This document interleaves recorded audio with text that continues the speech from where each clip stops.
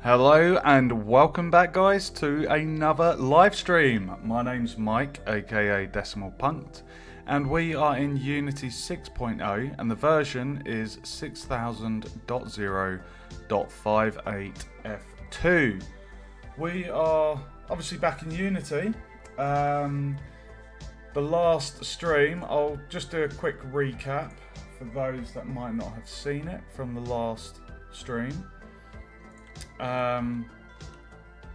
We've got a respawning monster. We've got respawning monsters, and we've got loot drops, which are really, really cool. Super happy with how it functions.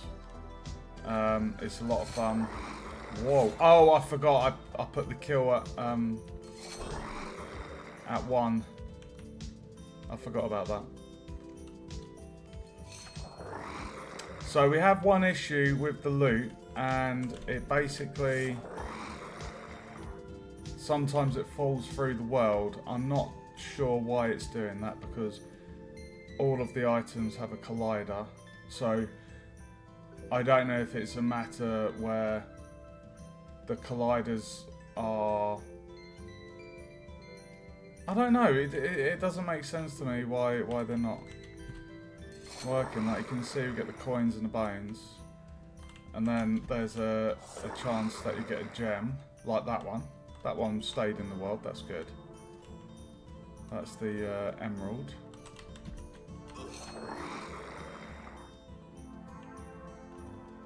I'm not sure if that one dropped. Huh. Yeah, I'm not sure if that one dropped something else. So, yeah, it's pretty fun.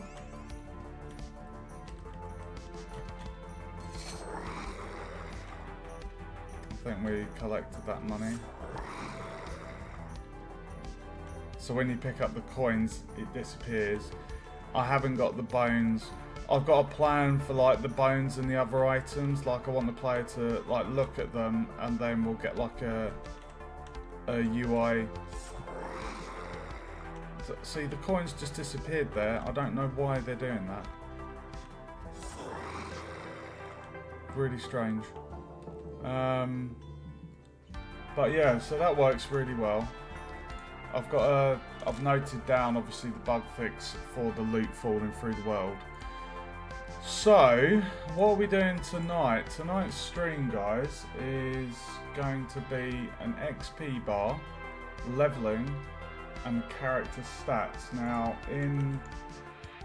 in draw.io, I have designed a just a wireframe of the,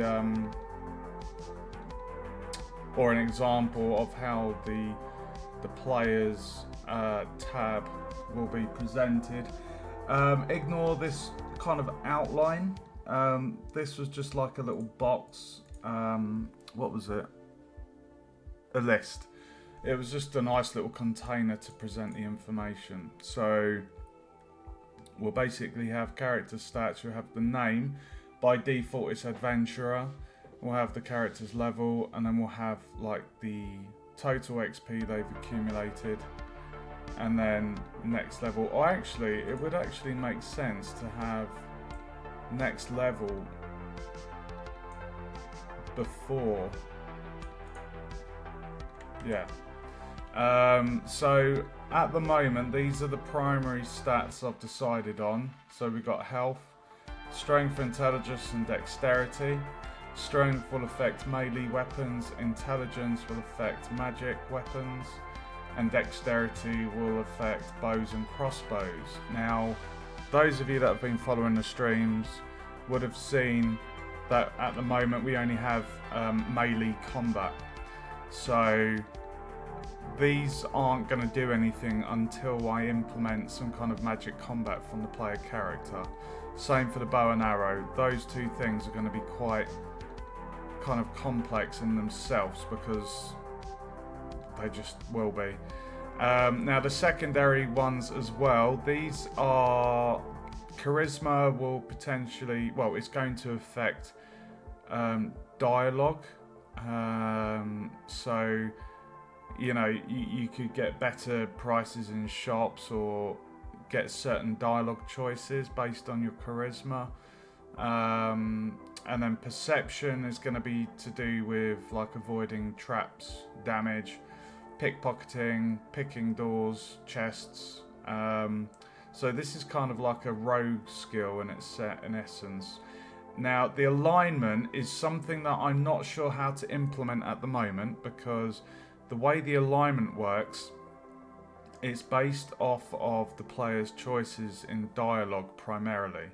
Now, because the ink and Unity is in C#, I need to look into ways of how I can kind of access what choices are being made by the player, to then update this alignment accordingly. And at the very bottom, we're going to have stat points available. This will be what the player can spend. So when they level up, if they put points into health, it would do like 10 points at a time, whereas the other ones will be one level at a time. And when the player levels up, they will get one stat point. Well, actually,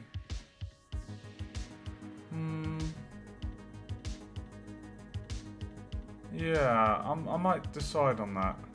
I don't know if I want to give two. I think one would be a nice amount. Maybe two. I'm not sure. Anyway, that's the character tab. So I feel like what we need to do first is the leveling up. So I've got a formula, and I need to create a number of variables. We also have, at the very bottom left there, you can see there's a bar. If I just show you full screen, there's a bar beneath the health bar, and that is essentially the XP bar, and that's going to be yellow in colour. So let's just check XP bar.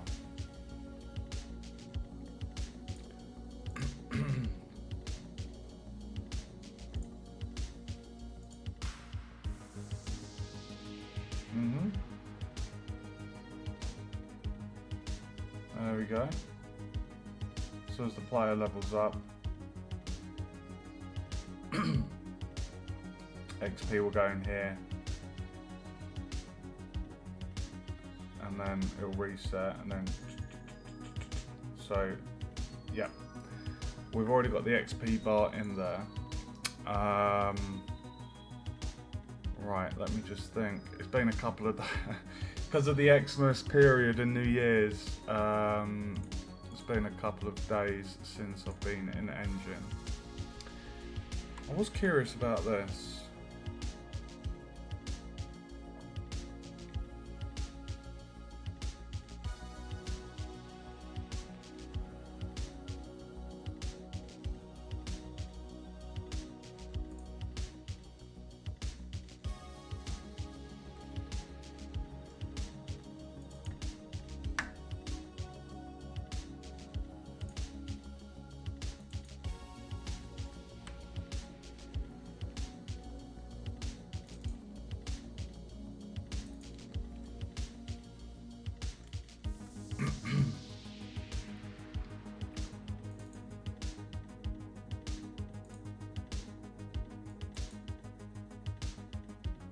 Okay.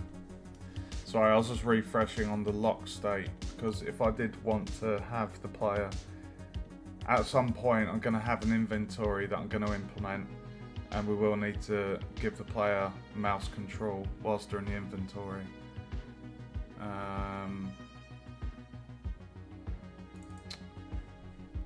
So, yeah.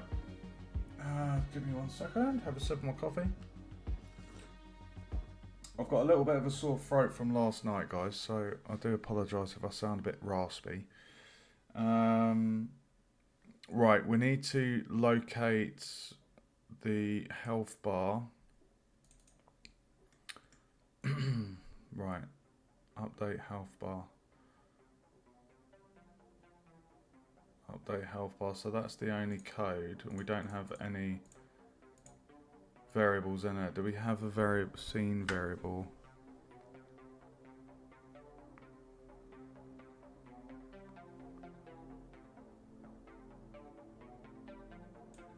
Health bar, global health, max health. Okay.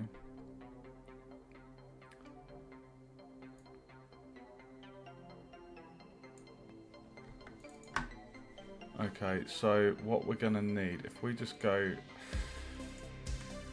to the player character,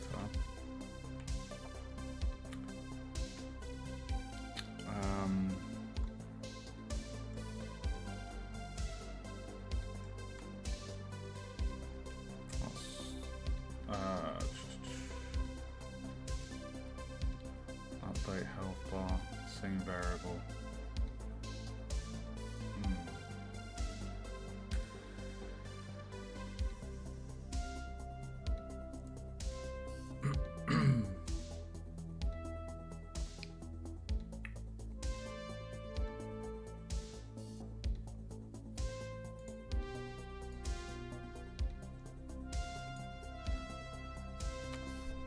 Okay.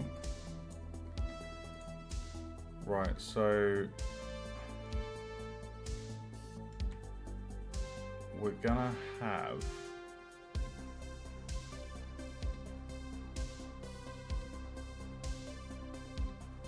these things go in there, so that's healing ability,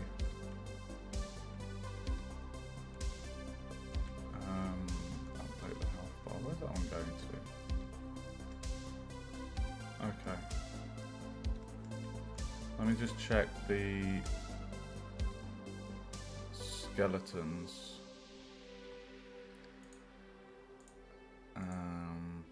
Spine.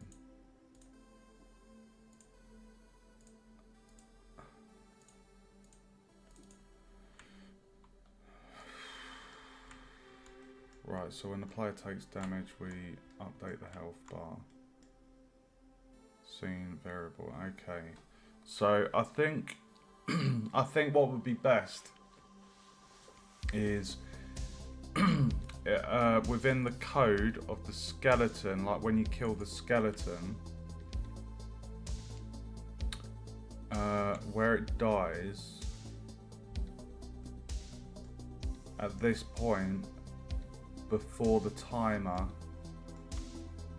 we should initiate the add the XP bar. Sorry, add to the XP of the player, because every monster is gonna give different experience points. So that needs to be handled in the code of the monster. So let's go to the health bar, and we've got a script, so we need to, I'll just double check, I don't think I do have a script for the XP bar.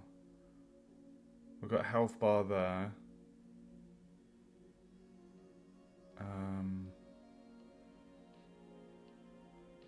Okay, so I'm going to create one called XP bar.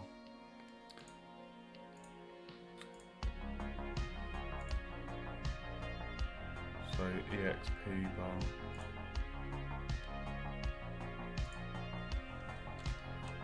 Oh,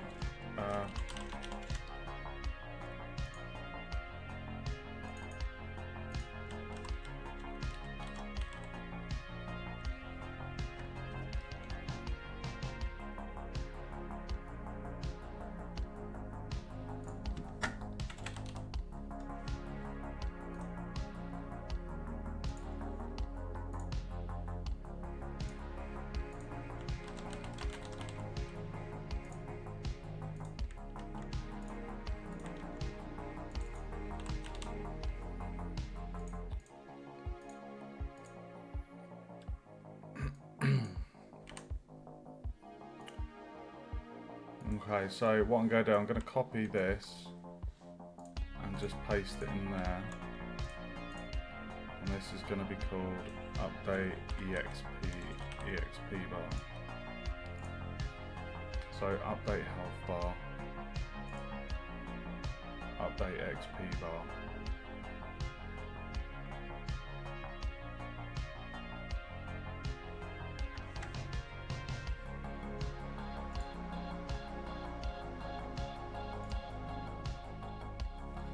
Now the question is,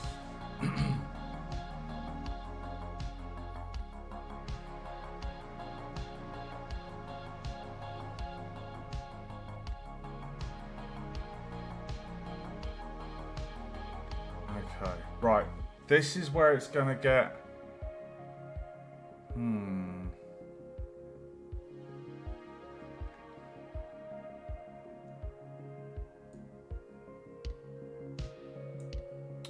okay, so I'm having the first,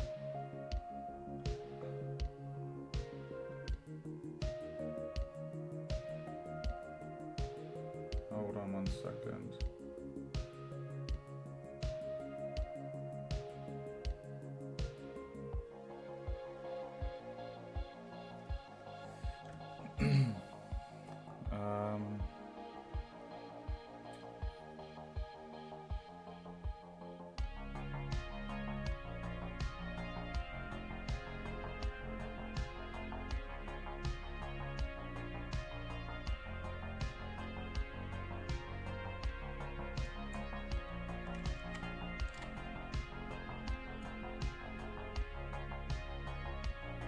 Right, this is where it's going to get slightly, not complicated, but what we're going to need to do is set the value of the slider to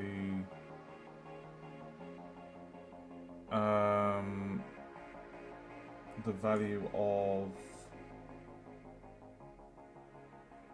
current XP.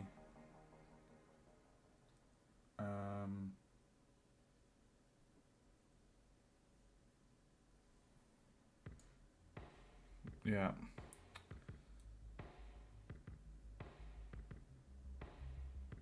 So for the first level, to go from level 1 to 2, it'll be 100 XP. I'm thinking of, I don't know, awarding 10 XP per skeleton kill. So you kill 10 skeletons, you level up.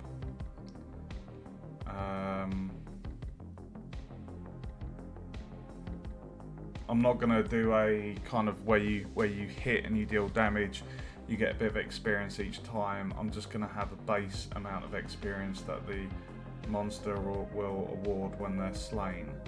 So this is a float, so the value is 100. The maximum value is 100. So what we will need to do each time we level up, we would need to set the max value. Oh my god. Basically, we've got like six variables, I think, or 7 variables we need to create for the leveling up system with the experience points. And then whatever those variables are, they need to update the minimum. No, sorry, not the minimum. They just need to update the max value and the value. So this by default will be 0. Update XP bar. Okay, so let's save that. We'll go to our player tab and run scene variables. So let me just find the health. So this needs to be EXP bar. EXP bar.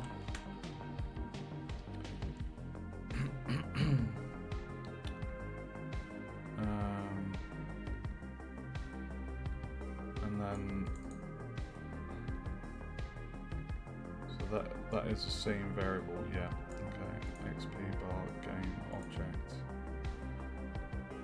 And then we just drag that onto there. Okay. Sip of the old coffee. Welcome to the stream.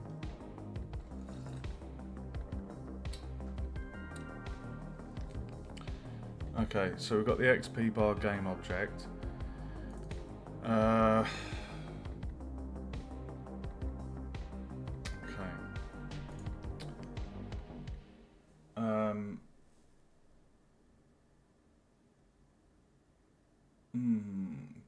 Current level, current XP.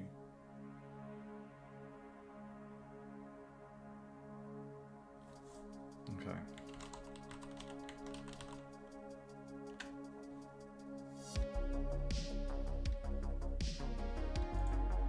So current level needs to be an integer set to 1. And then we've got current XP, which is a float starting at 0. And then we're gonna have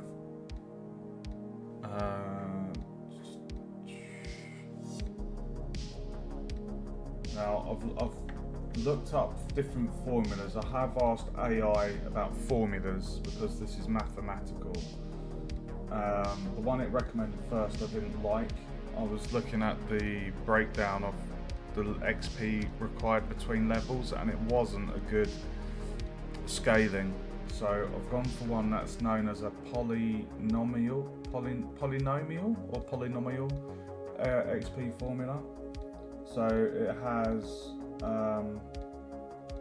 coefficients for the n, I think that's n squared term. And we've got a constant base XP.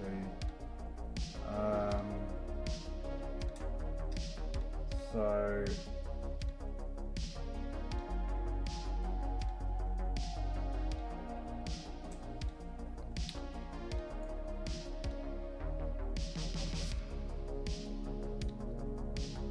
I'm gonna call this math A because the variables AI suggested naming them ABC. I want to have it as math A because that way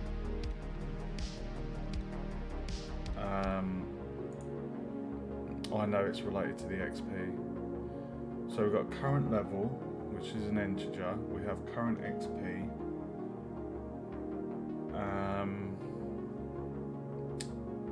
Current XP is a float, and then we've got math A, which is a float. We'll do 20 in there. We're going to have math B, which is going to be a float, and this is going to be 80. And then math C is also a float, and this is the base experience, I believe. Yeah, constant base XP requirement.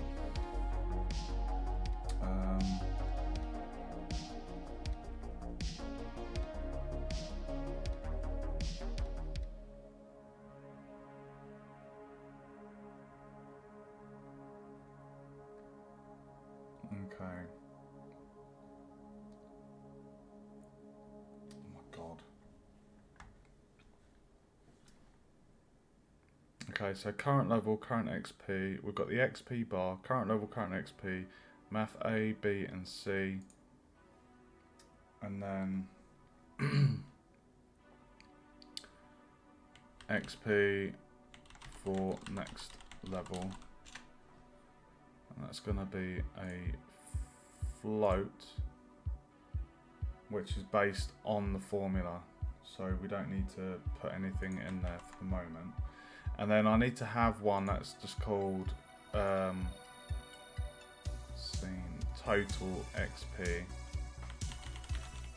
because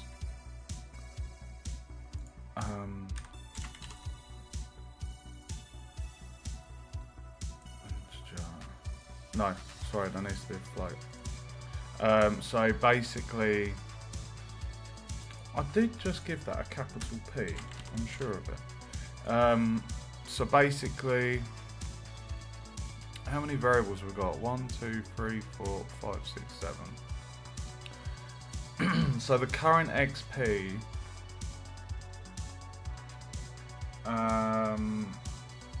is basically going to fluctuate between levels, I believe.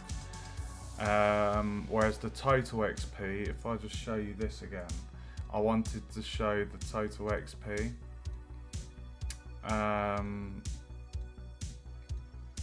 So the player can just see what their total experience points is. So I believe, do you believe?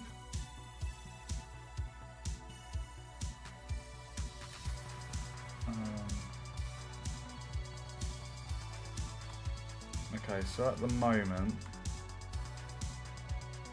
there is nothing in here that adds to the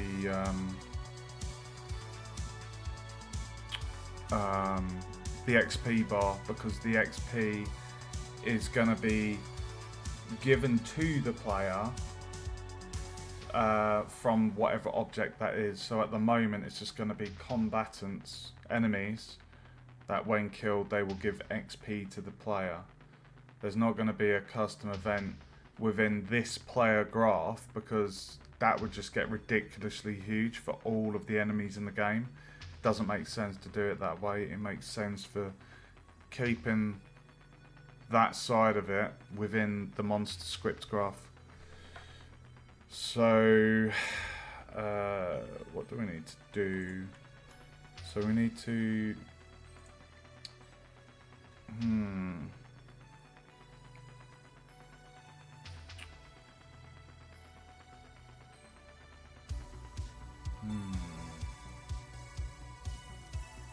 okay, bear with me. If current XP is 0,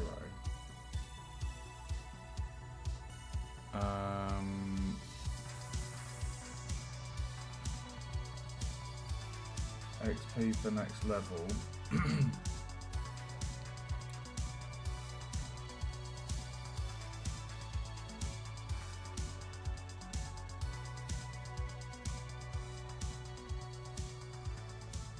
Sorry, give me 1 minute, guys. Just need to look at the formula.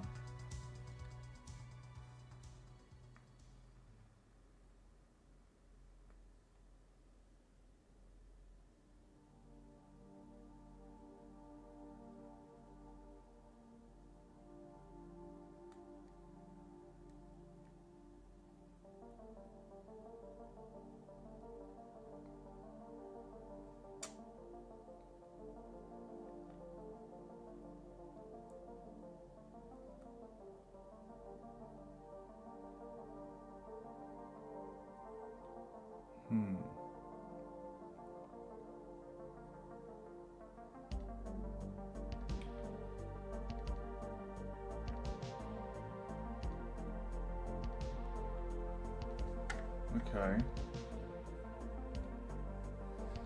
Alright, I got it. So it's going to be 200 XP required to go from level 1 to level 2.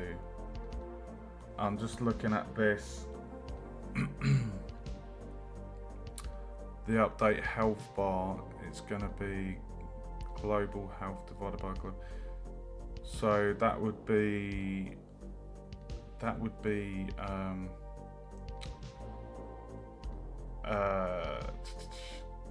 current XP divided by XP for next level, because the XP for next level gets calculated in the formula. So if I copy this, that, and that. If I just copy that, go to the skeleton script graph,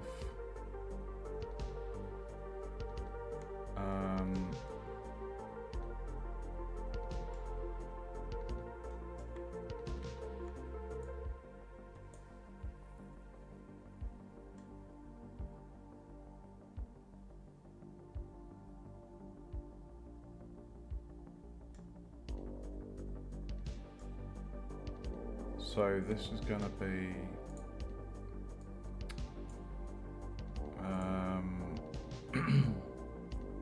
current XP divided by the XP for next level.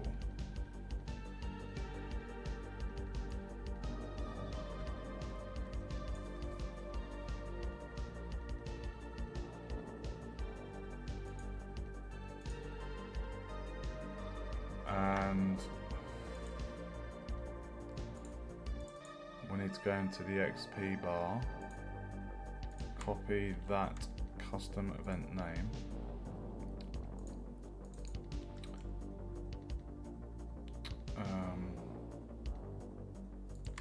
in there,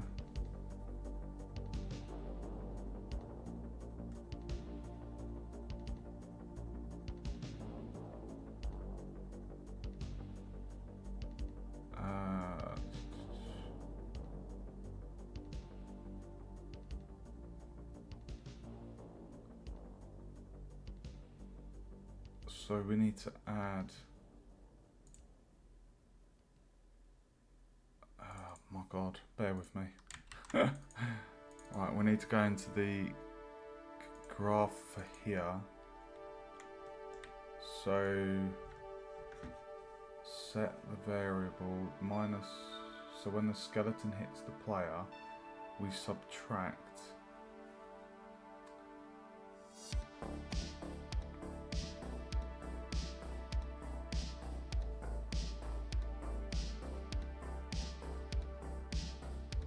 but the thing is, this isn't going to be clamped,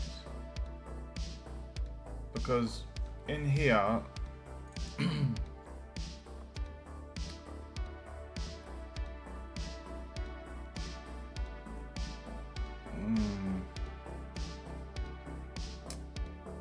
okay, because I know I've got the player's health.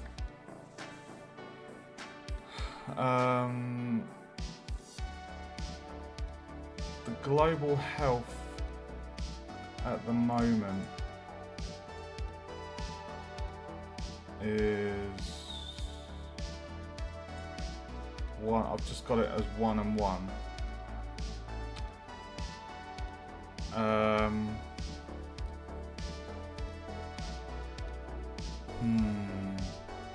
So basically the global max health will be 100. And then, so basically global max health would go into that bottom clamp. So what I would need to do, I need to make a note of this.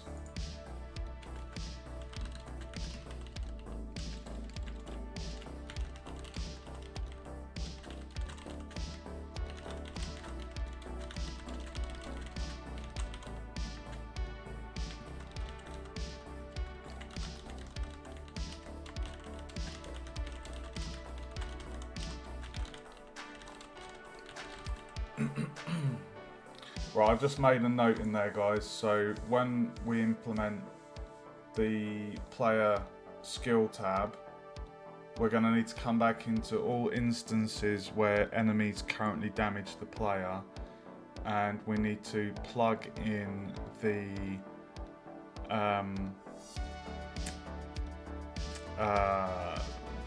max health, global max health, into the max here, because this value, global max health, will change based on the player's stats if they decide to level up their hit points, for example. So I've made a note of that.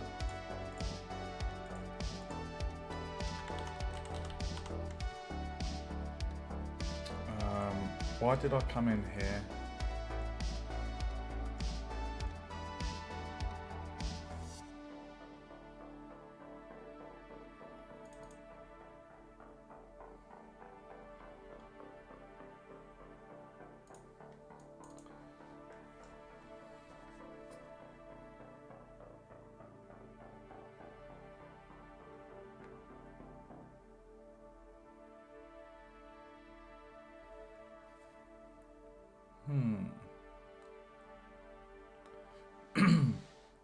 I guess the XP for next level would go into the maximum there, because what this is doing is this bit here is as we get experience, it's kind of adding it to that bar. It's updating the value. The maximum amount.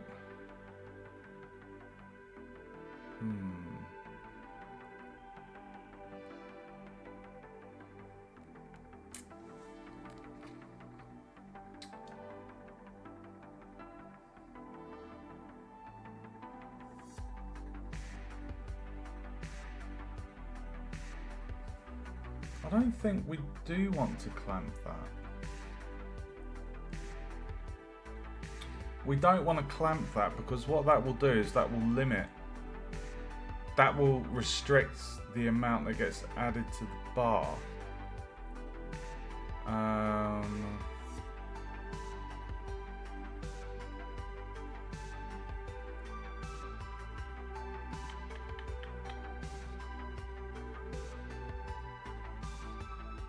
Or do we?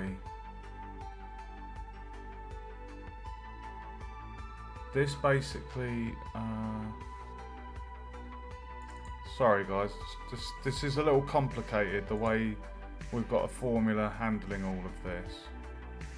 So at the moment, the max value is set to 100.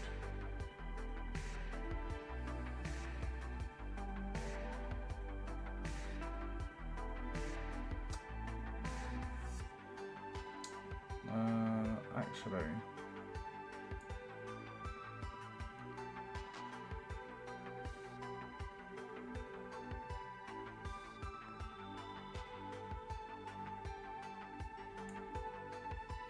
I guess we're going to need an on update for this actually, to set the max value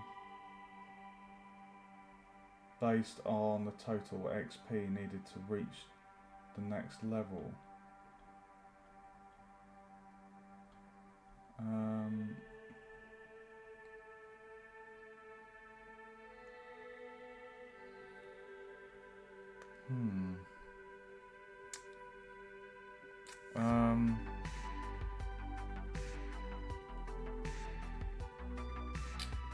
If I just put that at 1.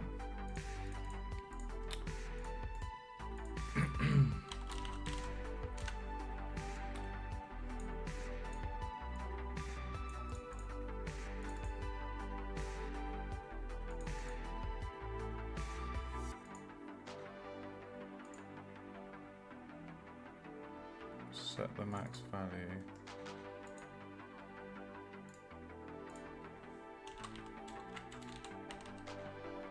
Thanks for the spam view, Gio.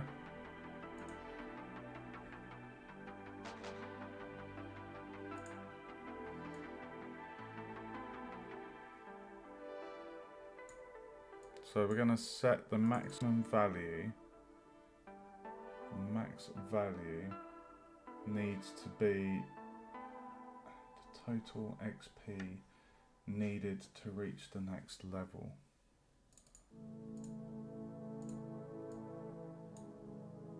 XP for next level.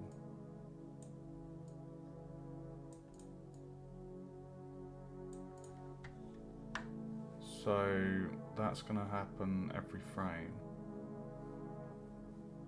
Set the max value to the XP for the next level. I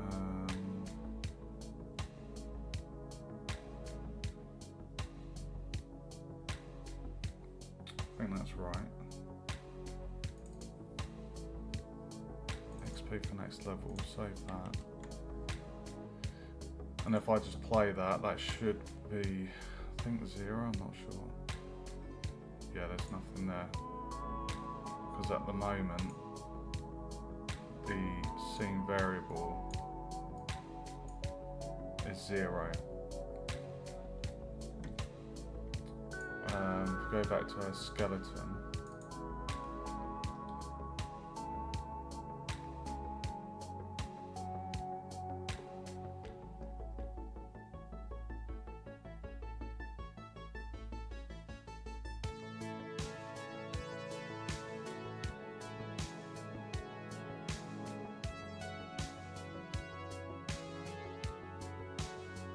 divide current XP by XP to the next level. I don't think we're going to need the clamp.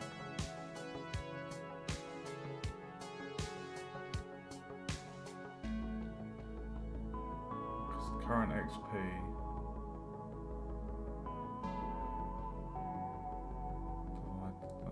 divide A by B, and then plug that directly into there, because this was to stop the health going up below or above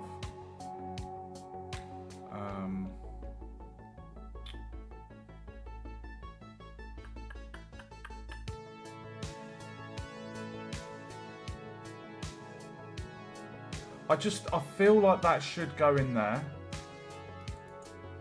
because the XP for the next level is a float. It makes sense for that to go in there. It makes sense.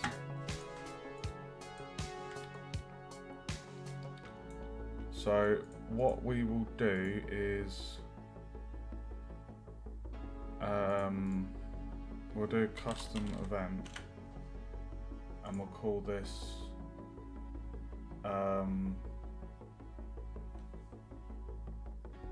XP reward, and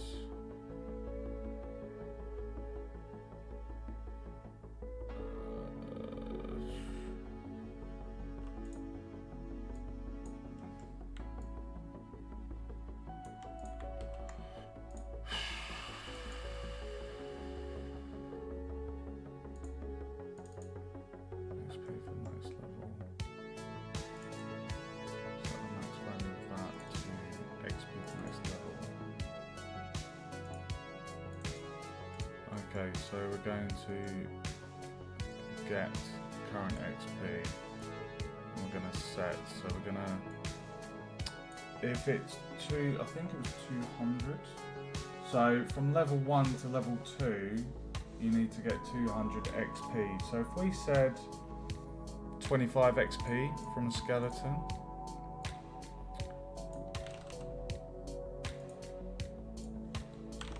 so we're going to get the current XP, and we're going to add 25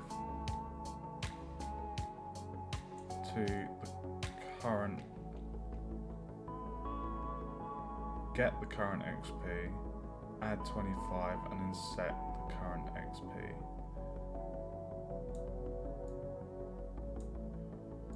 And that goes in there.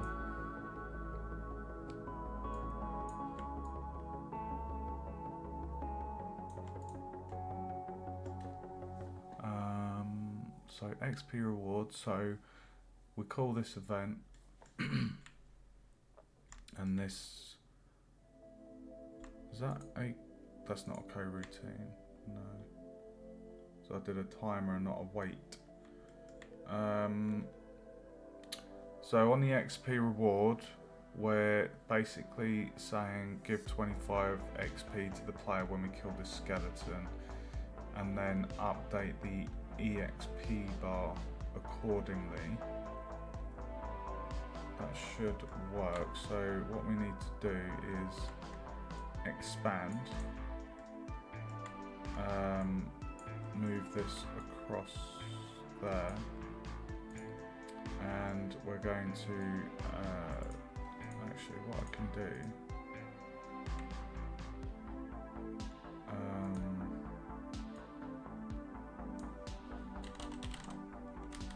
trigger the custom event.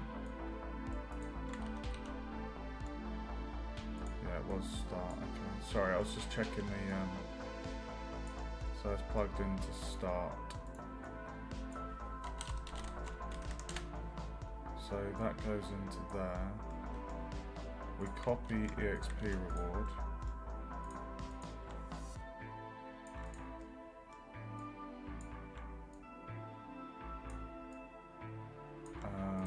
Bring that back. And this will be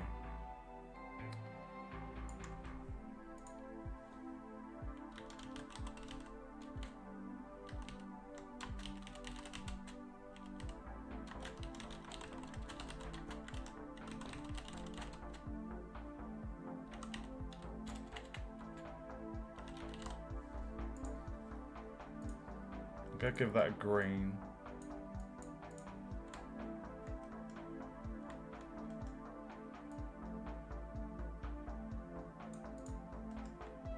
XP reward. And we call that event, and the game object is this. The custom event is within here.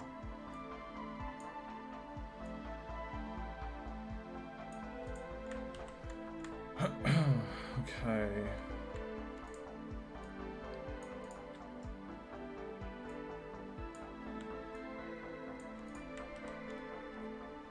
That should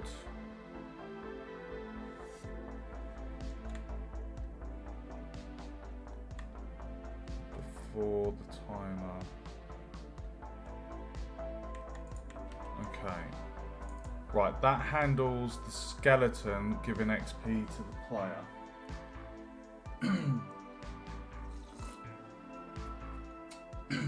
Right, let me just look at this formula. So if we go back to our player character,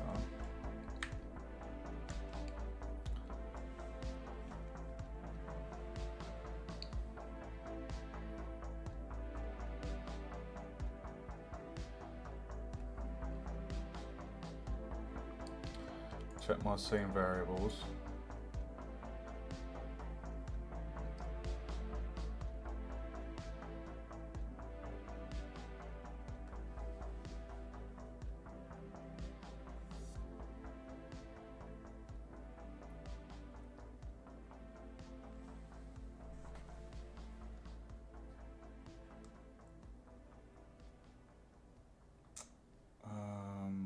Current level is 1. Current XP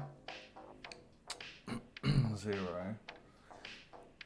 And then math A, math B, math C. So 20, 80, 100. XP for next level is calculated, and then I've got. Oh, I forgot to add to the total XP.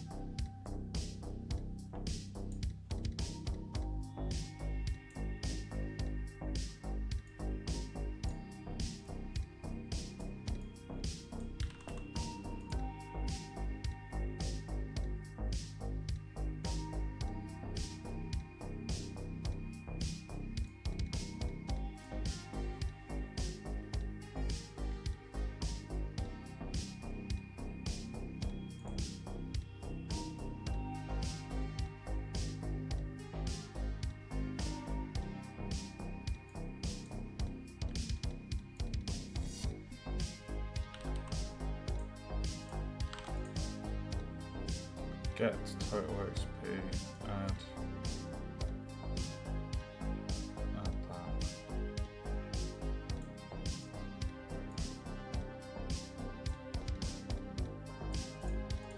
that. Ugh.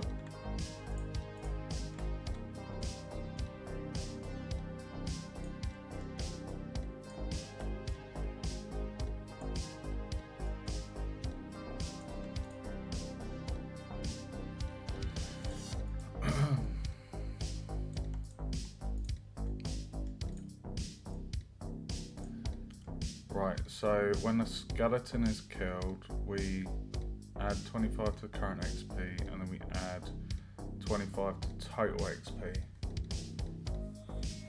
So this current XP is what matters for the XP bar on the HUD, but this total XP is what's going to be displayed on the player's skill tab. So that's get total XP, set total XP. So you just add 25 to it. Okay.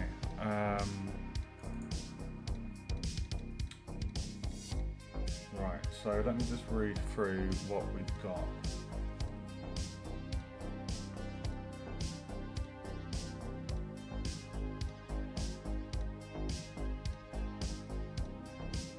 When the player gains experience.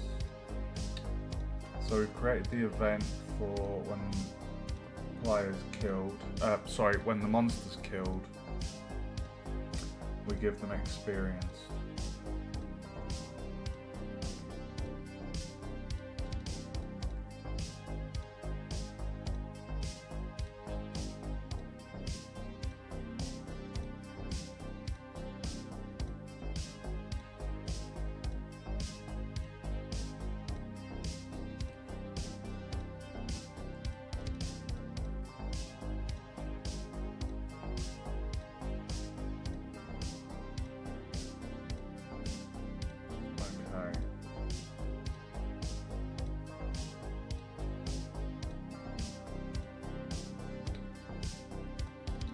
Right, now we've got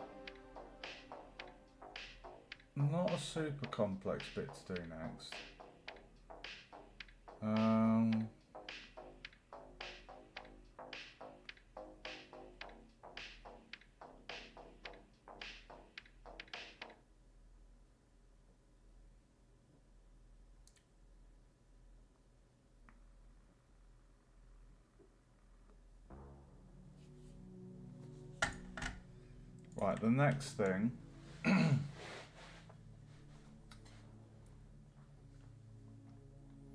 Right, the next thing is basically checking if we're leveling up.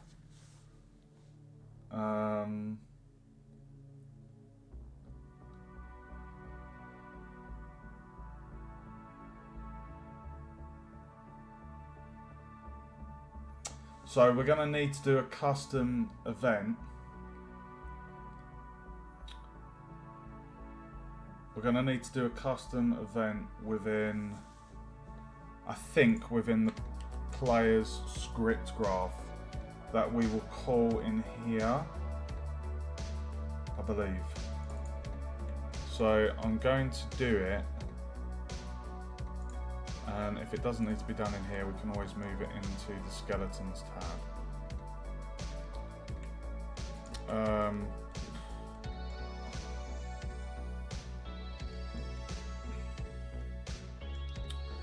Right, these handle animations, healing.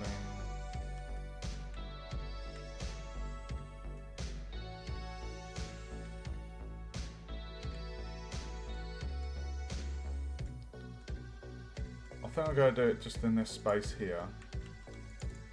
We're going to... oh wow, it's quite small.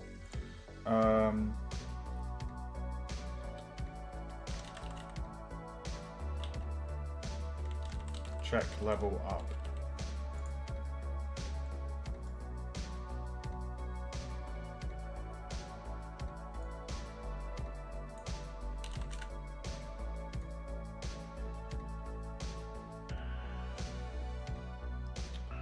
really wish that...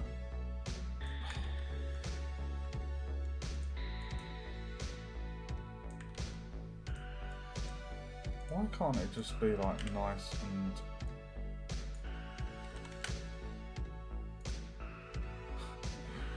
That'll do.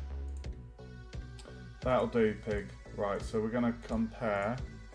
So we're going to get current XP and get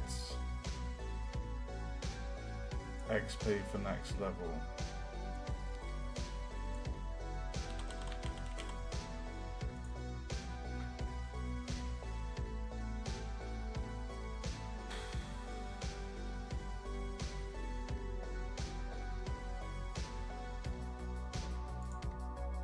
Give me 1 second, guys.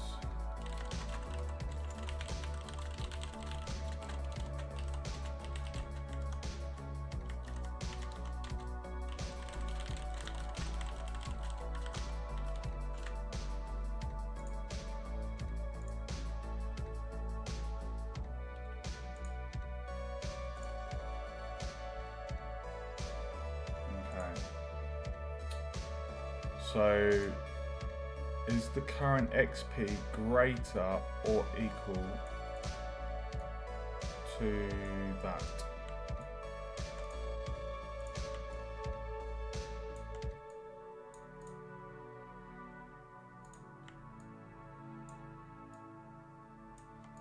So that is the check.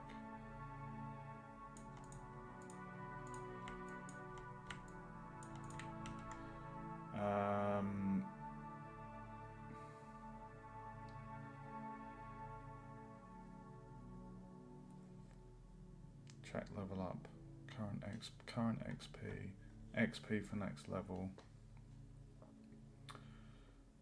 Is the current XP greater or equal to the next level, XP for the next level?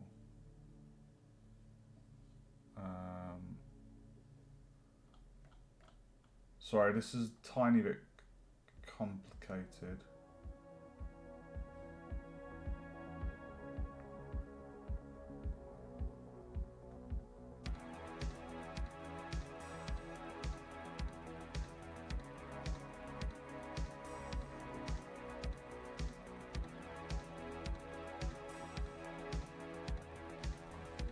Oh no, my vape's dead. 1 sec.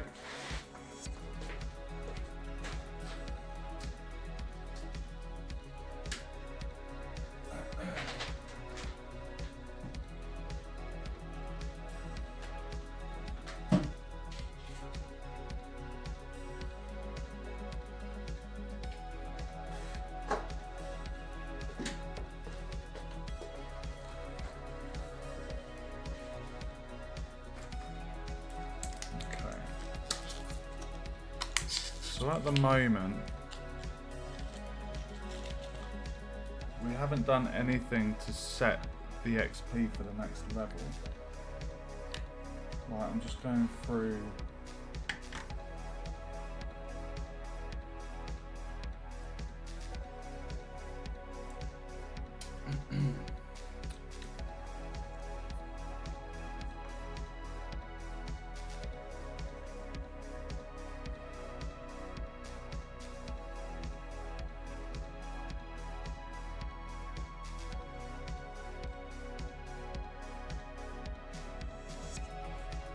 Right, if this is true,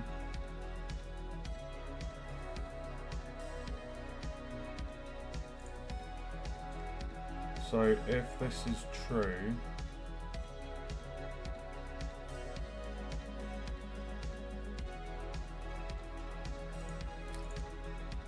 right, so we're going to get the current level and we're going to set it.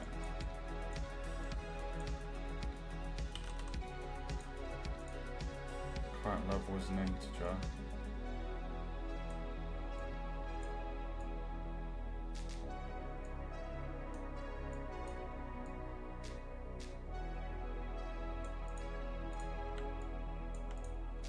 Right, so if the current XP is greater or equal to XP for next level, get the current level plus 1, so the player levels up. Now we've got to calculate the new experience for XP for next level.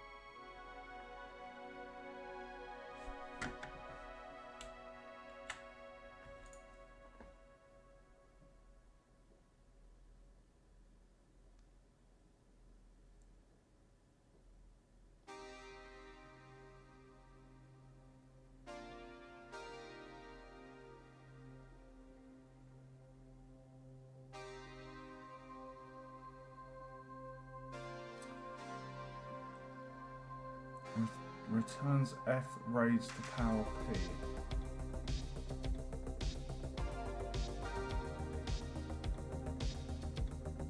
Oh my god! What? I think that's the one we need.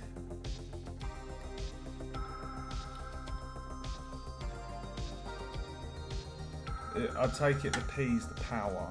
I've not done this before. Let me just read that. Returns F raised to power P. So P is the power P. Current level plus 1 raised to 2. Raised to 2. So current level plus 1.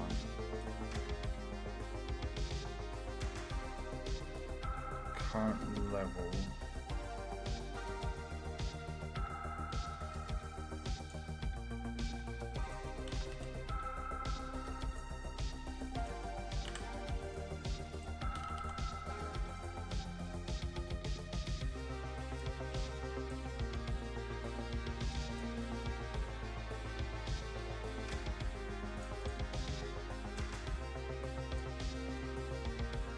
so that goes in there.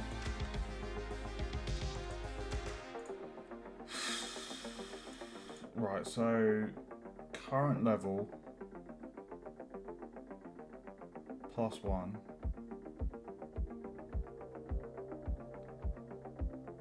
raised to 2 multiply the results by A. Multiply the result by A.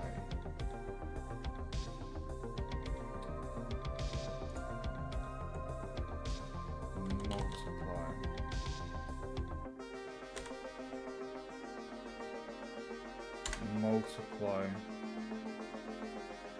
that result by A.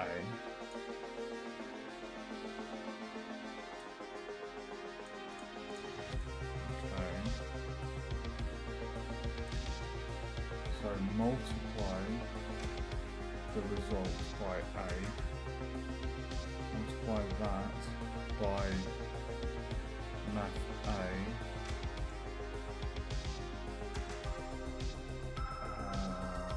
multiply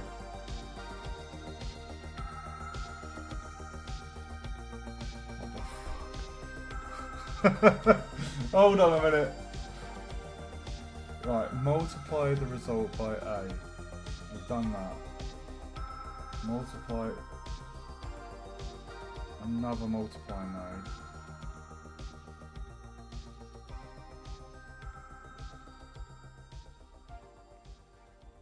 Hold on a minute. multiply that result by A, and then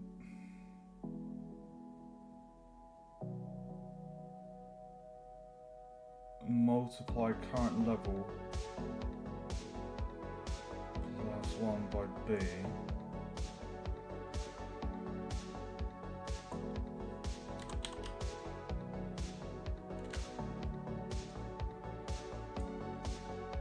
Multiply current level plus 1 by B.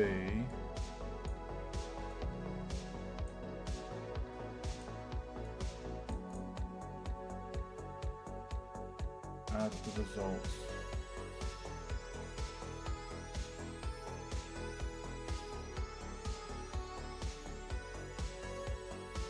Add the results plus C.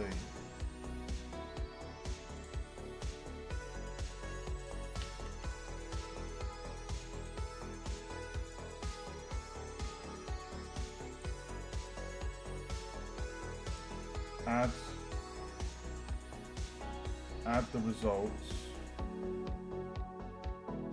and then add C. So add those results.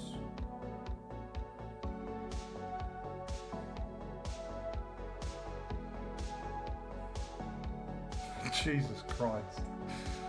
It's a bit late for maths.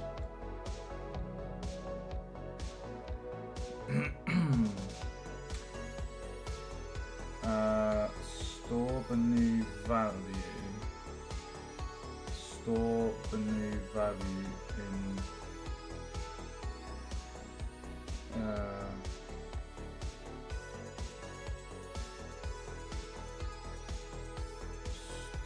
store the new value into XP for next level.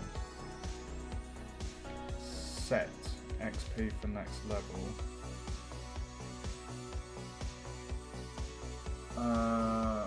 Store the new value.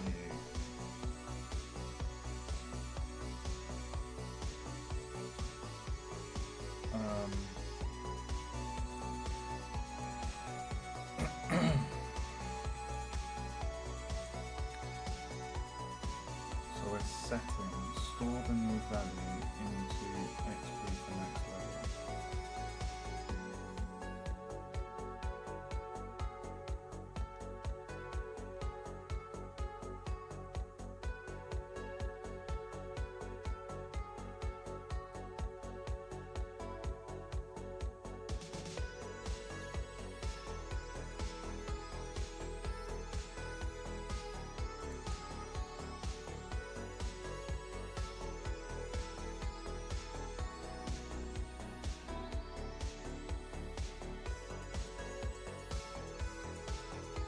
Well, it doesn't say about getting. Do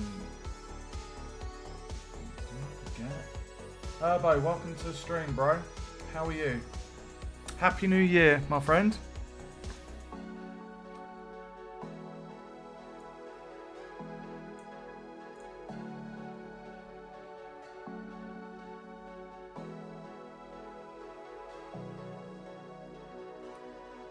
Store the new value in XP for next level. So at the moment,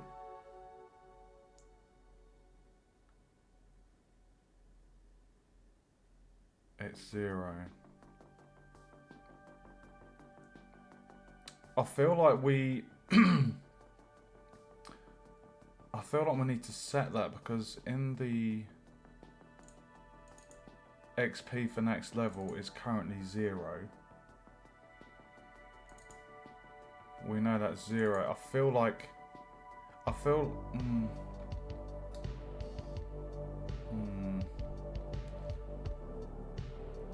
Yeah, I'm doing very good, thanks, mate. Watched, it was quite a late one, New Year's Eve. At 1 AM UK time, Stranger Things finale was released, so I started watching it at 1:30. It was a 2-hour thing, so I ended up going to bed about 5 o'clock. but that was worth waiting up for. It was really, really cool. I've just been gaming the last couple of days, really, just taking it easy. And tonight I am back streaming.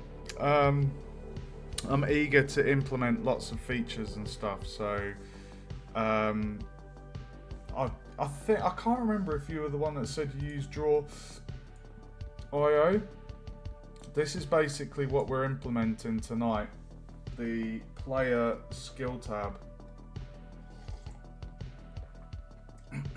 So that's just a very basic wireframe of how it will look, with the plans to have a secondary tab within that. So you basically have two. So the primary tab is where you can spend stat points, and then there'll be like page 1, page 2, and on page 2 you would be able to see stuff like how much damage you deal, or because that's going to be different, and chance to pickpocket, chance to pick a lock. It's all going to be. This is the stat tab, and then the other tab is more data on those stats. It is, dude. I love Draw.io. Absolutely love it, my friend. It's amazing.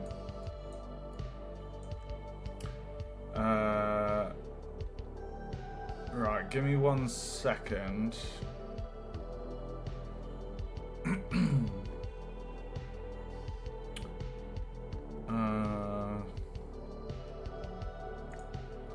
Just need to go. Oh shit, hold on. Sorry. I'm just in the middle of doing the formula for the calculating the player leveling up. It's a little bit it's not complicated. It's what's it called? I've asked for AI's help in coming up with a formula for leveling up. It's basically called a polynomial XP. I'll just post it in chat if you're interested. I don't know how you pronounce that. Polynomial or polynomial. It's a bit of a mouthful, isn't it?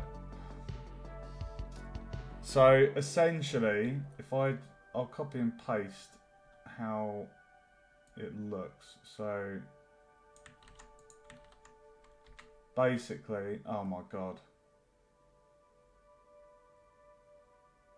You can't really see it clearly in there, but to go from level 1 to level 2, you need 200 XP. From level 2 to 3, it's 340.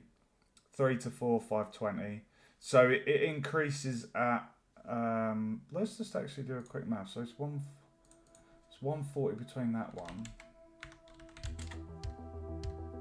180.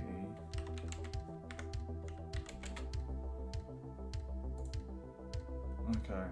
So the good thing is, these variables on the left-hand side, Math C is the base level for the player character to level up, and then Math A and Math B, they're what's the word? Coefficients.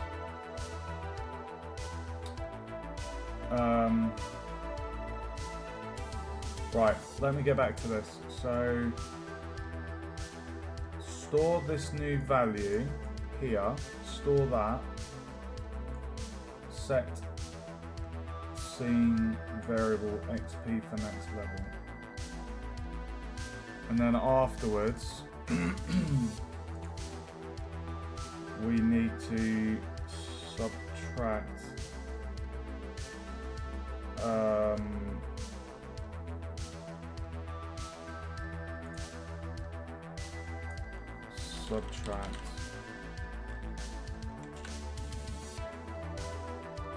so hold on a second. Well, there were two ways. If I just scroll back through the AI chat, because I asked AI and I said, I'm making a game, I'm implementing the level up system, what kind of formula should I go for? And I think it recommended 2.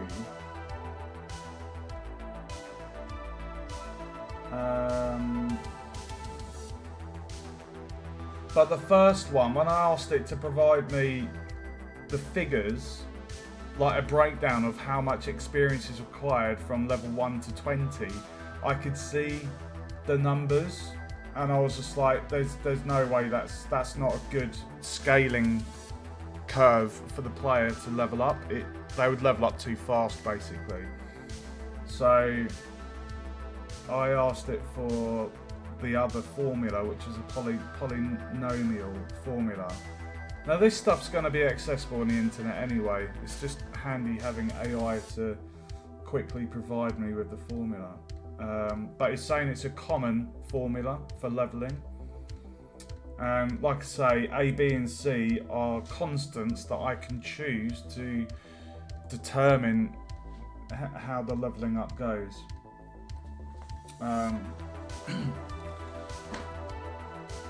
So yeah.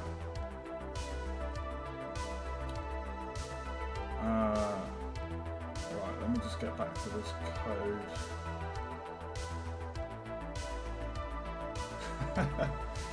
Yeah, I don't. The only time I ever use AI is if I need to generate placeholder UI elements, such as the main menu picture, which I intend to change. It's just a temporary thing. It's really good for creating, you know, temporary placeholder artwork, and then I can swap that out with my own stuff that I intend to create. So just for the purposes of getting something up and running and looking decent, you know, it's really good for that. And then just for querying in general, like I don't use AI to create the models or anything. Like if there's something I'm stuck on with the code, I might ask for a point in the right direction. But it's I use it, what's the word? Oh, what's the word when it's in a good ethically. I use it ethically. Bearing in mind I'm a solo developer on this game, like it's just me, so right, let me get back to this level up logic.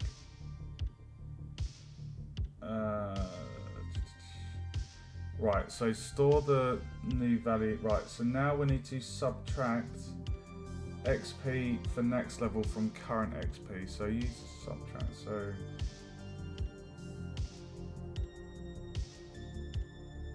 subtract XP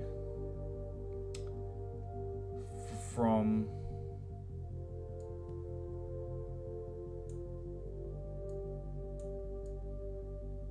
okay, so we're subtracting. Hold on.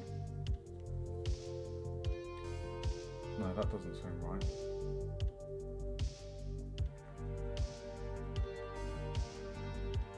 Hold on. That minus that, subtract.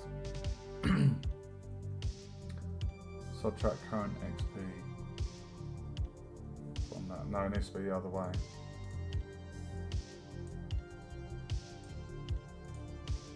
Subtract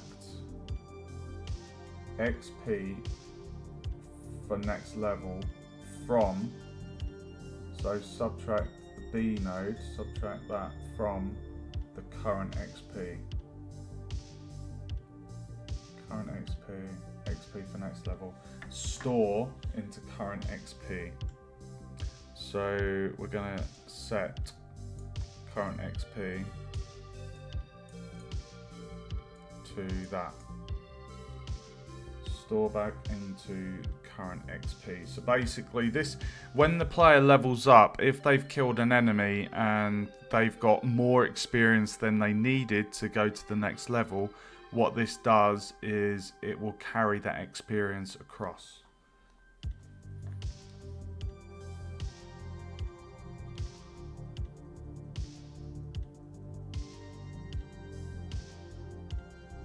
Okay.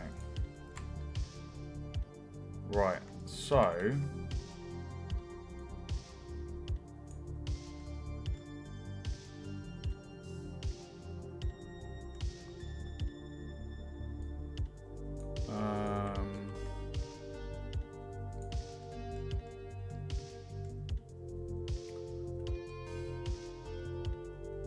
One thing I'm slightly concerned about, like if I come off of here, like by default, the XP bar, hold on.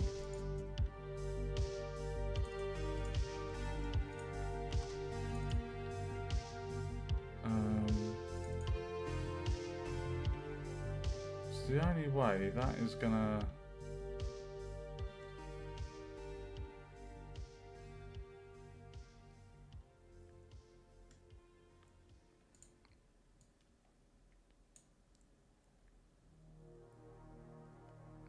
So at the moment,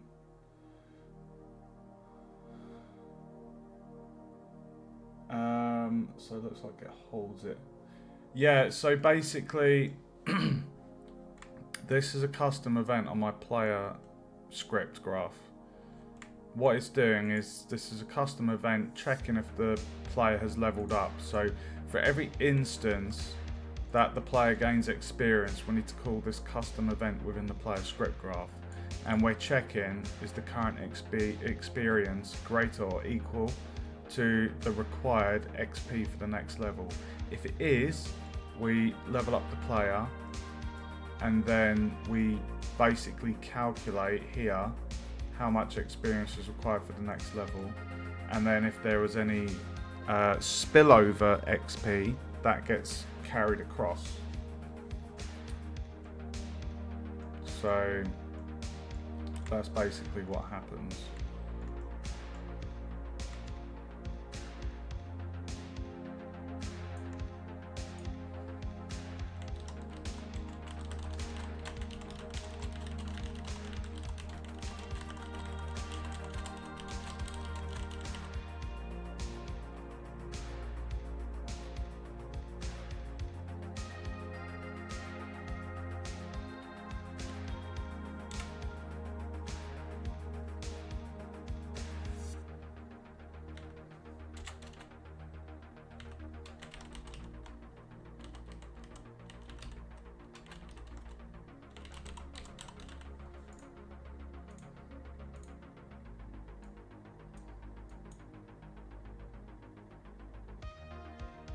I think we'll go orange.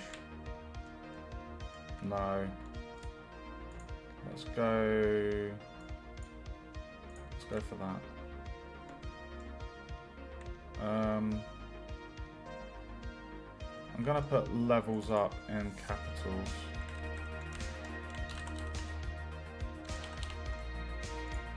Because I like it being clear to read at first glance. And I think I'm going to put that just up here. There we go. Okay, so now what we need to do is we need to call that custom event check level up. So we go into our skeleton.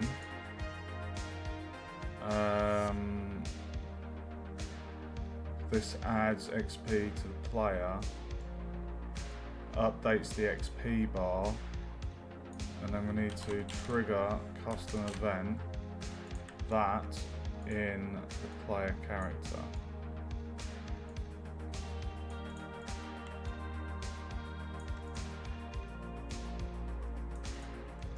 Okay, so that formula we just created, it does this.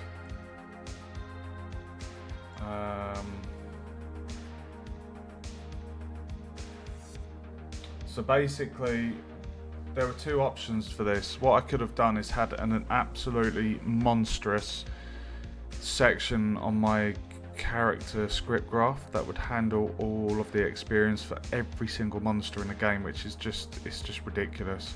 So what I've opted for is to have a custom function, custom event within each different enemy's script graph where they award experience, and within there it basically sets the scene variable, it gives the experience to it, updates the XP bar accordingly, and then it will do the check for the level up after that's happened. So I guess what we can do now is we can test it. I know nothing's going to happen because as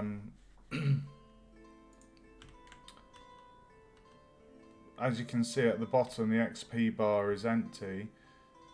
I know that the XP formula, as in current XP for next level, is currently set at 0.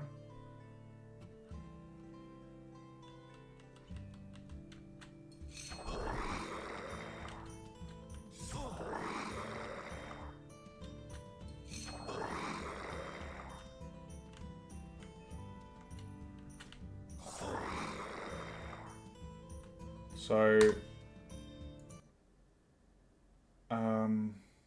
why has the music stopped?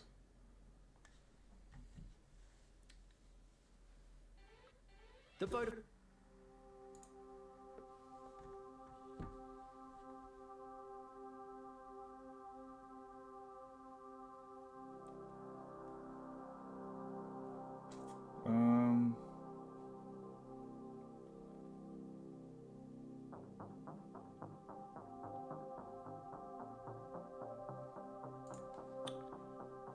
Give me 1 second, guys.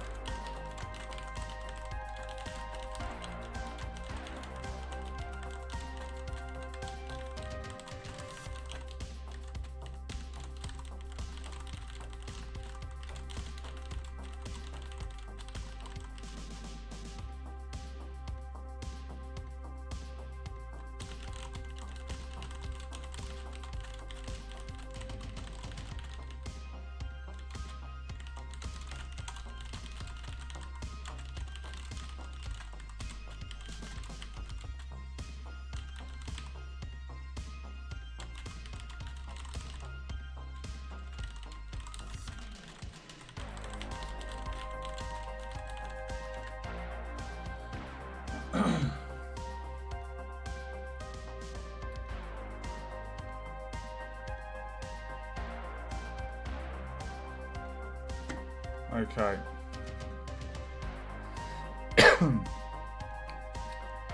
As I expected, we need to go onto the player character and on game start.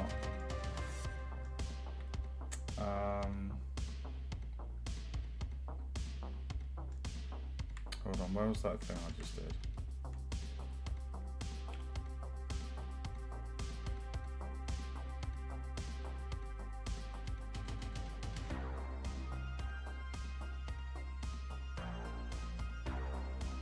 One second, guys.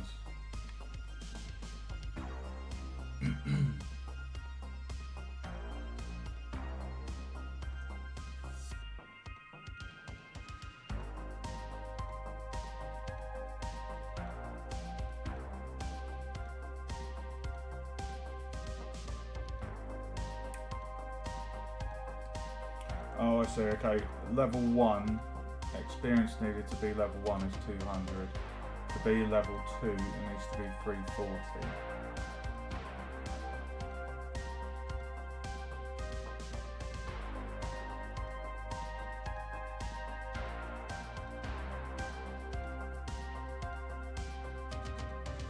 I'm quite excited to see this work.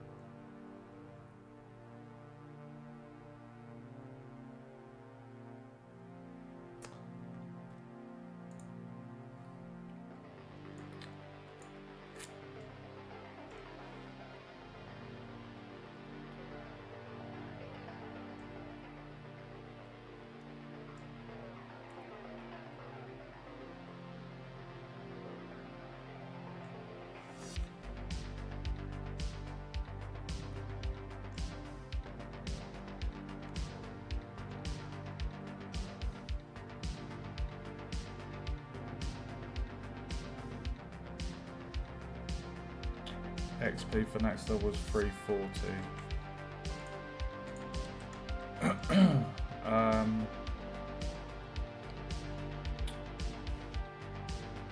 What I'm gonna do, I'm gonna do a debug just so we can see that we've leveled up.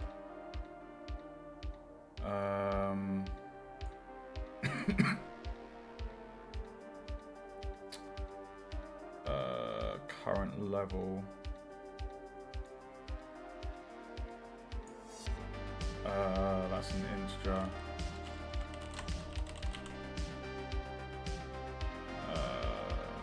Integer to string.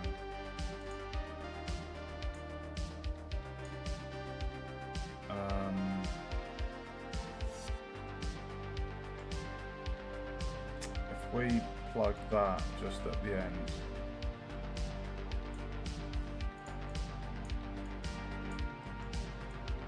Just to see that we level up. So now we're saying we need 340 experience to level up. So let's give it a test, guys.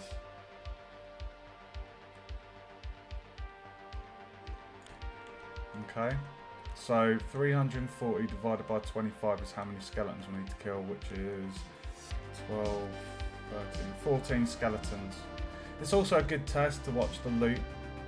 So what we'll see, or what we hope to see at the bottom, is not happening.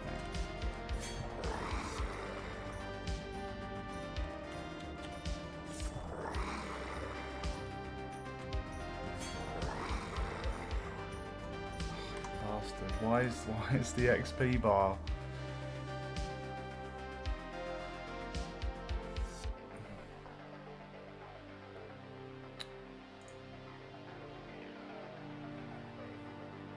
Set the max value.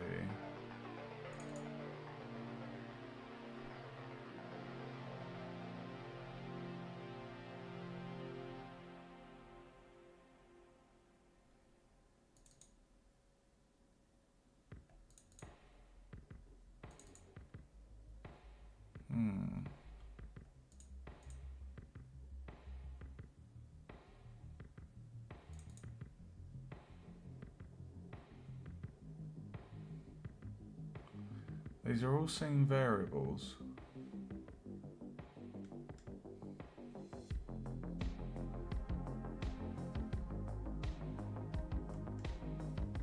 Set current XP.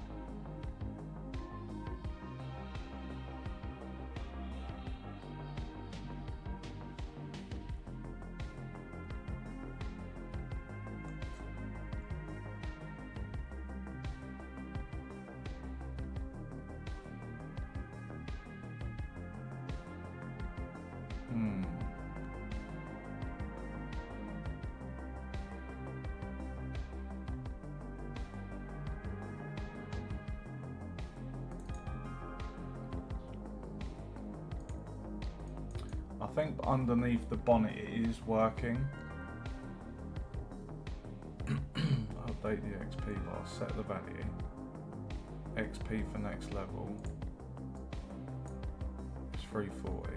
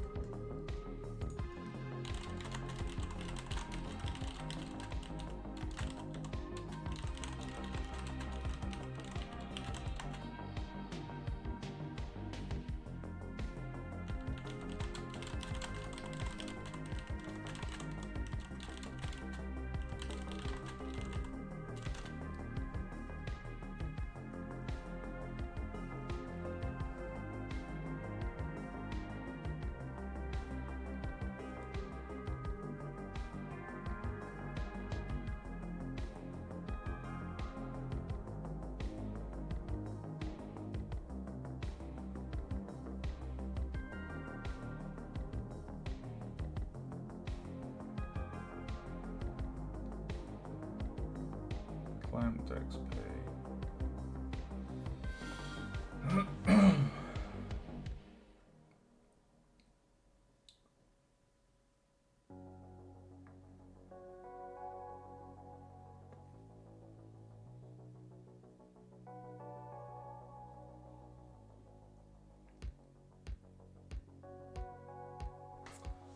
Oh, I'm pretty sure this is updating under the bonnet, guys. We just need the XP bar to display it.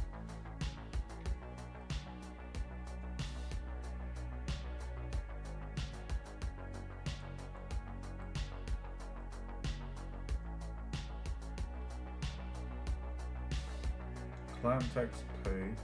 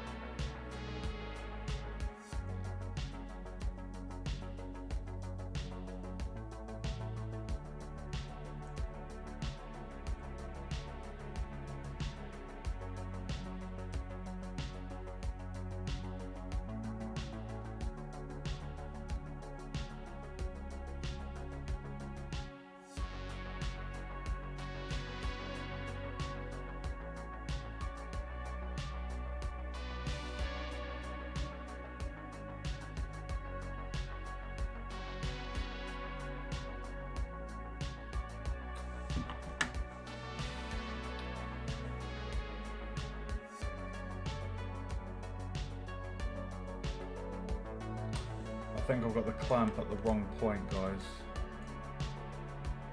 Let me just put it off here for a second.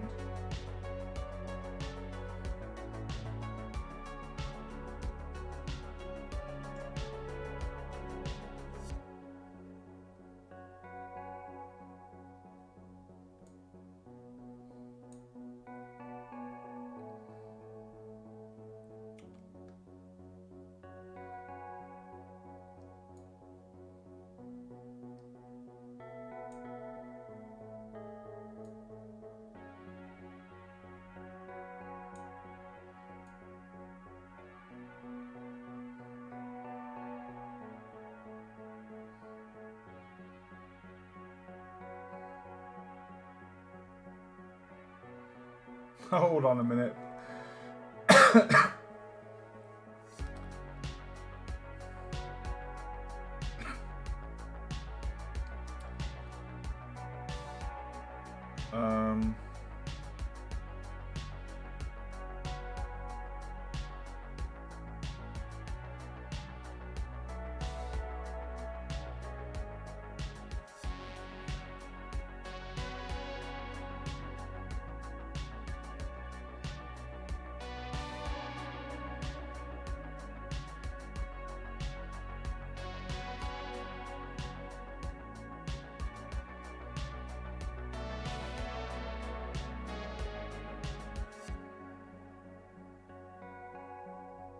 Why is that not working?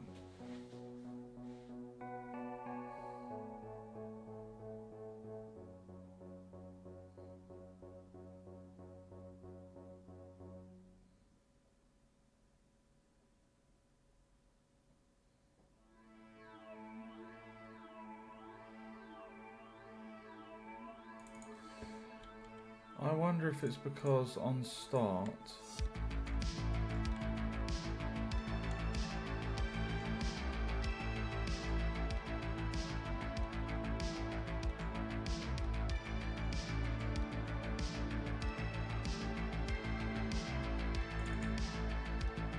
I don't think there's a problem with my code there.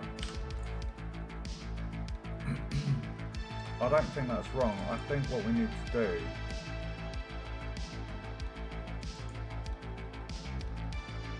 no, that should work because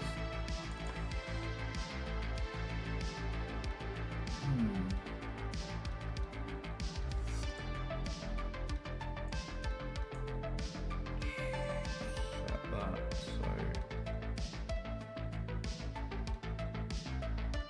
so No, I think I do. I think I need to put it on here. On start. I think that's why it's not activating.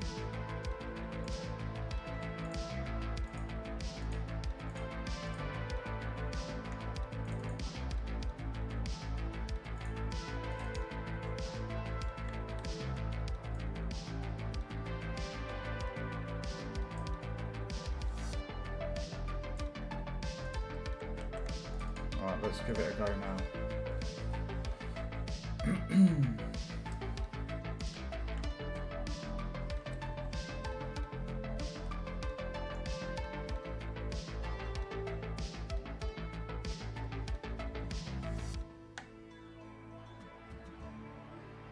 Fingers crossed.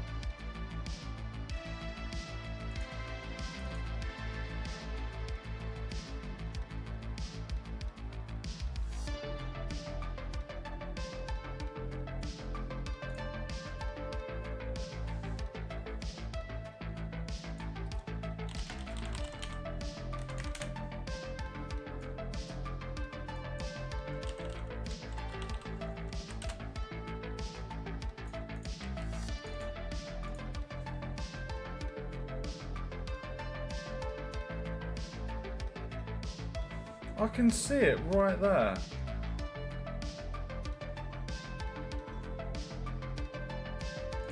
How's your prototype going, dude?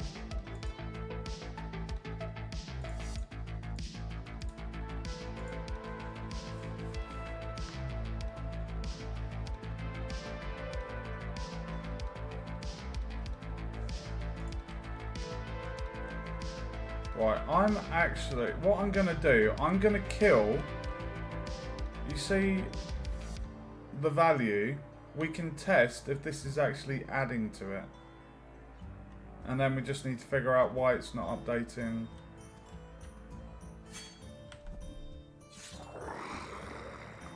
Oh. Oh, I see. Why is it doing such a small amount?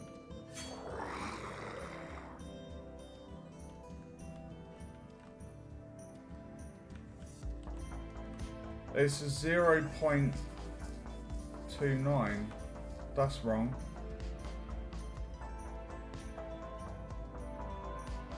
Can you see what's happening there? It's adding. It's not doing the value. Can you see that value? It's like 0.29. That's why I think it is actually updating the bar, but it's such a small value. Like, until I've killed quite a few. Until I get to 1, we're probably not going to see anything on the XP bar. I don't know why that's such a small value. So we'll check it out in a second. We've got a topaz drop though.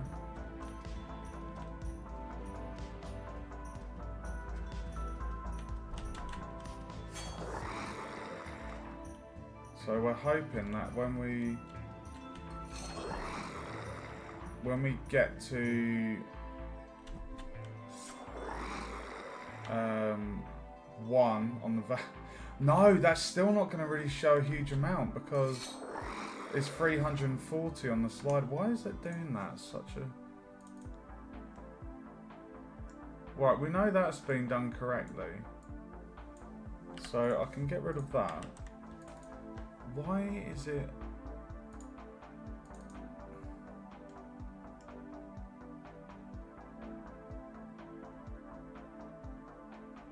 the current XP...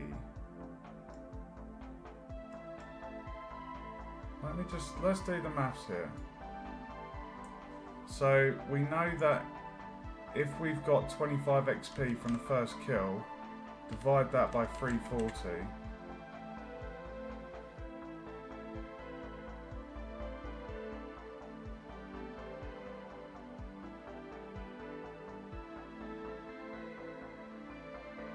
That's why we're getting a stupid figure.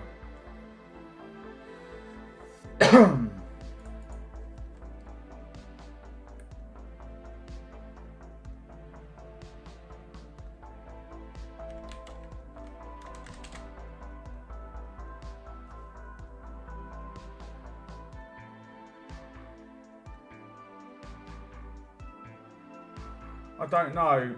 This is what I had for the health bar, but this is different. Welcome to the stream, Owen. We basically just need to add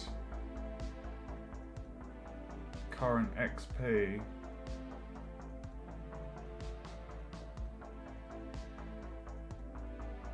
You just get the current XP.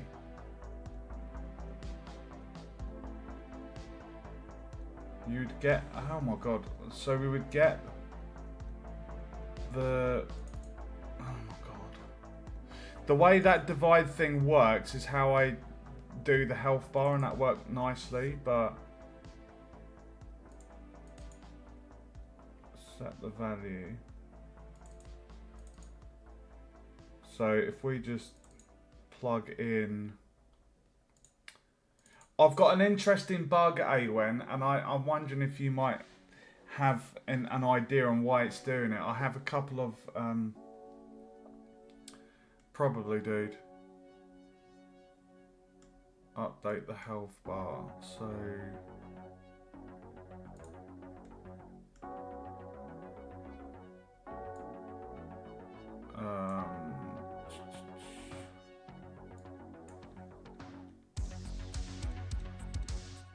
this bit's correct here.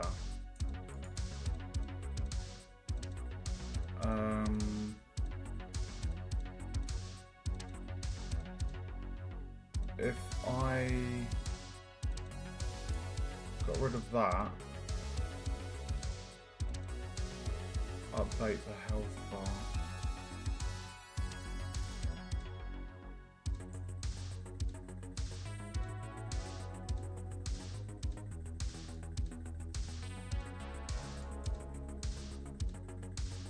It's going to be 25.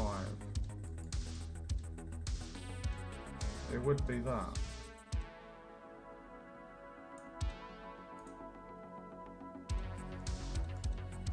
It would be that.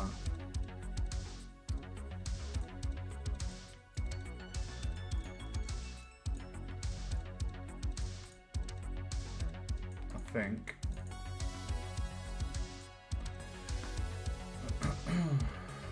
Happy New Year, Owen.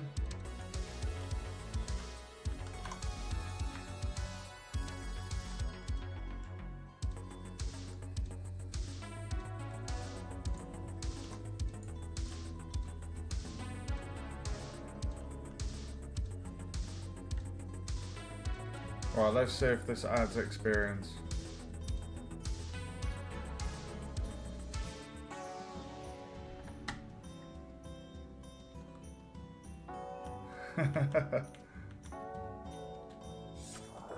Hey!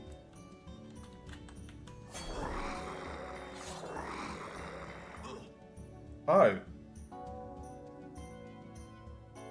Oh, that's not good. Why is it just...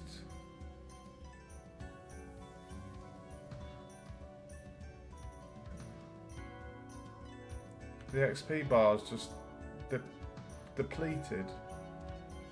That's not good. Why has that happened then?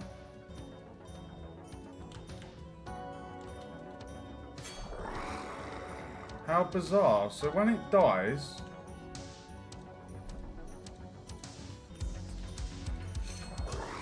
why did that happen? No, I didn't destroy the XP bar.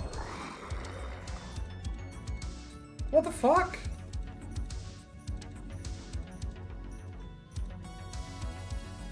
The graph disappeared, yeah, because I...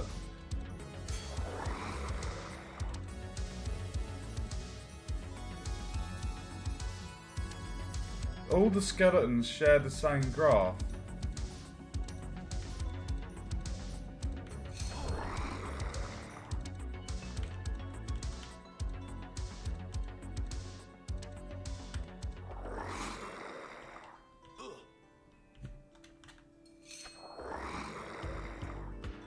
Oh, got an emerald. How strange.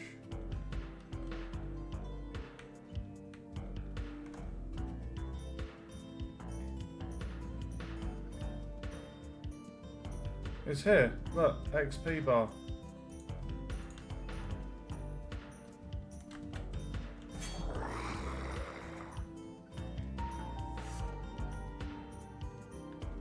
It's almost as if...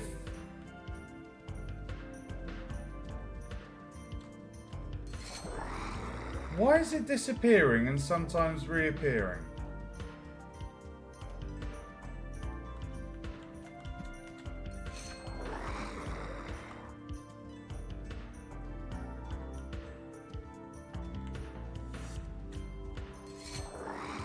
How fucking weird.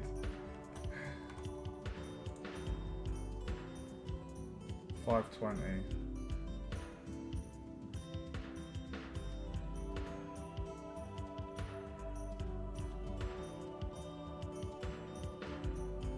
That's the correct value for the next level.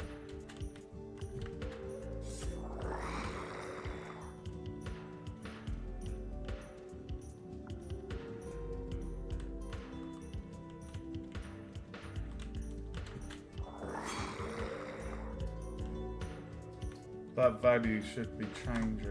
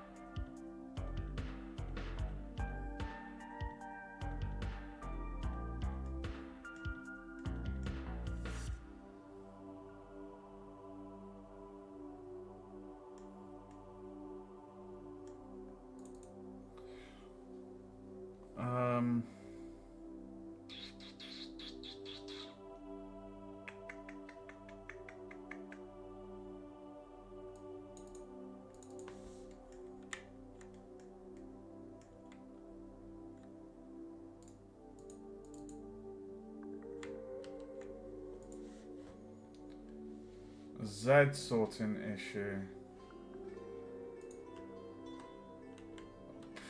I'm not sure, dude. So what we'll do, if we get the EXP bar.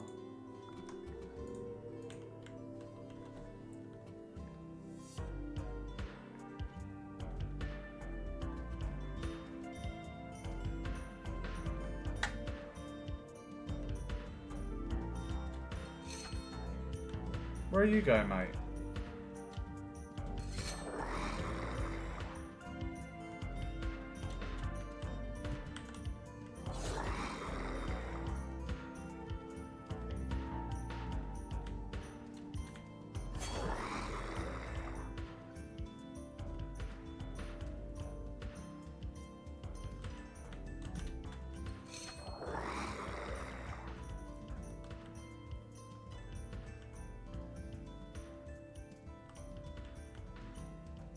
Get your fingers crossed.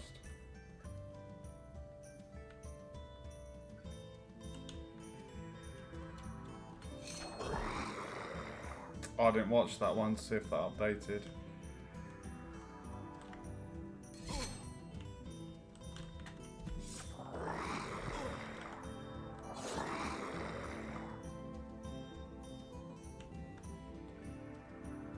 Okay.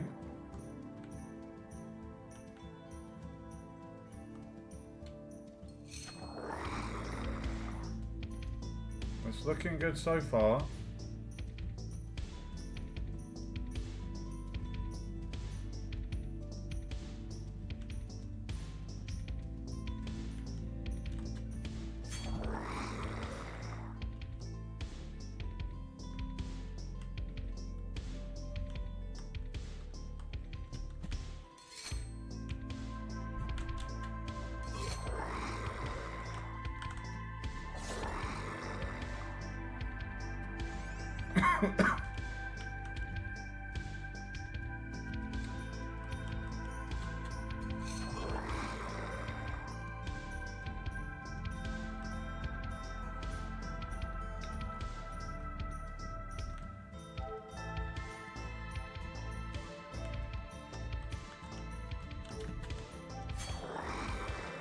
Okay, so what we're expecting on the next kill.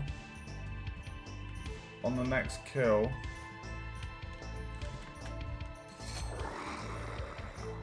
Alright, so what happened there?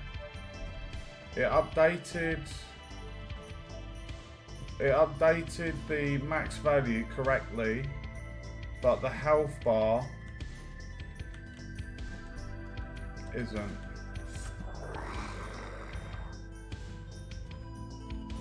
So on level up,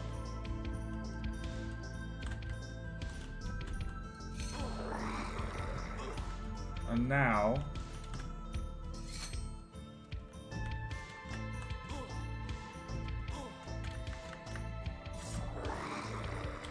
it's not adding to it.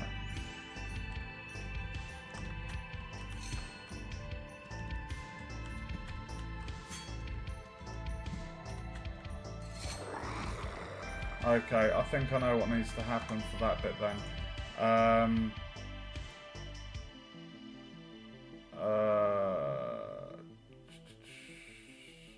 Right, so that does work. As we were watching that, we were killing the skeletons. So, what I did was I unplugged this, and that resolved the issue at the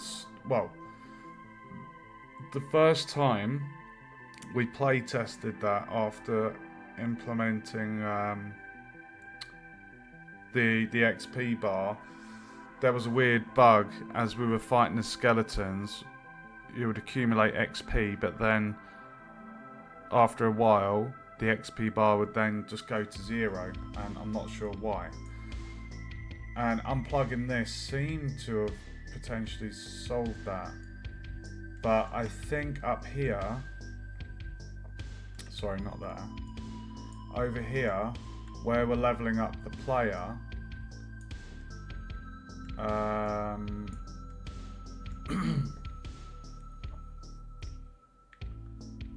we need to update the XP bar.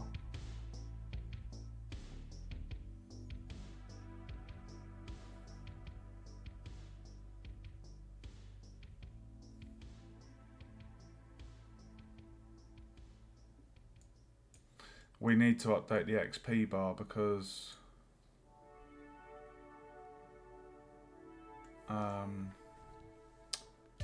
the level up process, it doesn't update it, so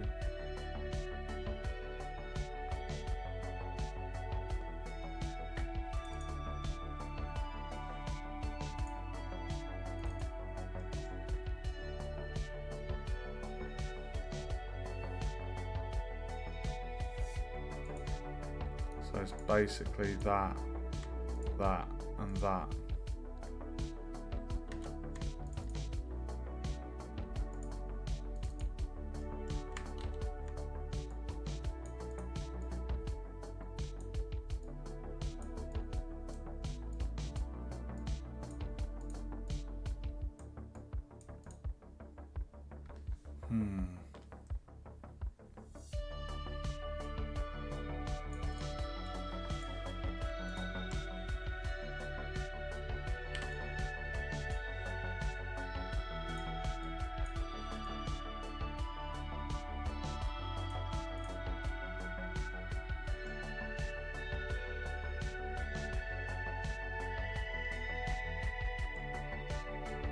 When the player levels up.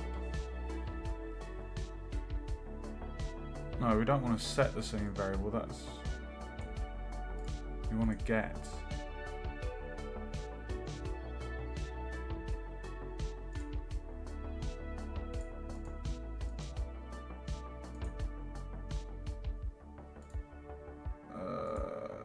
Get.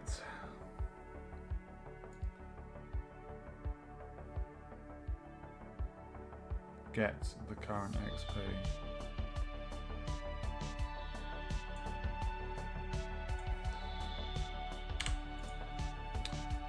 So if I plug that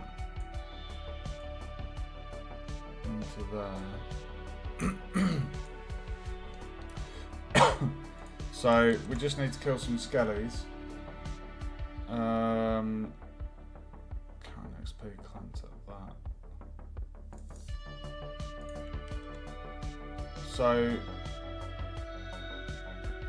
okay. So we're going to kill the skellies. We're going to watch the XP bar accumulate XP.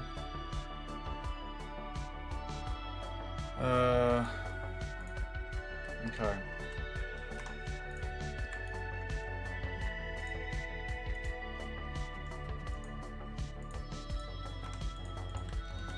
Let's go.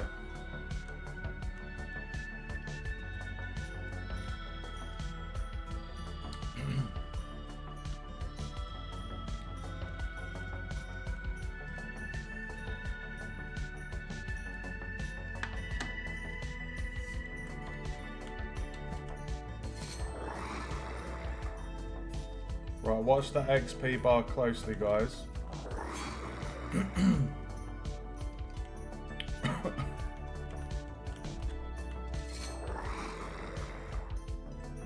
Watch for any glitches.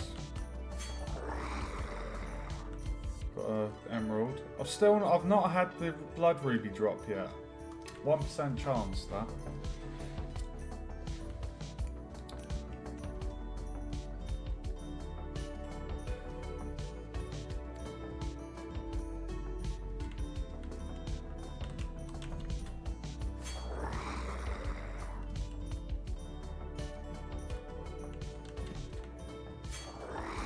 Okay, no glitches so far.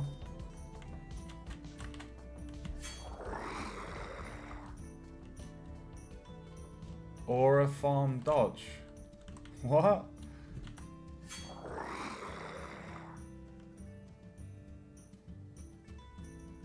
I don't get the comment, dude.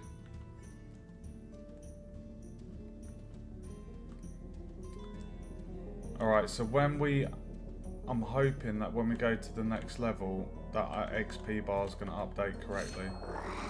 It should do because I've plugged in the update XP bar when the player's leveled up. Oh, I think that was a token. Do you see what I mean about the items sometimes going through the world? I don't know what's causing that because they have triggers on to make them solid. Sorry, colliders.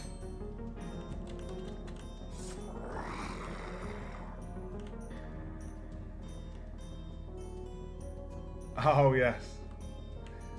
Yeah, it's on the bug list to make the skeletons face the player. Like if I turn around here, they don't face me, they should rotate to face. It's on the list of fixes. Right, here we go. Okay, so the value's gone to 0. Right, so when we level up, for some reason, when we level up, it's not adding to the value. Why is that? Why is that not adding? As I can see,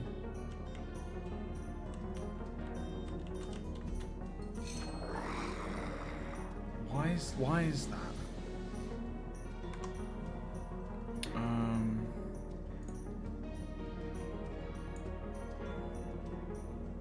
Current XP minus 95? Well, that's bloody why, isn't it? Minus 95. Let's watch that and see what happens. Why is it going negative? Alright, it's building up. Okay. Oh, I know why. So it's minus 45.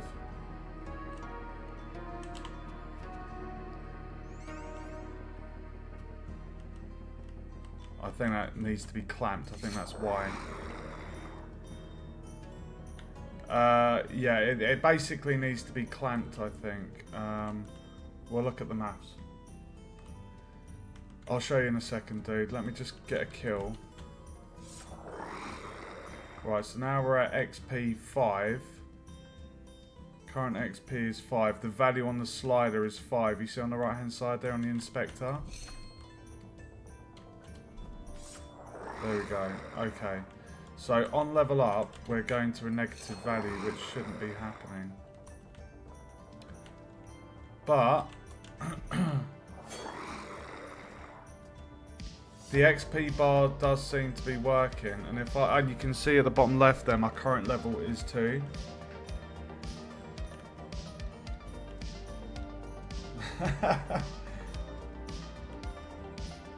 I'm not. We'll have a look. Just bear with.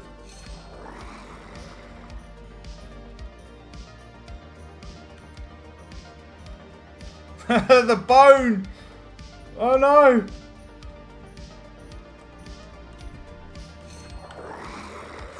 Whoa, loot fest. Do you see what I mean about the loot going into the floor? I do not know why it's doing that. It's really annoying. Right, so this is... Okay, we know that the XP bar has been updated correctly. That's the good thing. That's the good thing we've seen. We've checked the scene variables live during gameplay. We've watched the inspector with the slider to see the values. That's all getting done correctly.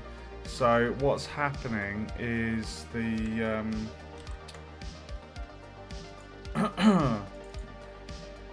it's on level up, isn't it? When we level up. Let's have a look here.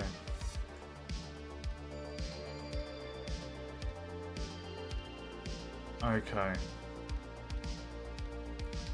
So basically what this does here, this end bit of code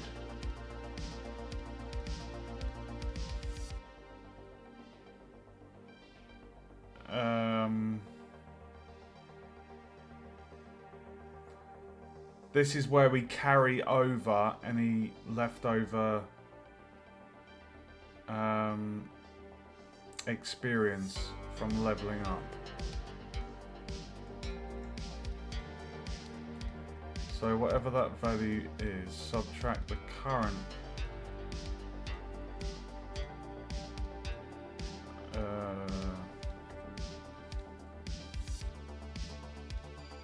because if we go past, I think we get to like 330 XP. Because it's 25 XP a skeleton kill. And basically the XP should carry across. So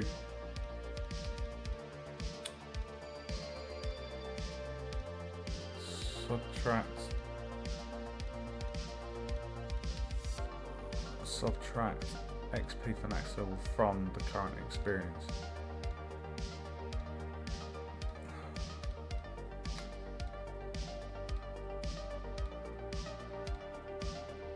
Click a loot object when one does that. What? Sorry. What loot object, Awen? Sorry.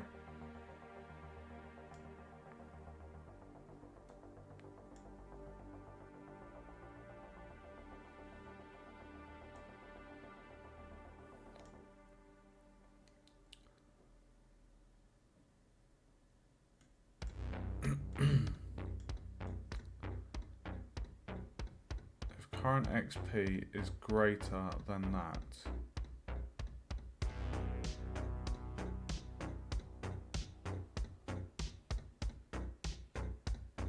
Oh, right, okay. Oh, sorry, good idea. Got ya. Got ya. I'll show you the prefabs for those items in a second. Right, give me 1 second. I'm just figuring out this leveling up problem. So basically, at the point,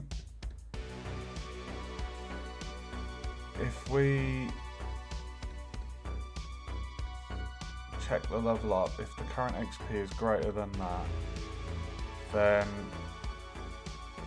we increase the player's level, we calculate the experience for the next level, and then this bit here needs to carry across what's left over.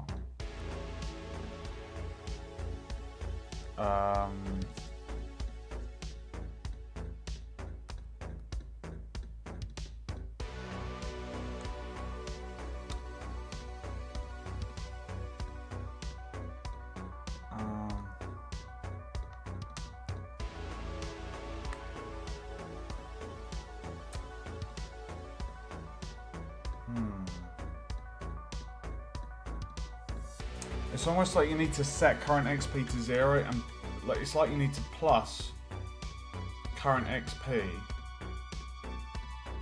You need to calculate by how much it's gone over, get that sum, and then add it to the current XP.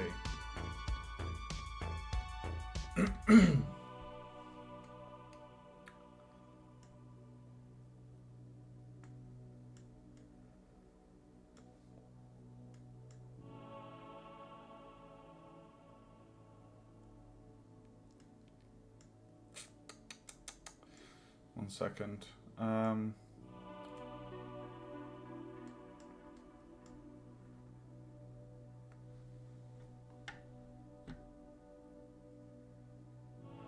I guess what you would do here,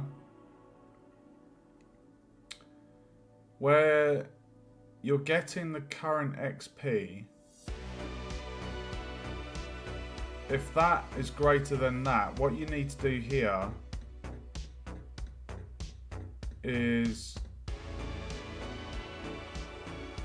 you would need to deduct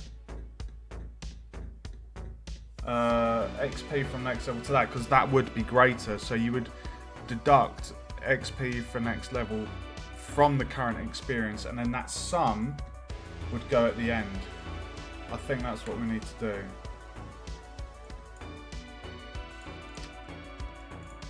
I'm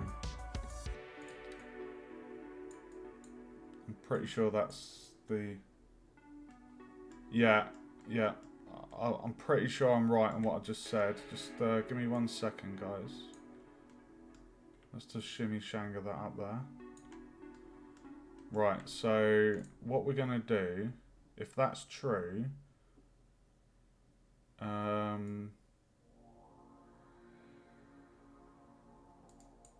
if that's true...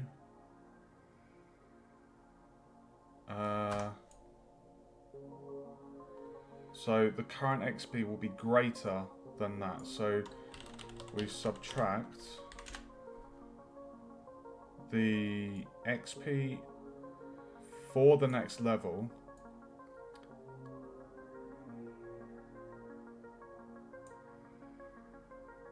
We subtract the current XP. No, sorry.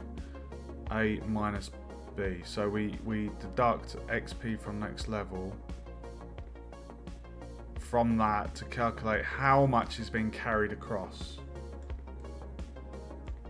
And then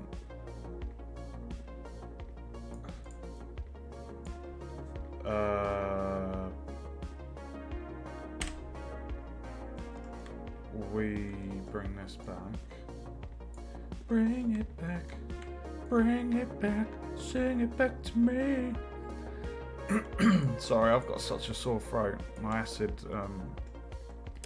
me and my eldest made the most amazing beef stew with dumplings, and I had a large portion last night and a pot of Pringles whilst I was watching a film, and I think my stomach was just too full, and I think the acid went into my lungs. I'm really not sure, but I've got a hiatus hernia, so it's like got acid problems, and it was just not a good night last night.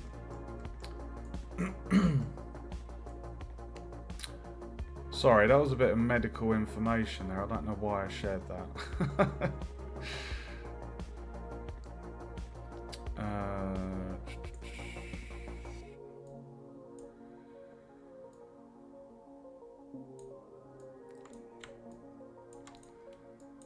Right, we know that we're leveling up. I don't need that.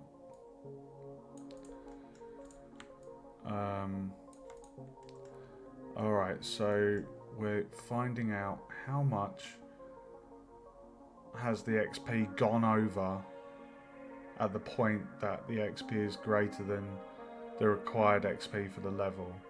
We're getting that sum to carry across, and we should be setting the current XP to that value. That should be correct. Alright, so now what we'll do is we'll just test that works. Oh my god, my throat. We'll test that works. And I guess the best thing to do here is to bring this up and watch the variables.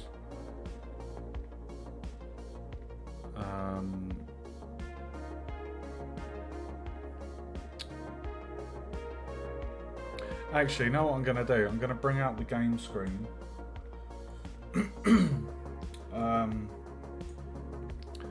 And, oh my god.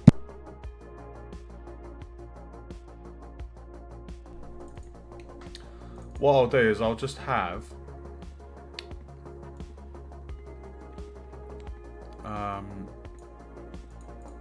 if I just go into here, we can see all the variables here, and then if I just have that here,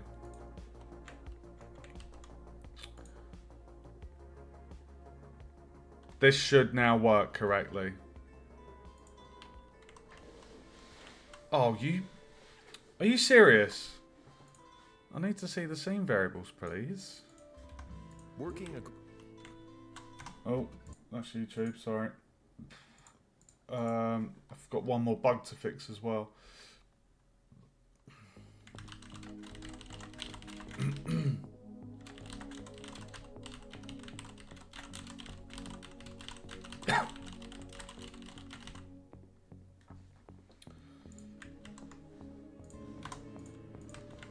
Okay, so we're gonna test this, make sure that when we kill, the loot and everything, you know, sorry, with the experience bar is updating correctly on level up, and then we'll look into the looting issue. Did you see that? The gem just disappeared.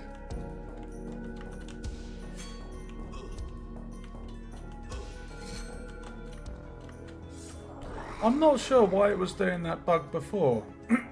You know, where the XP bar would go up and then it would just disappear. That seems to have been resolved. The coins. This is the other issue with this box collider. If the box, because I've got a force explosion, so if the item happens to land on its side of the box, the object will sit upright like that, which looks daft. I did try it with oh mate, get my ass kicked. What's our total XP? 175.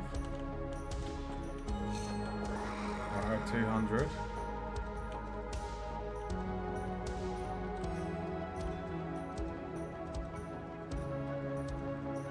I do love the way the loot explodes. I don't know if you were there when I was wrapping it up, Awen. I remember you were with me for the stream.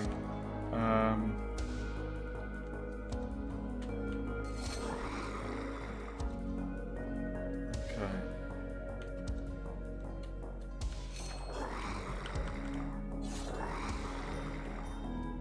I love how the loot explodes. It's very much like Diablo 2-esque.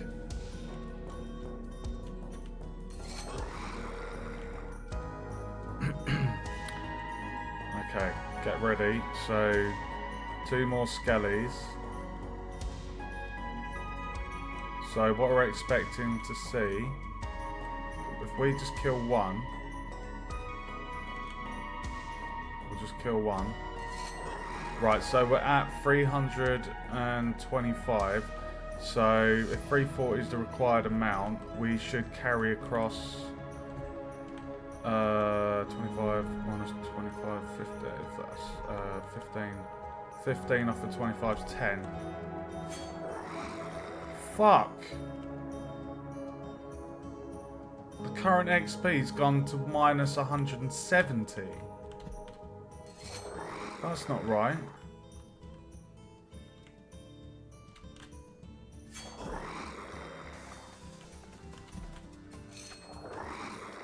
Fuck me.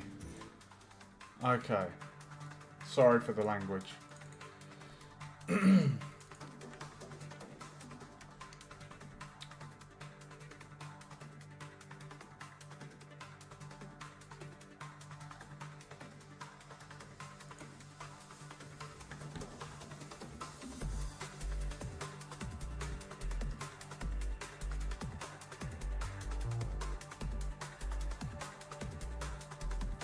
Okay, that's been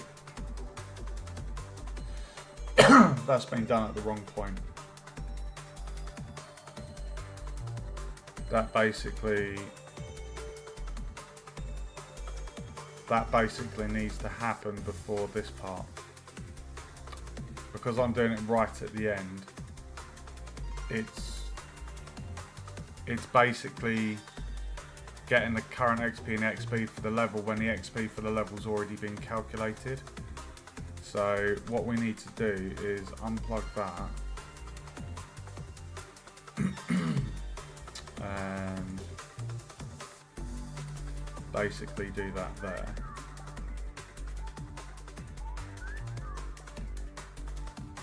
And then the rest of the code.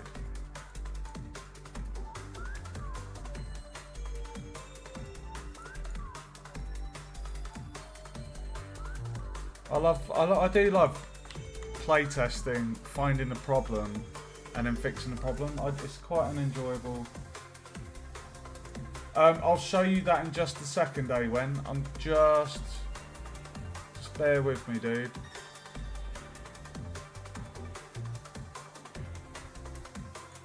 Right, this should resolve the issue with it going negative. So. Basically, it's 340 XP for the next level, as you can see bottom left on the blackboard. So when we get to, I have no idea how I'm getting a double kill there because the sword hit trigger.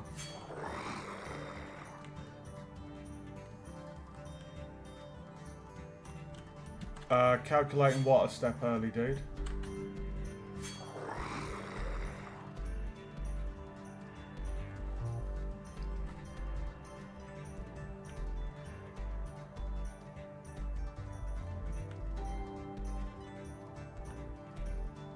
I think what I've just implemented in the code should fix it. So we get 25 XP a kill. 340 is required for level up. So so when we get to 325 XP,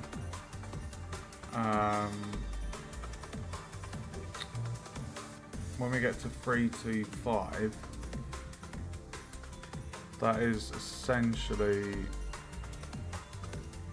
the next level up. It would carry it. So what we're expecting when we level up is the current XP will be 10.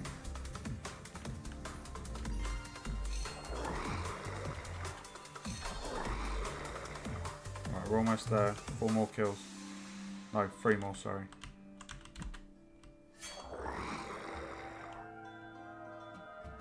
Get ready, guys. 2 more kills.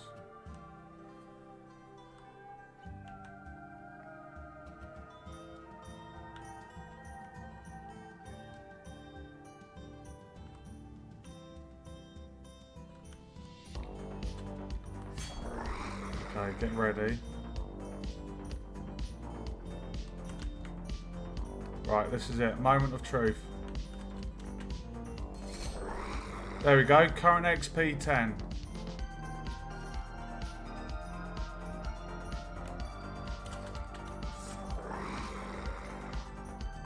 Excellent.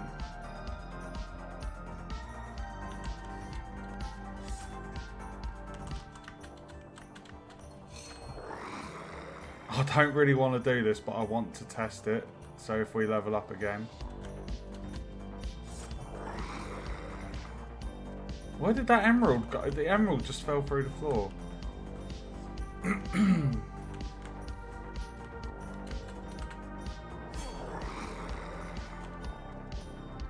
I love the way the loot just builds up.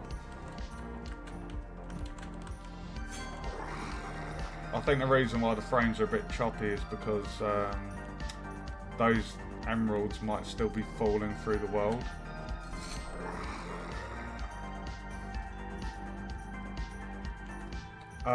Yeah, I think so, yeah. Basically, the code was in the wrong place. I had... Where I was setting... Because if the character...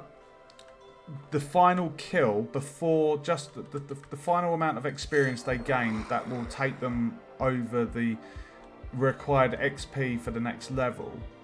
What you want to do is you want to carry across any excess... You want to carry across any excess experience that they've gained. That's what would naturally happen. So you carry across that experience, the excess, to the next level. And what I was doing before the fix, that step of calculating how much the player had gone over by, I'd done that too late in the code. It should have happened at the very beginning, before all of the extra code took place. Because I'll show you the code in a second. It's just behind the game. Right, what are we at? 360 XP. We need 520 to level. So what we're expecting, if I'm not mistaken, is we'll carry across 5 experience.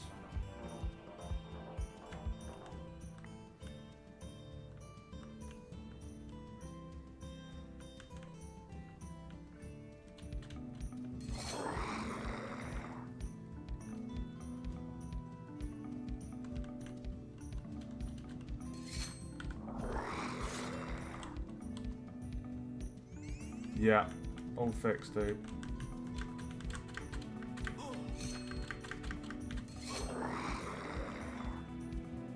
Nearly there.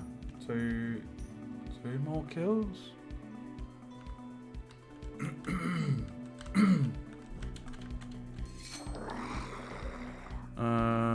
Yeah, 2 more kills. Actually. Oh, okay. We're gonna 25, 15. Oh, we're gonna carry across 15 experience. Look at the left-hand side there, guys. There we go, 15 carried across. It didn't look... It doesn't look like that's updated the bar, though. So the XP requirement's 740.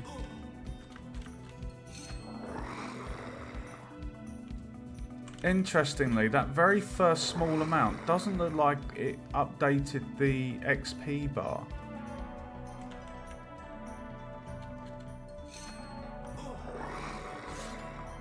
on that very first section. But it is working. We can see on the left-hand side there that we've got the XP levels, guys. The XP for the next level, it's increasing. I'm gonna have to have a I'm gonna have to have a wiki page for this game, aren't I? I'm gonna have to have a wiki page with like the skill levels. Right, what are you saying? You're saying about the thing, aren't you, Awen?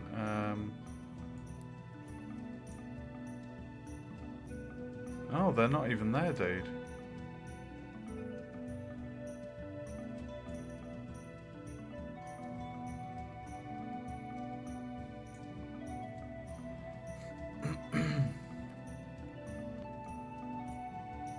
Hold on, where are those objects?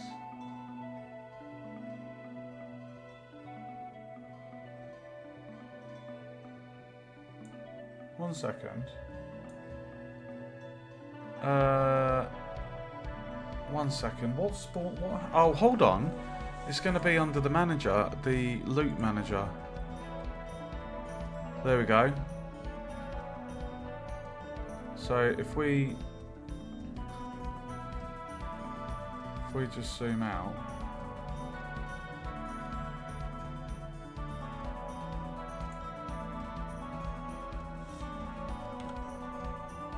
Right, why is that one down the bottom then?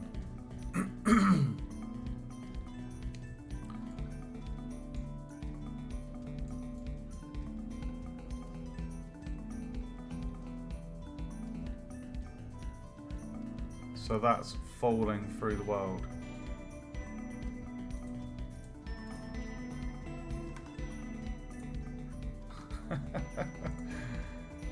Okay. So we've got the Sphere Collider, which handles the player interacting with it. The rigid body. The Box Collider, which makes it a solid object. Why are you being a bastard then?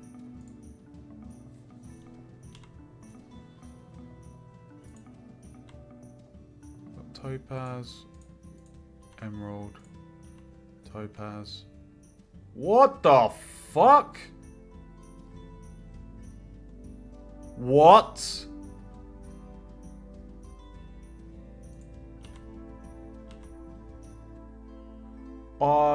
Why is the Collider looking like it's got a ripple on it? What the what's going on there?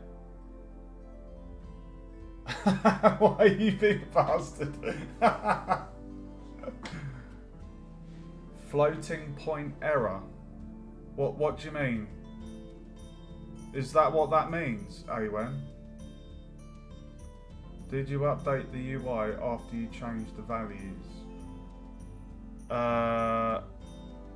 Yes, that happened. Hold on, let's talk about this. You just said floating point error.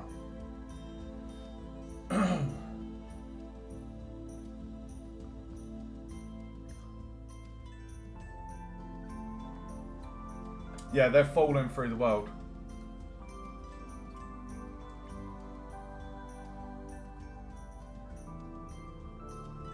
The Collider's too small.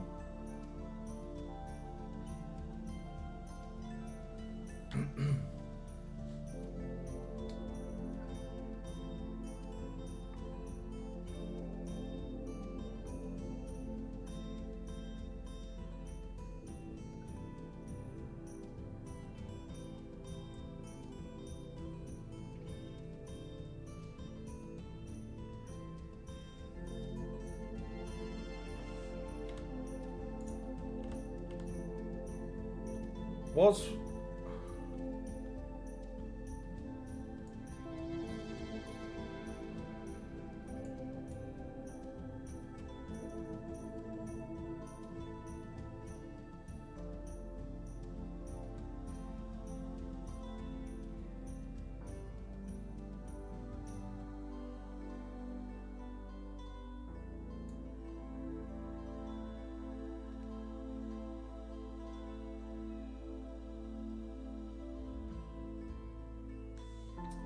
take a big object.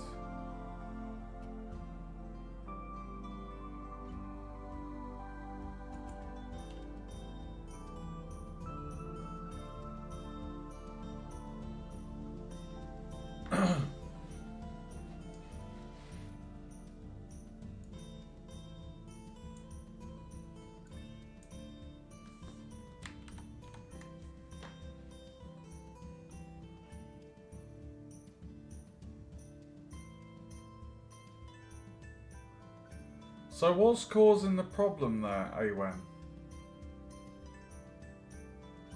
You think the box collider's too small? The problem is, if I make it any bigger, it's gonna not sit on the surface of the world. Like, I wanted a capsule collider because that actually, it worked better.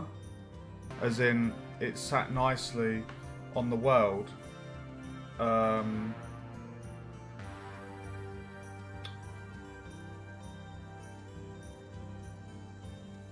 I don't know what the solution is.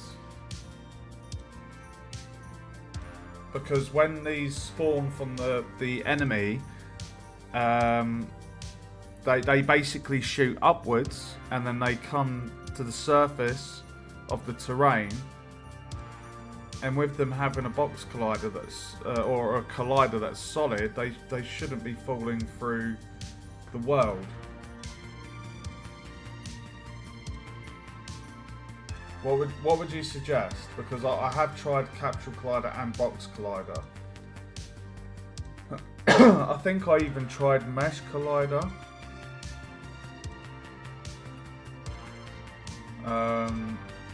Which is more accurate to the model of the object.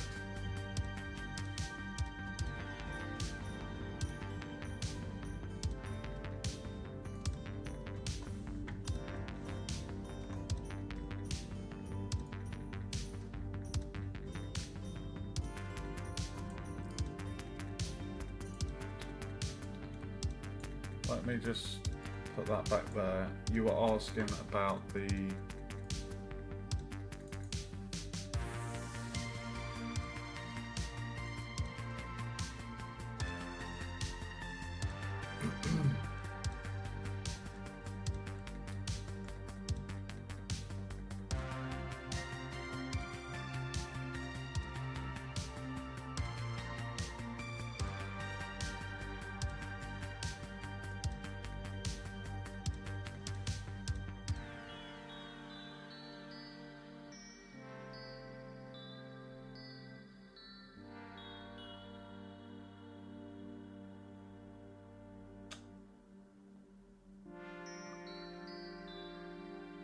Am I a bell end? Is that why that's not updating the bar? I didn't plug in that to that.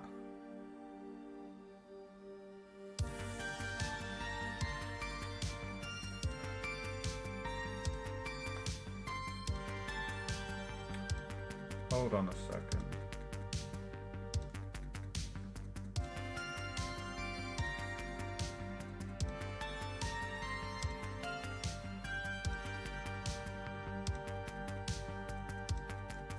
That's why, look.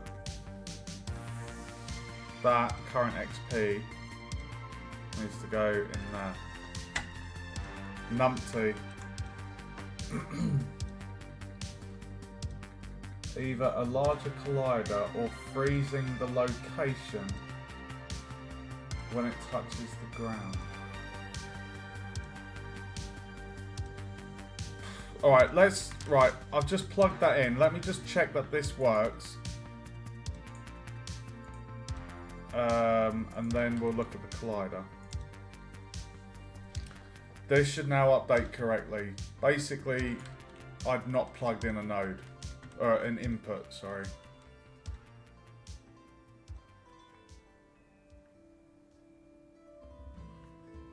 I was contemplating having the numbers on the health bar and the XP bar, but I thought I don't really want to do that.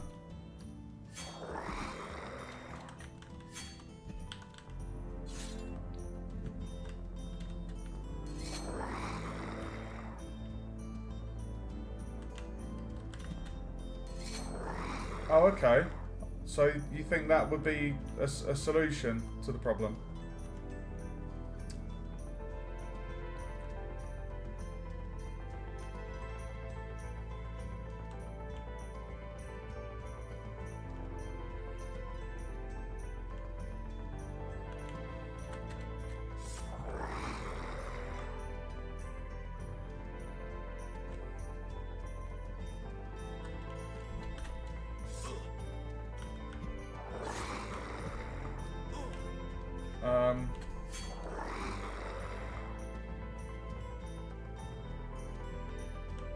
No, I don't really watch speedrunners.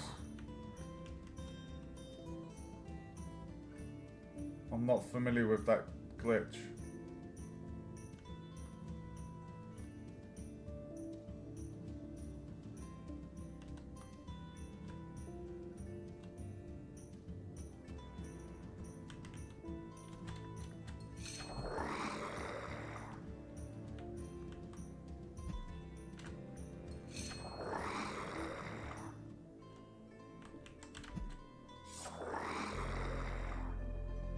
I've just noticed a bug fix. Do you notice the nail on the fence is brown? That should be silver. I don't know why that's brown. So that's a little model fix.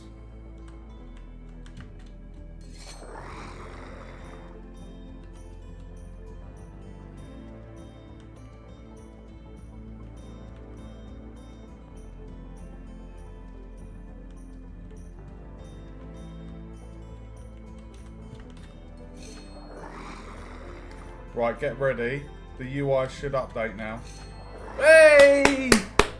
Can you see that tiny bit of yellow on the XP bar? I did it. I fixed it. Excellent.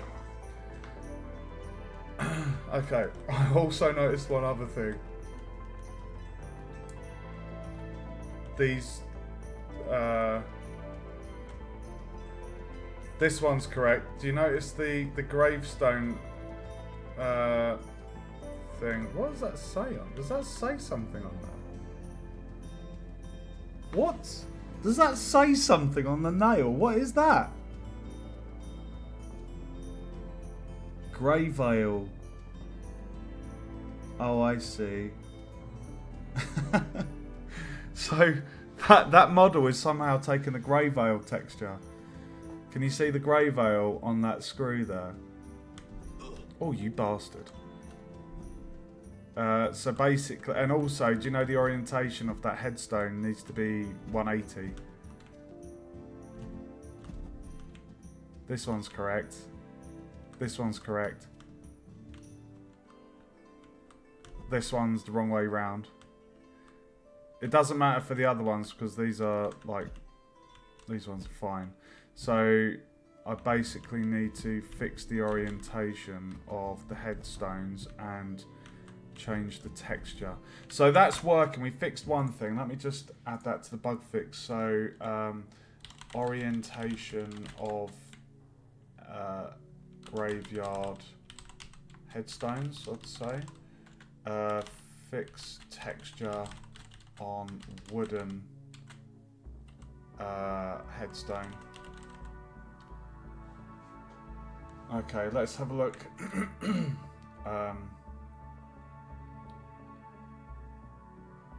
Right, let's have a look at your comment, Awen.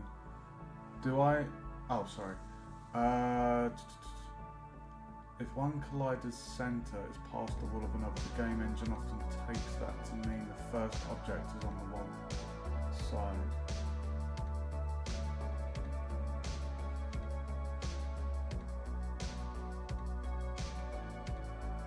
Right. Is that last comment regarding speedrunners and glitches? Right, so you were saying, right, so we fixed the issue, hold on.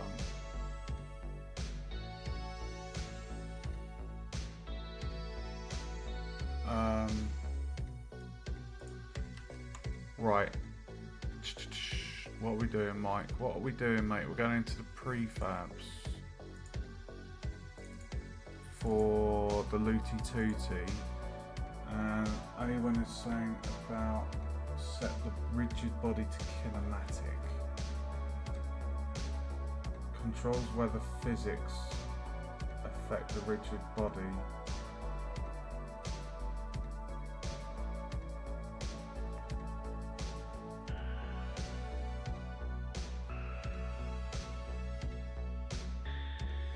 Awen is a man, a myth, a legend, long arm.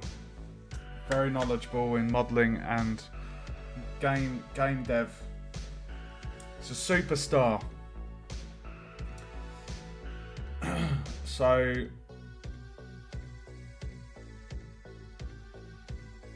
when this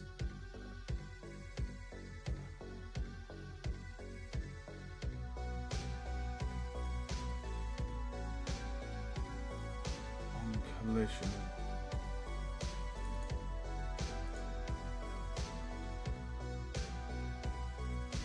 I don't have a script graph for this.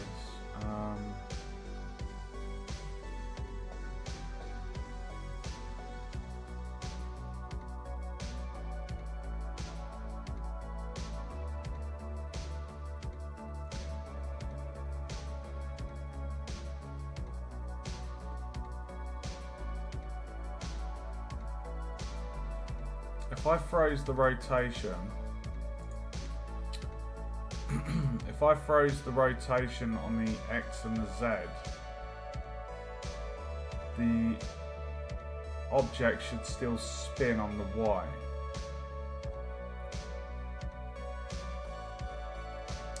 Fixing mistakes is the best way to learn with any of this, dude. And it's the fun thing. When you know what you want to do in Engine, you know what you want to happen for certain things, and then you implement it, you play test it, it's not working, then you find the solution, and then it's working. To me, that's kind of like the same feeling you get beating a Dark Souls boss that you're struggling on. It's really a rewarding experience. That would stop it from rotating. Okay. So basically,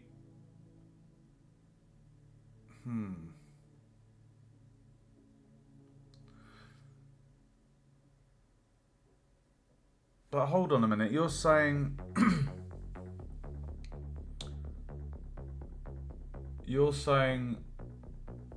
what was your suggestion? On collision, enter.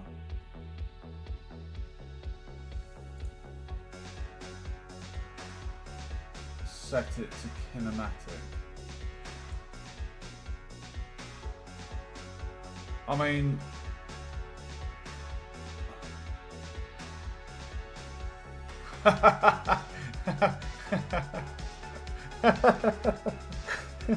oh, don't make me laugh, dude. My lungs are a bit screwed after last night's sleep.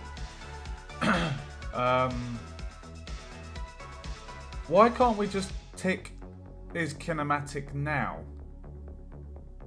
What would that do if I just turned the prefab to is kinematic? Would that mess up the rigid body?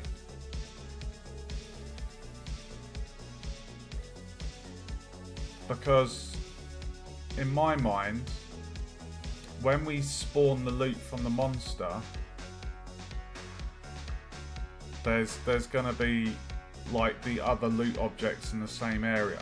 Like if the RN Jesus blesses you and you get bones, coins and a gem, that's 3 objects with the same colliders. So then it's like they would be entering the trigger of each other.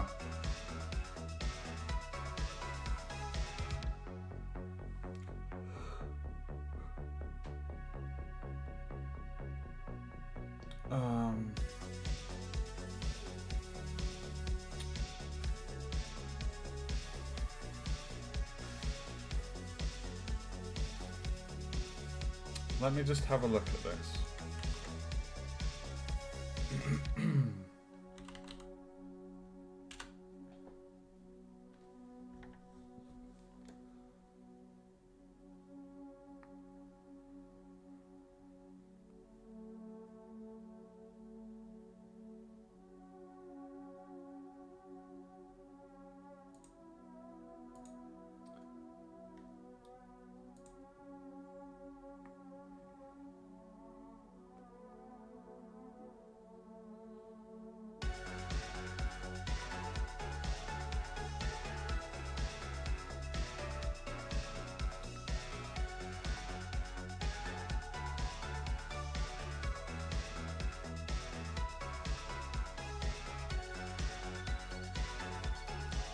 I'll tell you what, let me try something.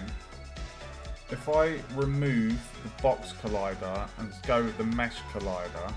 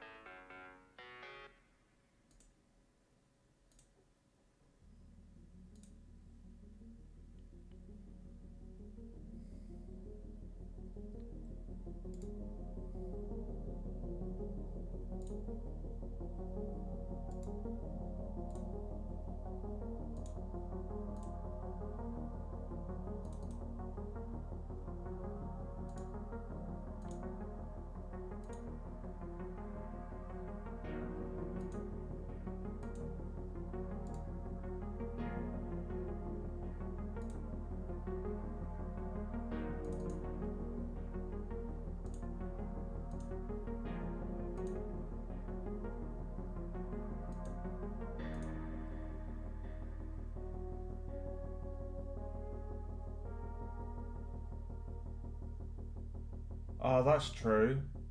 That's true.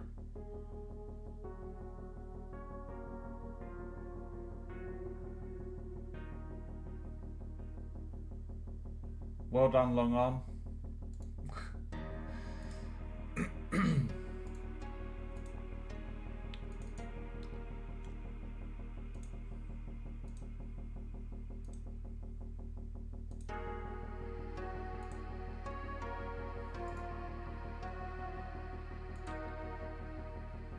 Okay, let me just check I've got all those correct. So exclude characters.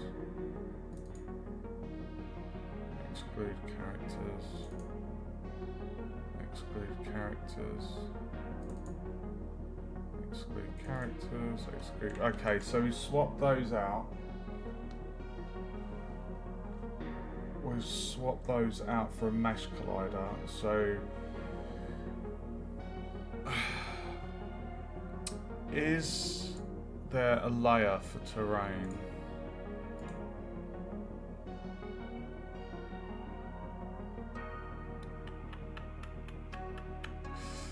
It's going to be tricky because this one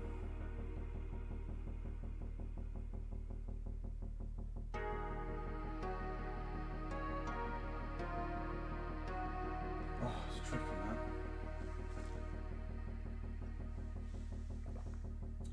man. The problem is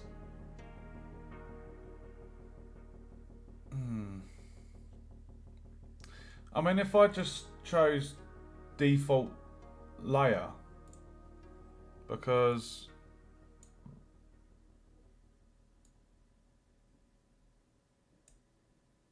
I can't remember what I called.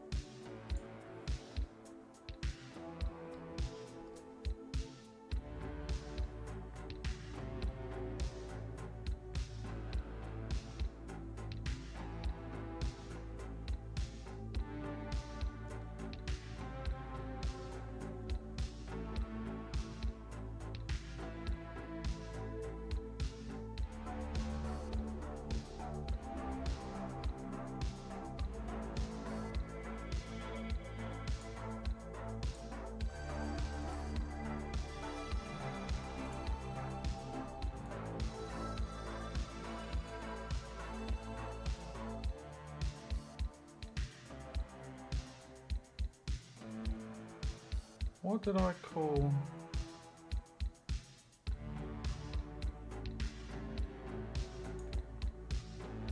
Terrain.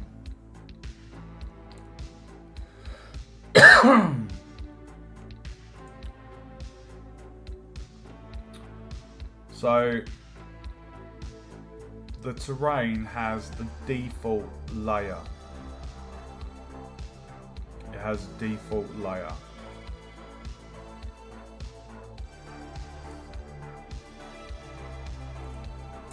The problem is with this environment, in this environment, I like it when the loot sits on top of the tombstones.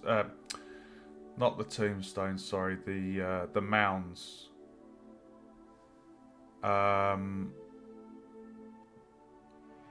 So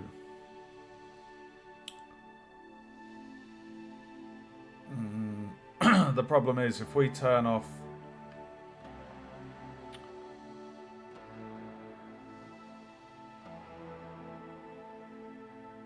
no, actually, if we're excluding the characters, so the the items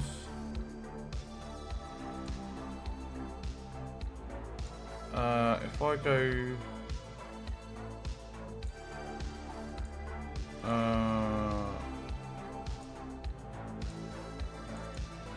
they should have the yes, they've got the layer loot. Okay, so if I was to exclude where we're on the mesh collider, where we're excluding the layer of the characters, if we excluded the loot as well, that would mean that the skeletons and the player, because the player has the layer characters.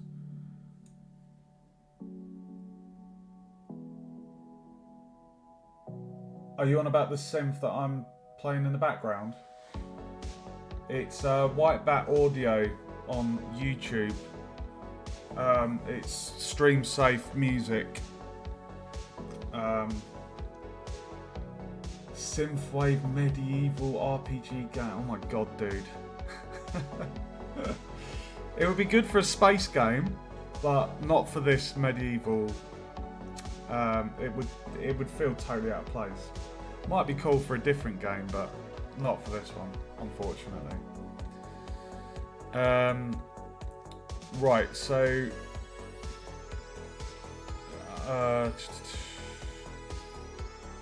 okay, I have an idea, Awen.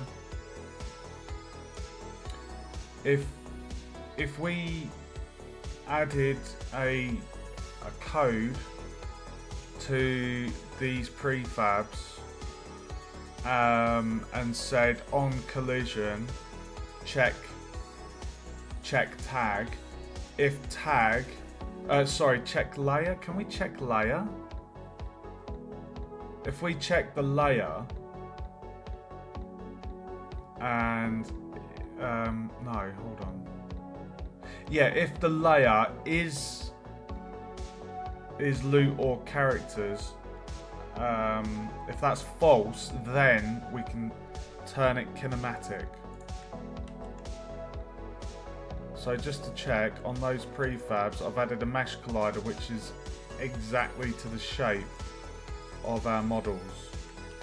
So if we go onto the coins, because I've got a script graph for the coins,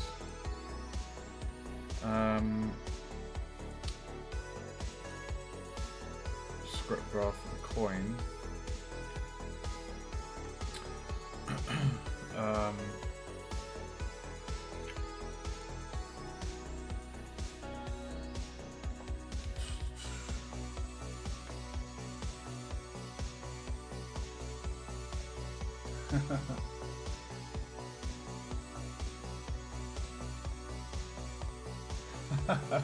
Okay, long on.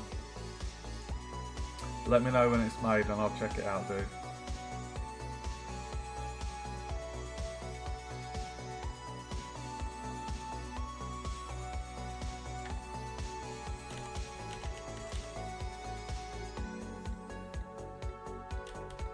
So you're saying, would it be, ooh, on collision enter?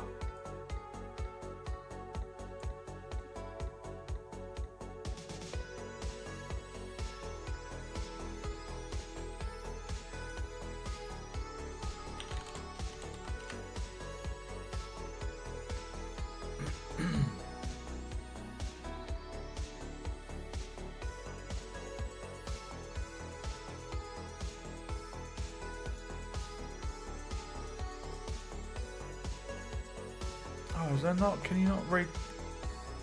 So there's a set layer.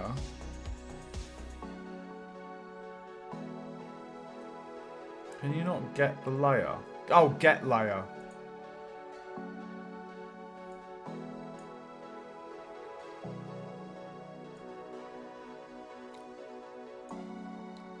Okay, so we're getting the layer.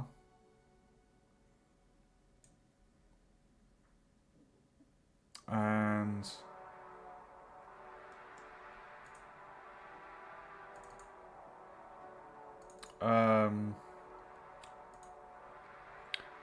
hold on, integer.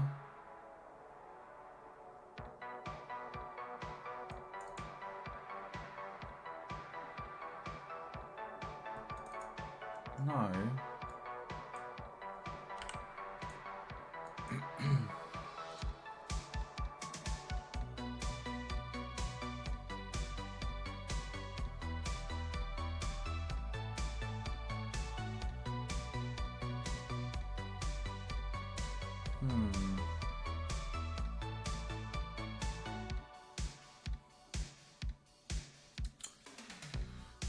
Well, that's annoying, isn't it?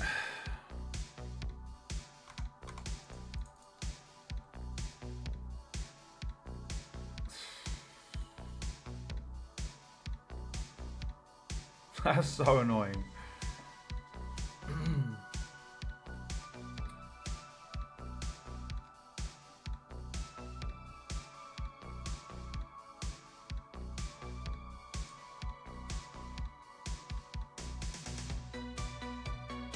Oh, okay. So if it's 3 or 7 then, because we want, basically, the only things that we don't want to interact with coin stack on collision is the characters or the loot. We want it to collide with anything else. So 3 or 7.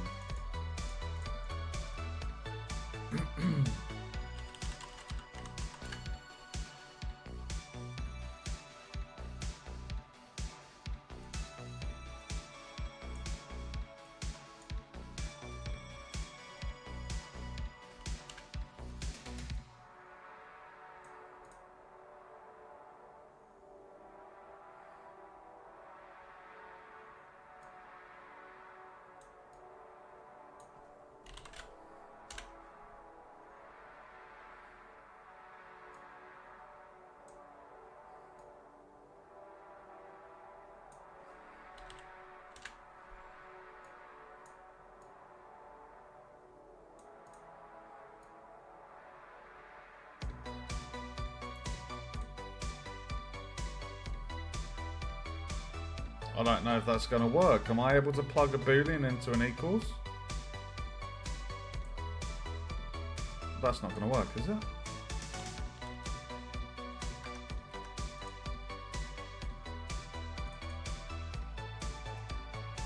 Three or 7.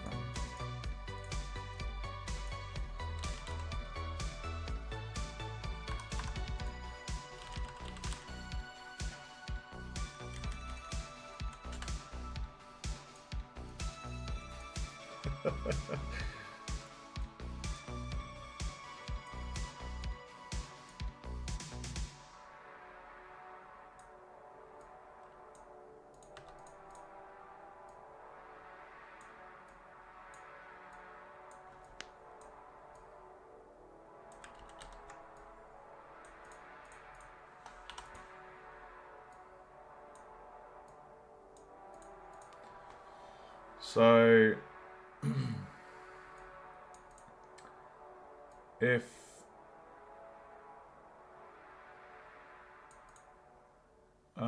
so we're checking the layer of the game object, and the check is if it's so the integer for those layers is 3 or 7. So on the collision with our coins, this is for the coins, if the layer is the character, I think 3 is the characters, yeah. So if the layer is the characters or the loot, we won't do anything. But if it collides with something that isn't on that, then we will set the rigid body.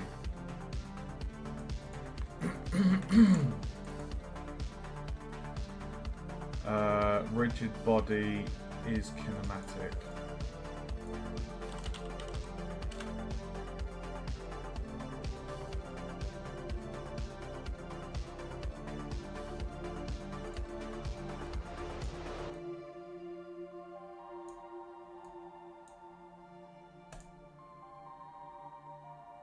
Yeah?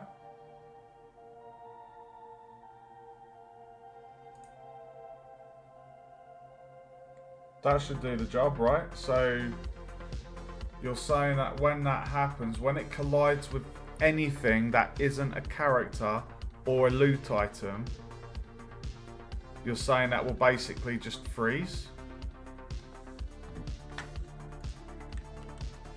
That's going to be interesting. Let's test it. So this at the moment is only on the coins.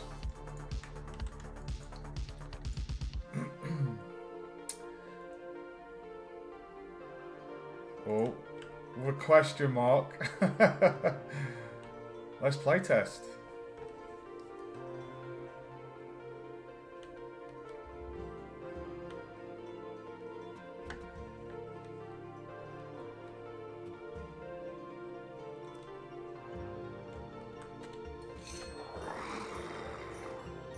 Oh, fuck.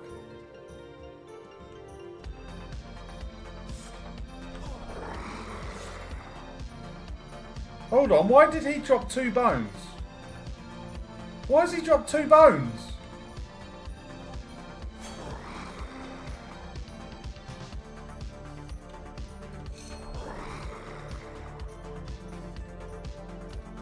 Okay, so all the other coins... Interesting.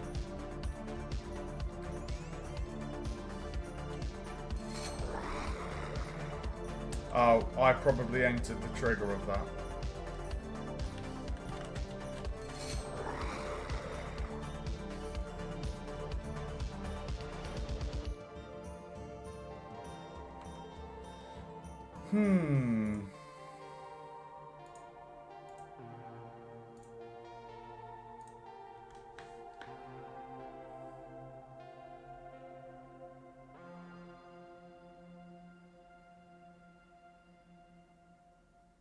Should we have that on to say provides contacts?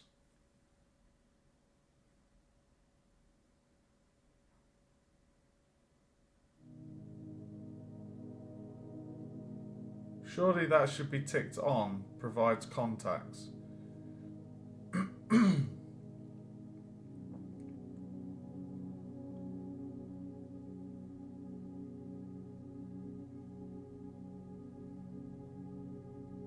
To be fair, this one's never on.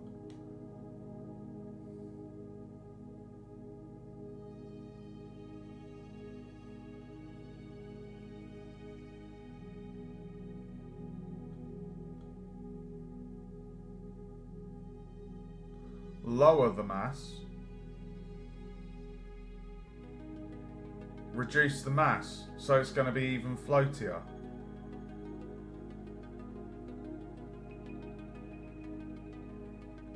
That's going to be like super low gravity.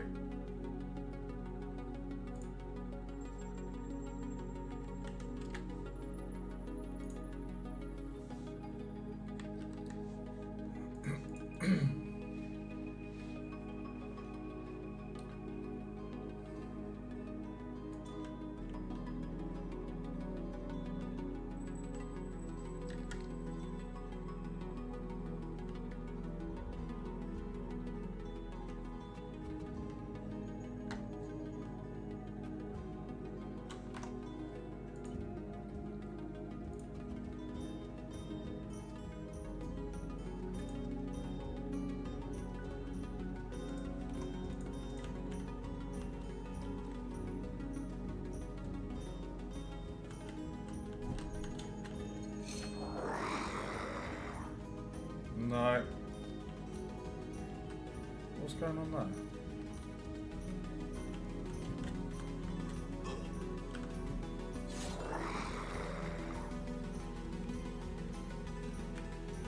It's so annoying, dude. Where the fuck's that just gone? That got yeeted into oblivion.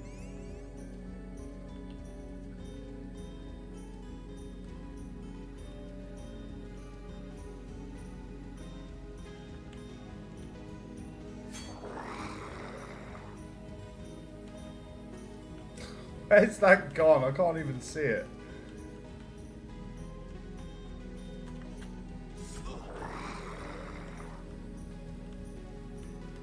It's so annoying why that's just disappearing. You can see it's stuck in the floor there.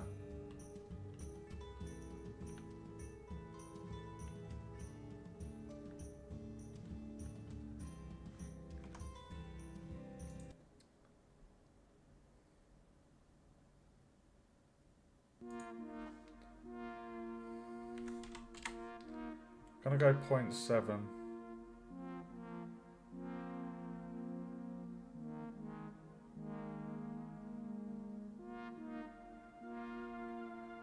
I haven't frozen the rotation. I mean, this collision detection, should this... Maybe this should be changed?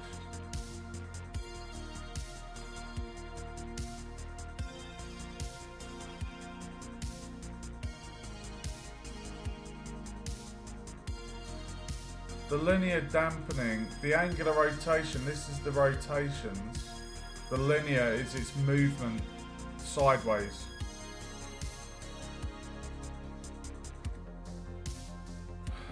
Do you reckon it should be the collision detection? Because if it's on discrete, do you reckon that's why it's kind of not registering?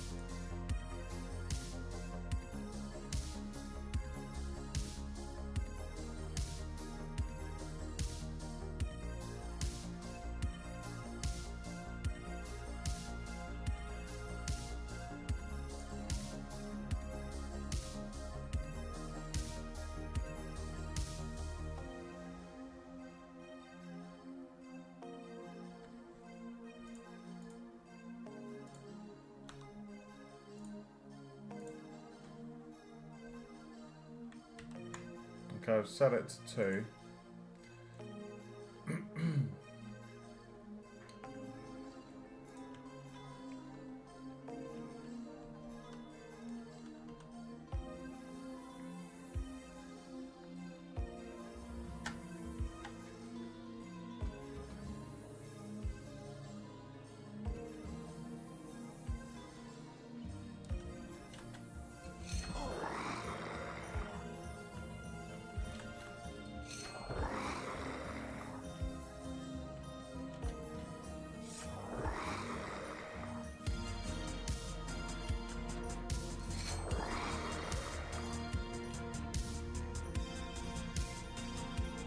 Well, they're staying there.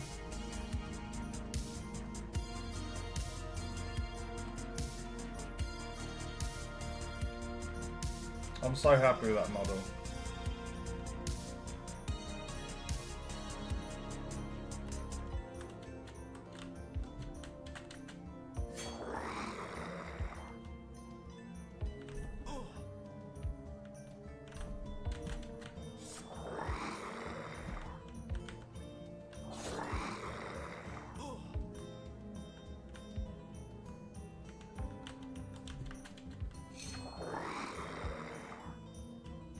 Okay, that actually feels nicer as well. I don't know if you guys noticed that, but it felt like it was... It just felt nice. I know that also... I know on here that we're saying it's kinematic. I'm just wondering, if we unplug that, do you think that would change anything? If I...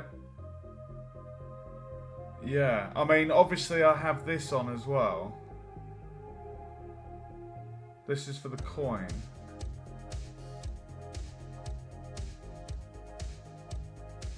I'll tell you what would be a good test is to play it and then check the instance of the coin to see if its body has been set to kinematic, just to see if that worked.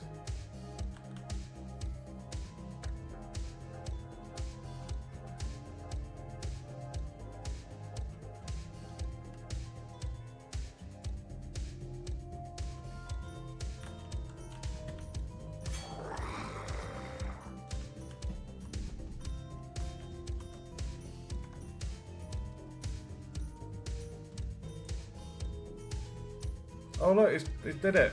It's kinematic.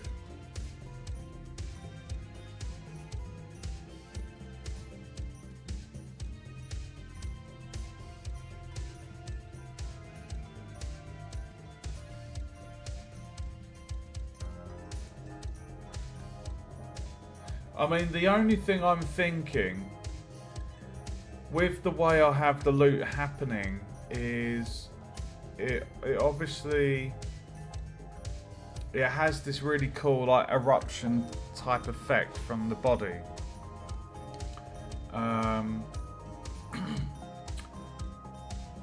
But if that was like, I had one time when I killed a skeleton, the coins actually popped up on that wall, the brick wall that goes around the graveyard, and it made me laugh. I'm just thinking, if that was to collide with like an object like the top of the gravestone, if it just so happened to land on top of a gravestone and then sit there, and because of the kinematic being turned on, then technically objects might be stuck in unreachable places. So what I'm gonna do, I'm actually gonna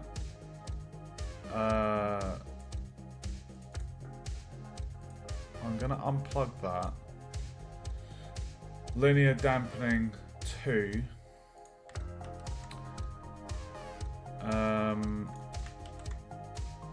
So linear dampening 2. If we just go into the other prefabs, bone stack. So this is bone stack. Linear dampening 2. Linear dampening 2. Linear dampening 2. Linear dampening 2. So 2, 2, 2, 2, 2. Okay. Let's see if that made a difference. Oh, what your last comment was that in response to what I said about if the object is kinematic at the point it collides, it could get stuck. It basically gets stuck to something that the player couldn't reach.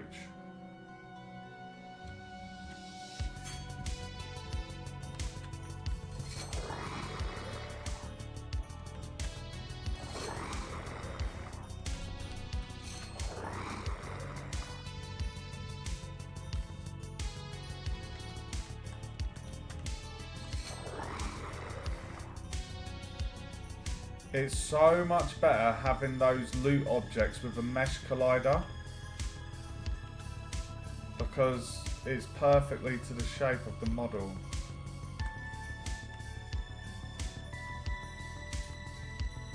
I love that the random rotation as well, so then they're not all in the same orientation.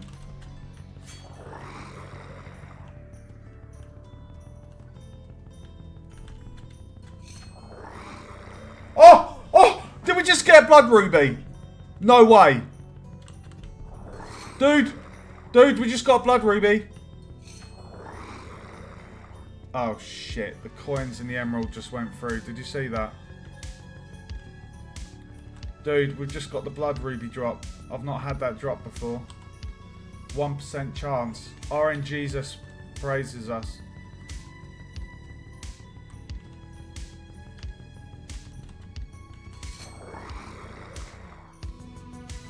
Right, so why did it do it that time?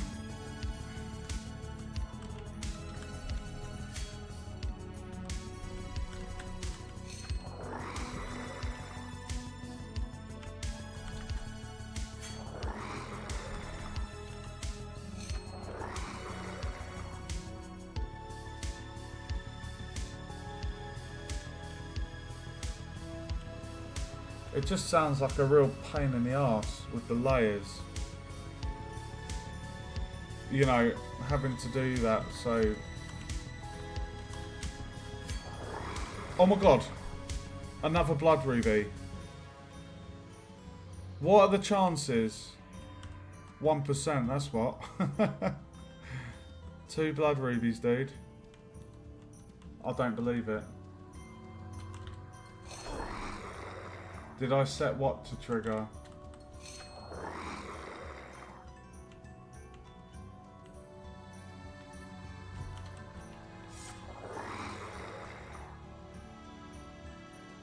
They have a trigger on them.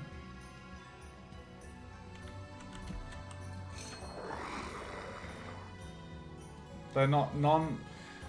They all have a capsule, a sphere collider to handle player interaction. But then they have a collider on there that's to make it solid for the game world.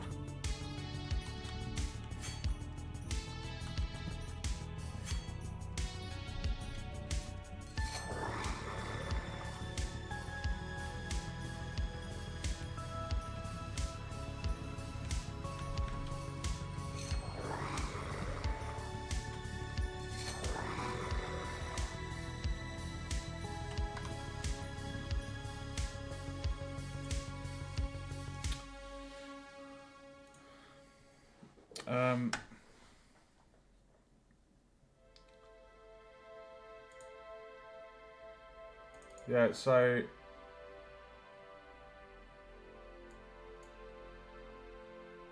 that sphere collider is the thing that handles the player walking over it and interacting with it.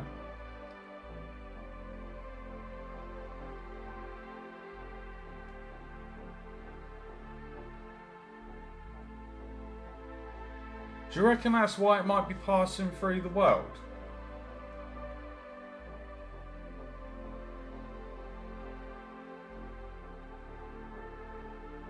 Do you reckon that's why it might be doing that? Because I've got 2 colliders, one the trigger and one's not.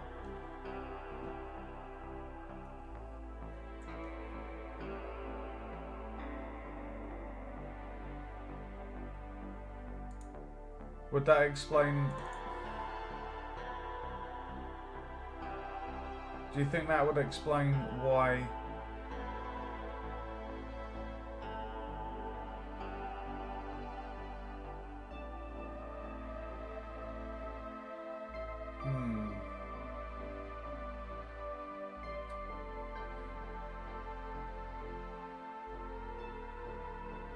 Remember, I unplugged in the script graph. I unplugged that so it won't happen.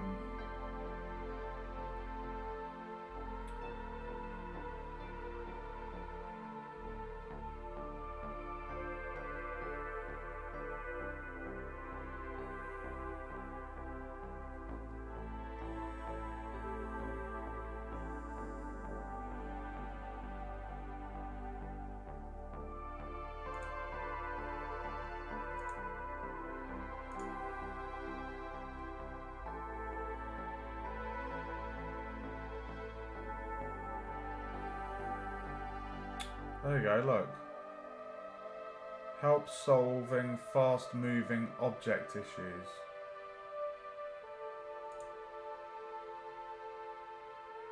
Let me just query with AI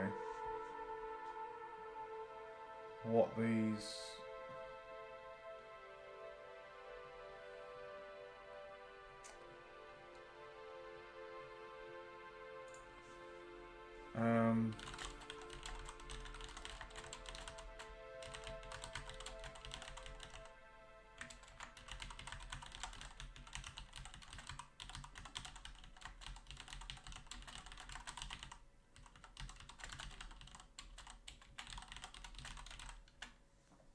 let's see what it says.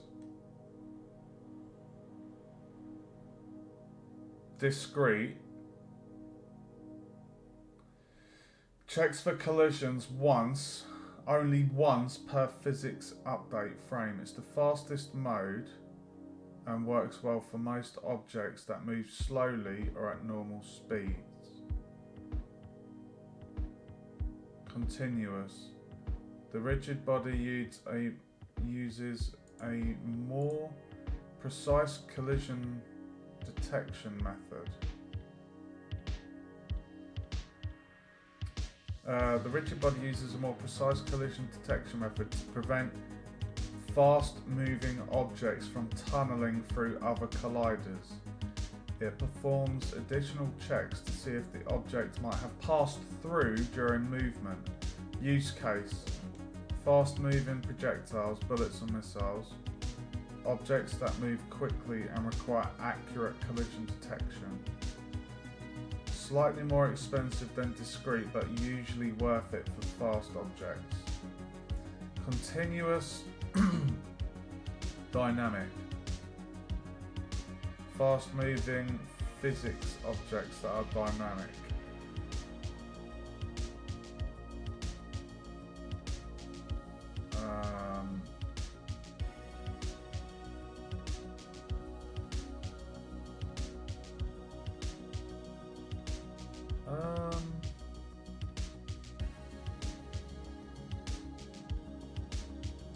I'm going to try continue. I'm going to see by changing it to continuous.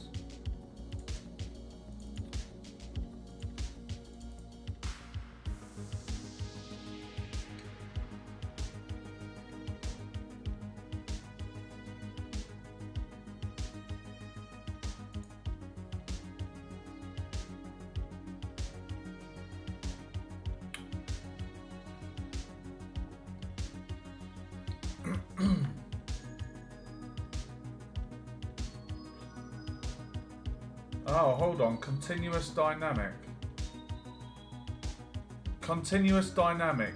Similar to continuous, but optimized for objects that are dynamic, i.e. affected by physics. It ensures it ensures these objects do not pass through static or kinematic objects. That's what we want. Continuous dynamic, right?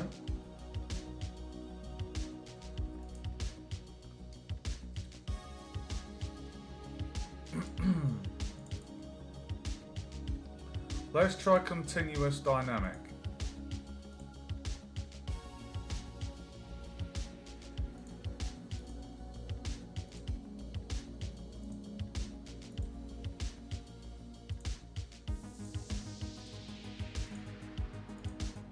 Do you see what I mean? Querying certain things like this with AI is really helpful. Like, I don't know at a first glance what all of these individually do, but just asking AI, it's given me a detailed breakdown and case examples in game of what they would be good for. So it's times like this that I'm grateful for AI. Just it saves time instead of me Googling it and going through the official like Unity documentation. Right, so continuous dynamic. So we're going to hope that changing the rigid body collision detection is going to make that fixed the problem.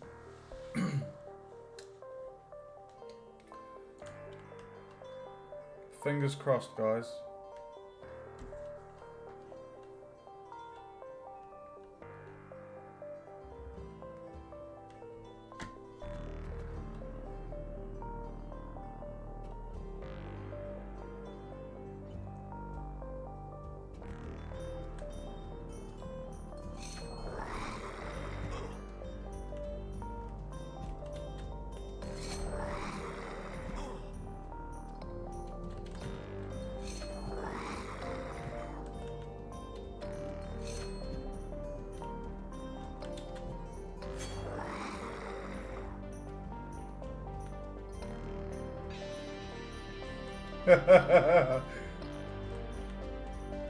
The fucking bone's sticking up.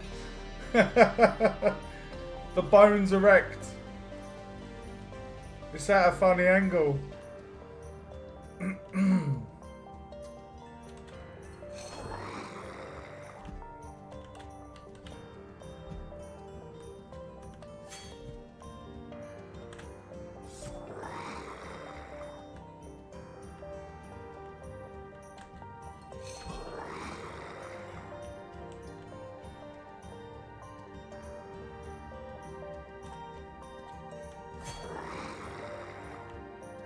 So basically we need to slay a load of skeletons to check that the objects aren't falling through the world.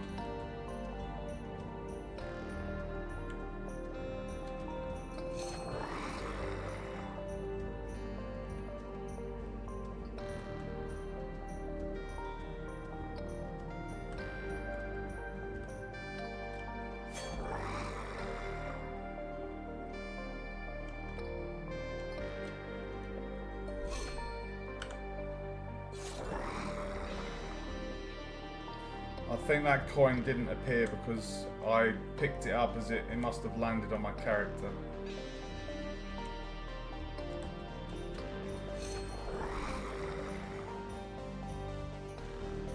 I love that they sit on top of the environment though.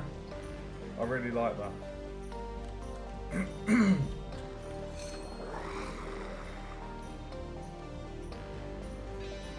I can't believe I got 2 blood rubies in that last playtest. Literally 2 blood rubies, dude. I've not had them at all.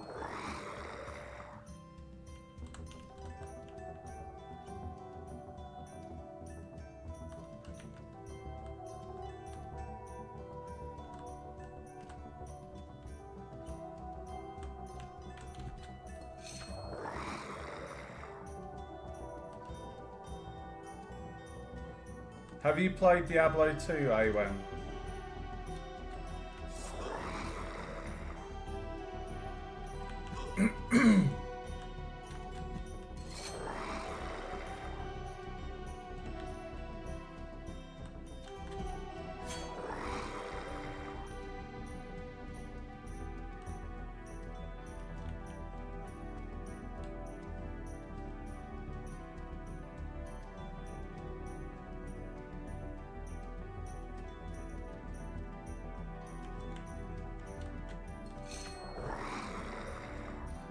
Well, everything seems to be staying in the world.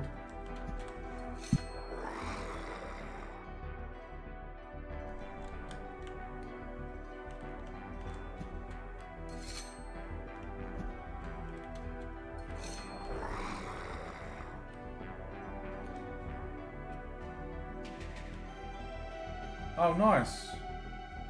That's good news, right? So that seems to... So the smallest fix there was just to change the collision detection mode.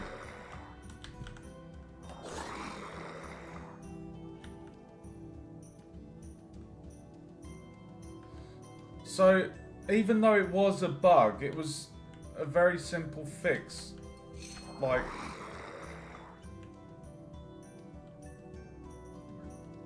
Hey Termo, welcome to the stream. Yeah, discreet is definitely... Well, if you think about it, if it's a discreet detection, it's not going to be the highest priority. It's going for, like, slow-moving objects, like something big, I guess, like a car.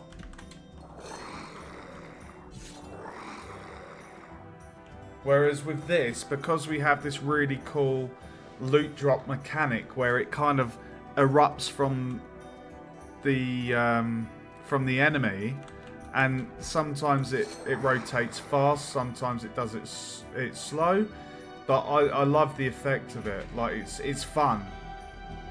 Like, can you imagine all of the other enemies that are introduced to the game, and all of the objects, like I'm talking like armor, swords, like so many different objects, and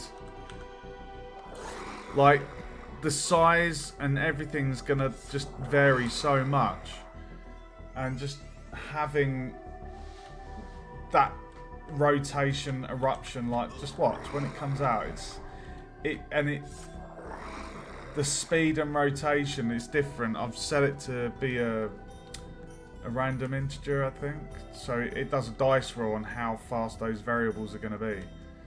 And look at this, I think we're about to level up to level 3, I think. Where's Skelly?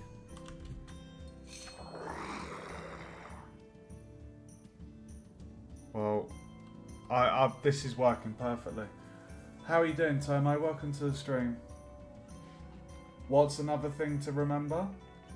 What, is in the collision detection mode?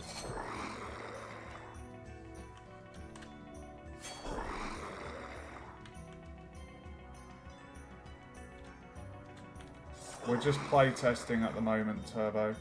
Turbo, sorry, I just called you Turbo. Sorry, dude.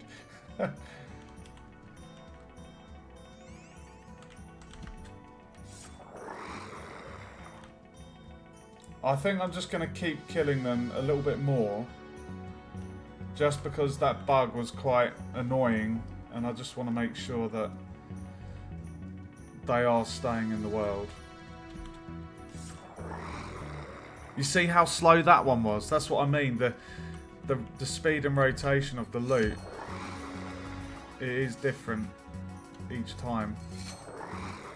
Like, that one was quite gentle. Obviously, at the moment, for playtesting purposes, I've set the player to be able to one-hit these enemies in the game. They're not actually going to be one hit. They'll take a few hits to die.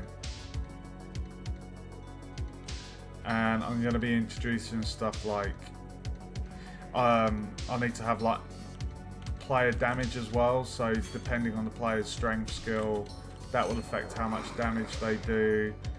And they'll have like a base flat damage for a weapon, and then their strength would...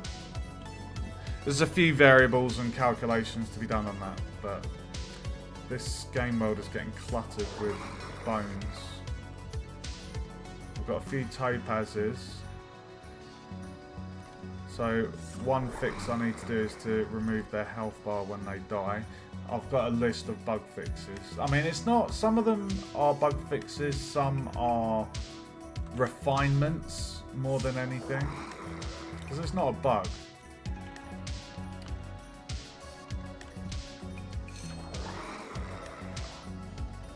That is a lot of bones.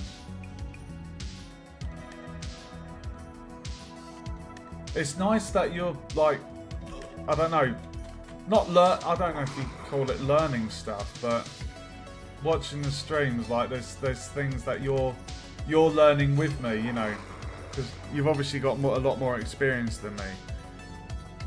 But it's nice that there's still things to learn, you know. Every day's a school day, as they say. I don't know if you guys have been watching, but I haven't seen a single item fall through the world. Everything has been landing. Accidentally made Hercules. Oh, dude. I've been keeping a note of things to, well, when I upload the next version of the game, I've got a list of things that have been added and bug fixes as well. So there's a couple of, like, I've got to fix a model with Dumrick on his collar or wrist. There was one face that I missed that I need to fix. Not a major one. And like I say, with the tombstones, I don't know how I didn't notice that. The fact that this is back to front and the nail isn't silver. It's just something I need to look into in Blender. A simple fix. Dude, I think it's safe to say the bug is fixed. Look at all those beautiful gems. We've got five emeralds. No blood ruby yet. The blood ruby is a 1%.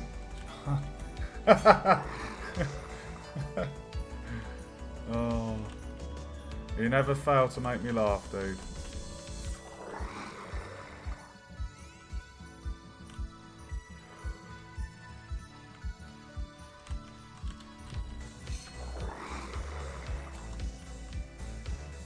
I just love how the loot sits in the environment. It feels really cool. You know, like where we've got the mound and it's at an angle, like the bones landed on the mound and it's just fun. And we've got the leveling up as well, guys. Like the XP bar has been done this stream.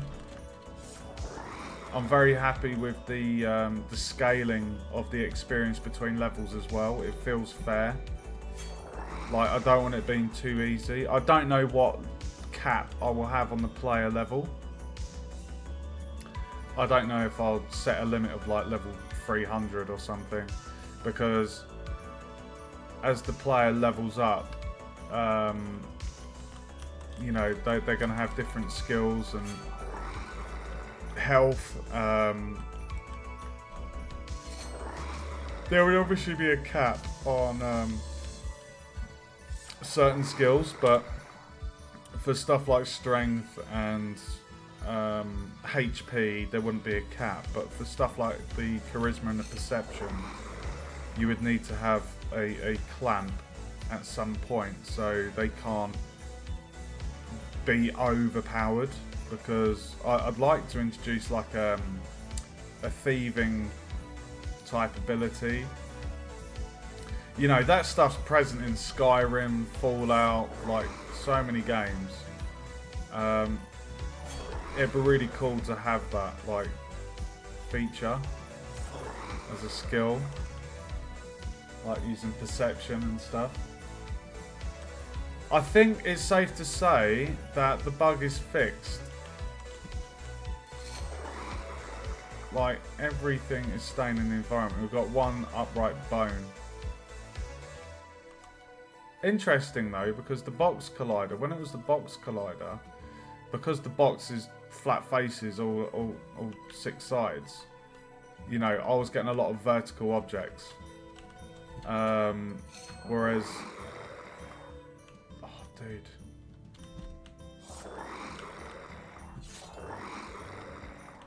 That blood ruby is definitely a rare drop. 1% chance. I love the blood ruby. I can't believe I had it drop twice in the last playtest. Okay, I think we can tick that one off. So I can delete it. So loot spawn sometimes falls through the terrain. Bug fixed.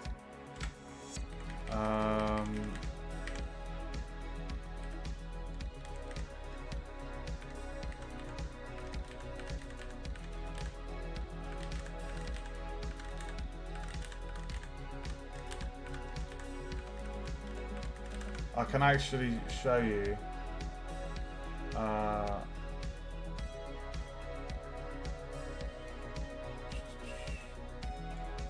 I can actually show this to you. Oh, Hold on. No, I can't. Oh yeah, I can. Hold on.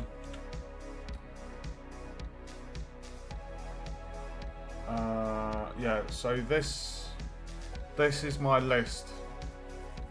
So these are the new I could add XP.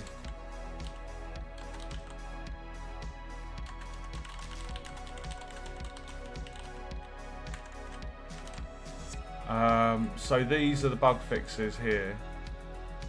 So as I fix these will be like, it's for the version notes. So when I upload a new version, I'll be able to say what's new and what's been fixed. So a lot of these are to do with the game version 1. Like these fixes I've just done with the loot drops, there's no point in mentioning, oh, bug fixed, because it's not even in version 1. So so yeah, there's a few things to do.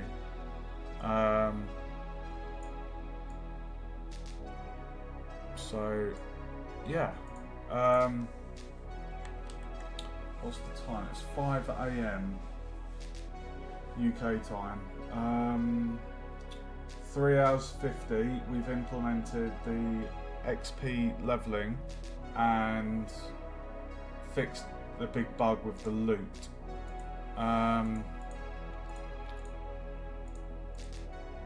Just trying to think, guys. XP. I guess we could tick off the XP bar because that's done. Leveling. XP bar and level. We've done that. XP bar, leveling, character stats.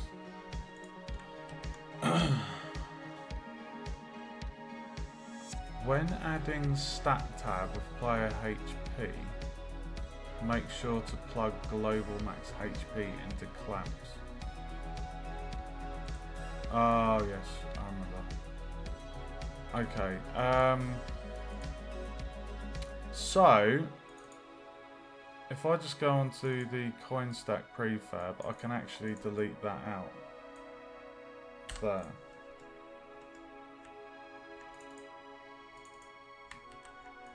So the solution then to those prefabs, guys, was to, and also we've made the objects better. If I just quickly show you, you see the mesh collider highlighted there. It's actually given us a much better collider, because when I had the box collider or the capsule collider, there was a lot of empty space like around the object, whereas this mesh collider it's just perfect. It's to the size and shape of the model. It's a much better collider to interact like it is with the environment. I'm really happy with those. And we ticked convex. So linear dampening to 2 and the collision detection to continuous dynamic was the best choice to solve the solution of the objects falling through the game world. Have I got any more energy in me to do the player tab? If I just show you guys, I don't know if I showed you already, this was basically the player tab. So at the moment on the UI we have the health bar, XP bar, minimap, 2 abilities and a quest journal. This I wanted to add as a way for the player, when they level up they will get stat points, and then they'll be able to distribute the points into those stats. So a fairly simple UI panel, to be honest. The alignment is a tricky one, and some of you will be familiar when I was doing the Ink narrative writing and how Ink and Unity work. It's kind of they communicate via C sharp. And at the moment, I don't, because I can't code in C sharp. It's a bit tricky for me to, because I had a big plan for the dialogue interactions. Certain choices would negatively impact your alignment, or positively, because there are a few dialogue choices where you could be a bit of a dick to the other NPCs and you'd piss them off, and then you get a bad evil alignment by a few points, and vice versa for end of the quest. Depending on what you did, it would either be good or bad. So it is still an intended feature. It's just I need to figure out how, I don't know, how I can get that to communicate. It's a tricky one. So could I get this done now? I do want to get that done because it was the title of the stream. Let me just check. XP bar, leveling, and character stats. We could do it, couldn't we, guys?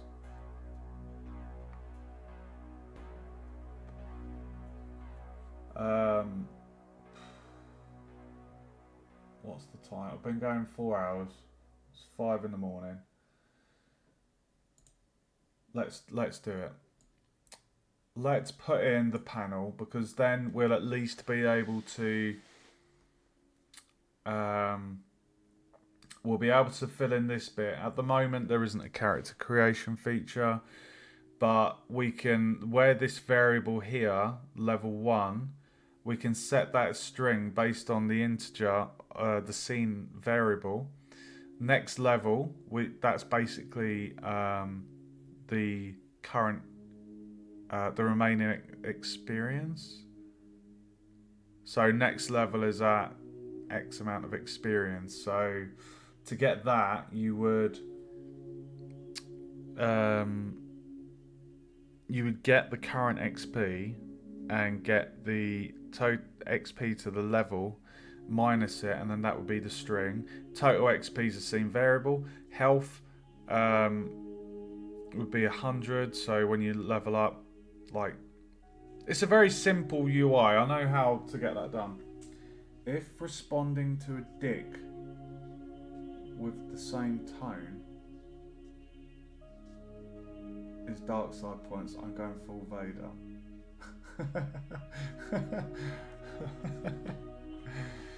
Okay, guys, I just need to put out my bin because the bin men are going to be coming in like an hour. So let me just do that. Give me literally 3-4 minutes, and then we will add in the skill panel and get that done.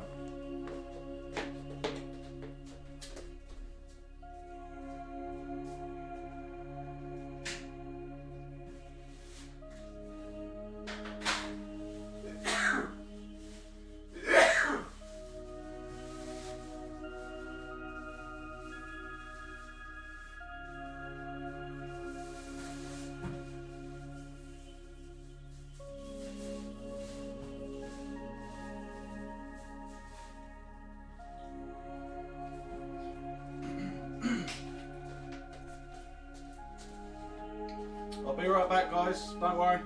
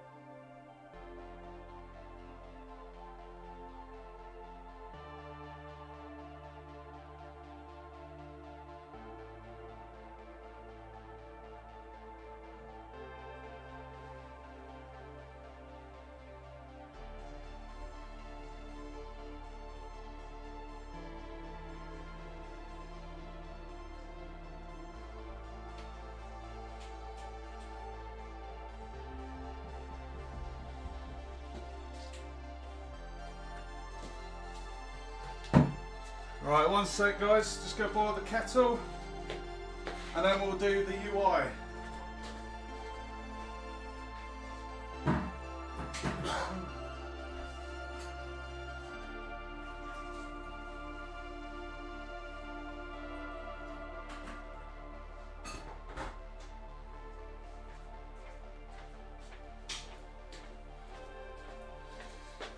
I'll tell you what, my pedigree chums, it is Arctic out there.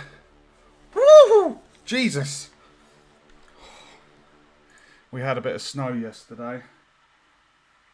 And when I say snow, it's more like a dusting of icing sugar on a cake. It's that thin.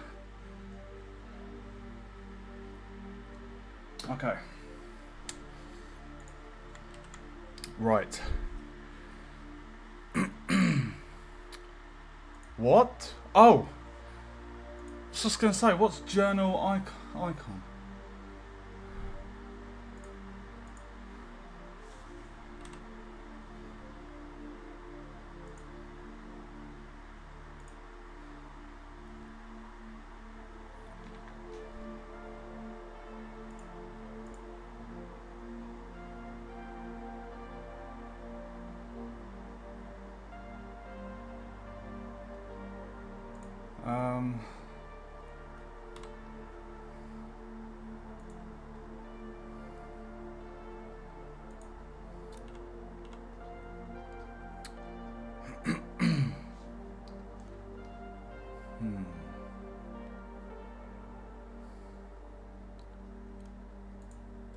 Okay.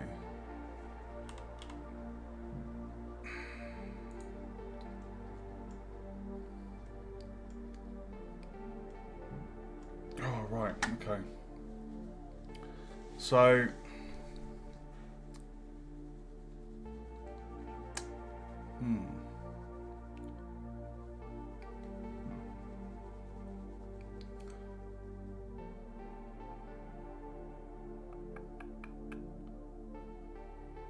I'm thinking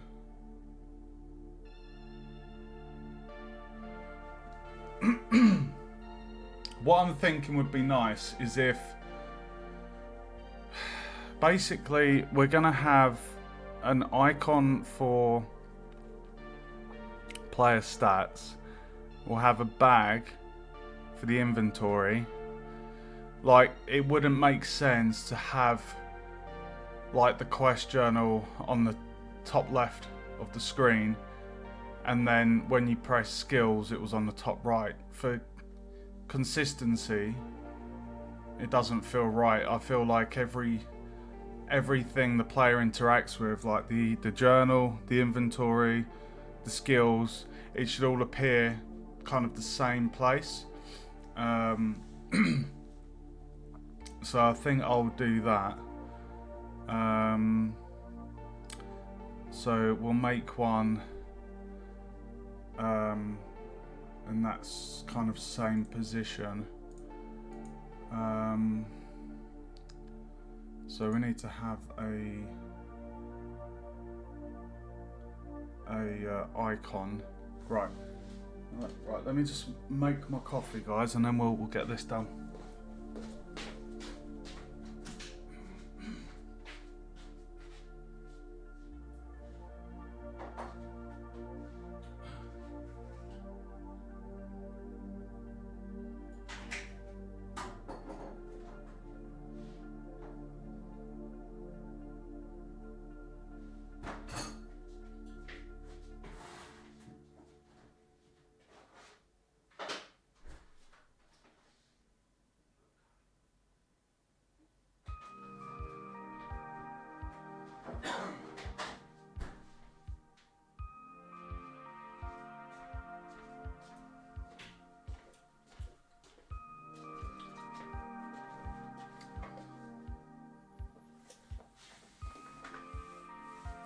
Right, I don't know how much everyone likes UI. It's not for everyone. I don't mind it. Okay. Bottom right, okay.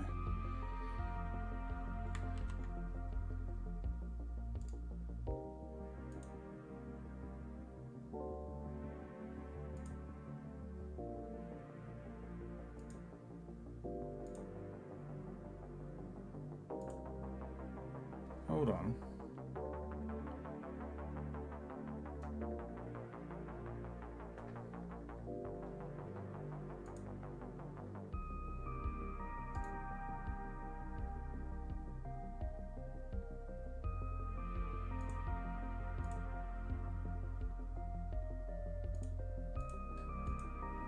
If I delete that.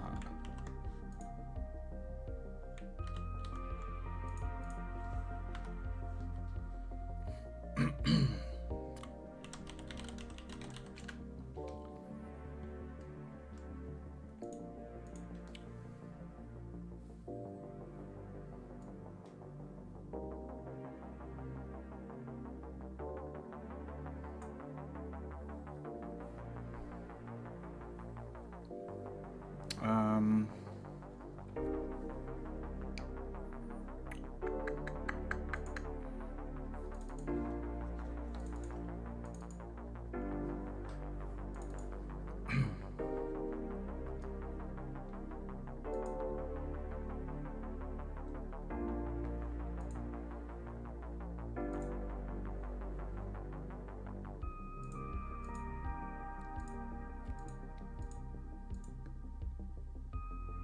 I think, was it that one I was going for?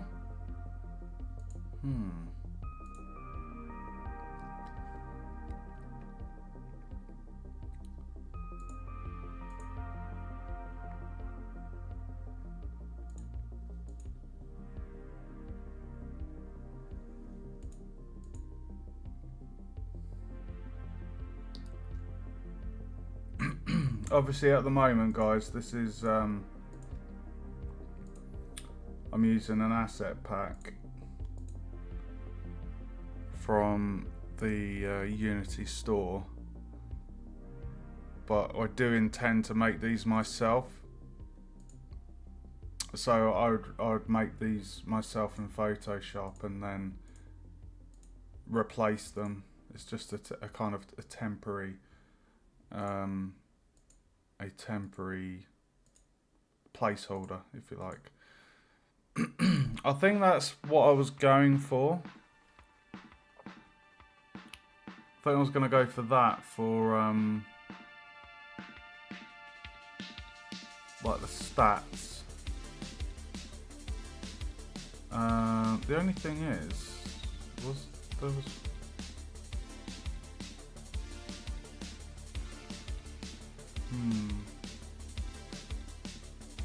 I don't really have a bag icon, which is a bit of a pain.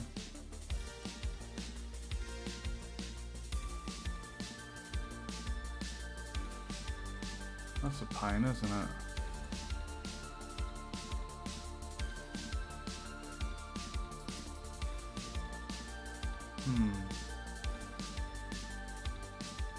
Okay. Alright, so it looks like I've got one with a shadow, so that would be that one. So I've got my stats icon.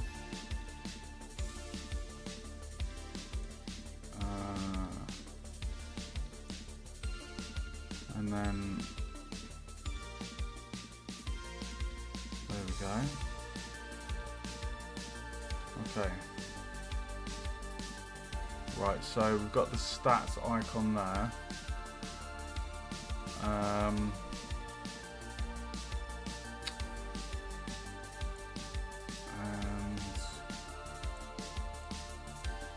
if we go on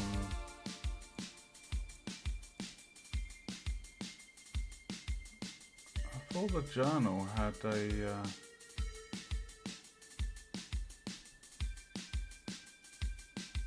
did the journal not have a quest thing?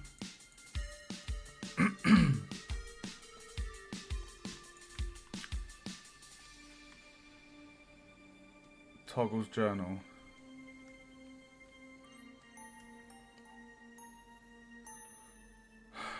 Okay.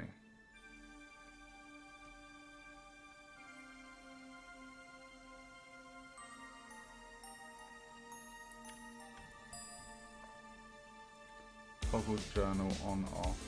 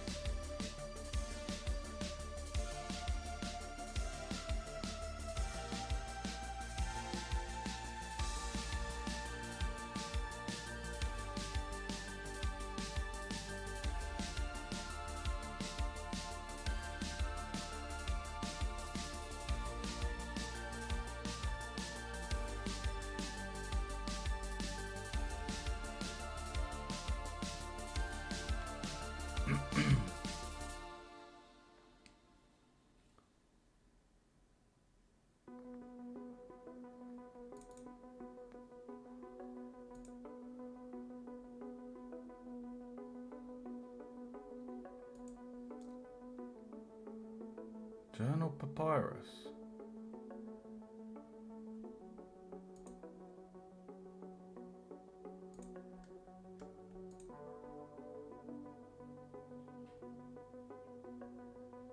Journal papyrus. What?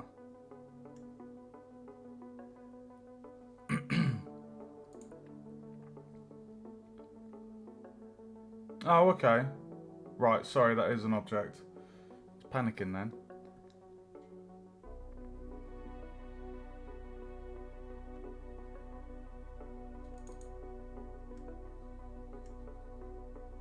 So if the journal is open and you press J, it's hidden.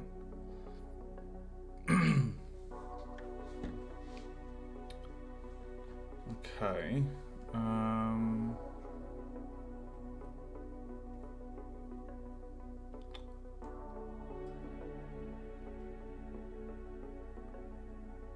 Right, so what I can do is I can add in all of the stuff that's on here.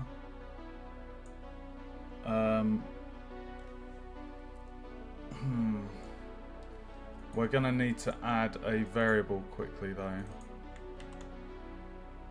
A scene variable.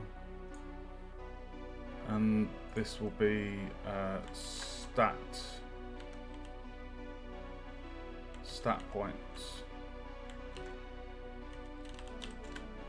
Stat points will be an integer. Scene variable. So stat points will be 0. So when a character levels, they will get +1 to their stat points. So where we level up,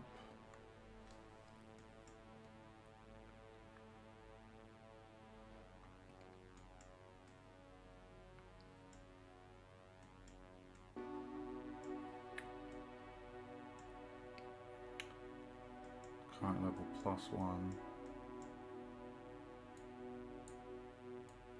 I guess we could do it at the end.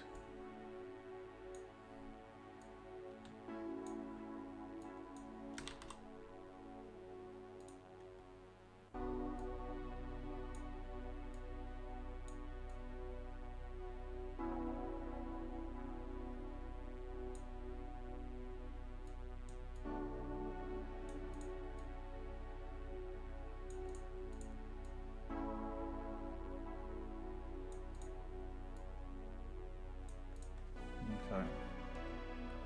So when a player levels up, we're gonna add 1 to the stat points. Why is that? Stat points is an integer.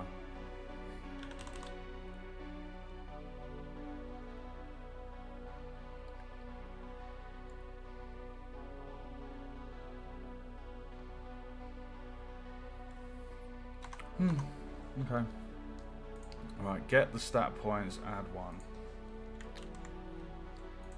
Right, we've got stat points added as a scene variable. If we go back to here, let's just see how that icon looks.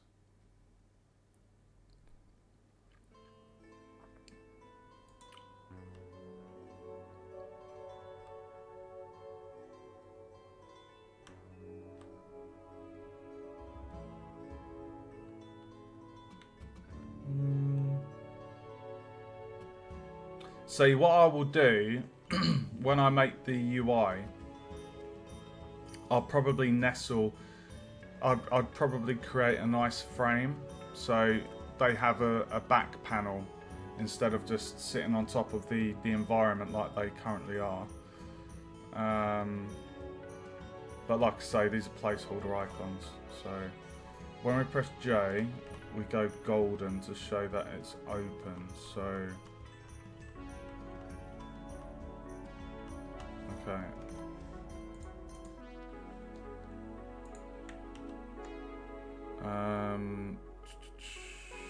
So we've got the journal icon, we've got the stats icon, and in the player graph this shows and hides game object, which is the papyrus.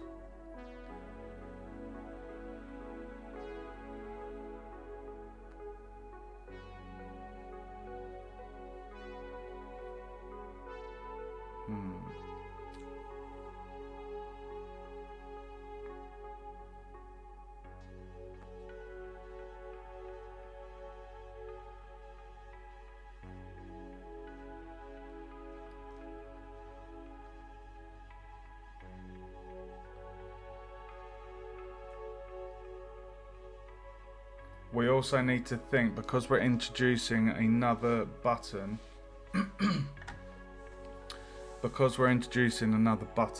that will essentially it will if we've got the quest journal open and we were to press, I don't know, K to bring up the skills or stats, we would need to make sure that the journal's closed as well. So I guess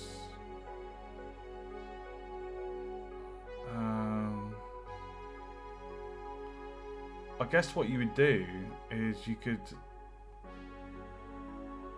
I think it would let you connect to this. I'm not sure. Like you could do the code on this script graph, and then where you're opening the thing at the end, you could tail it off into here. So it should hopefully like turn off the journal if it's open. I'm not sure if that would work. Now, do I want to copy this? Because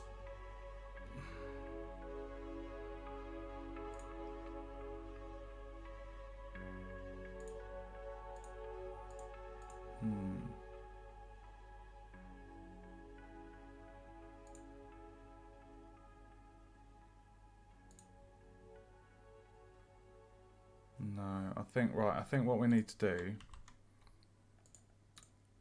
if we just turn on the journal for the moment, so it's prefab frame 5.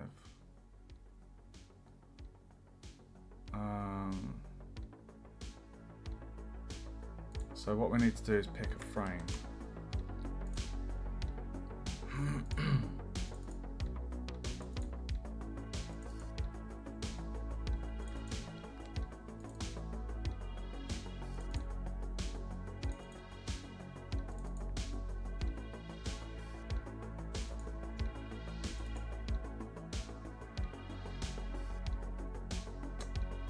I have a feeling I've got that one in use for the pause menu.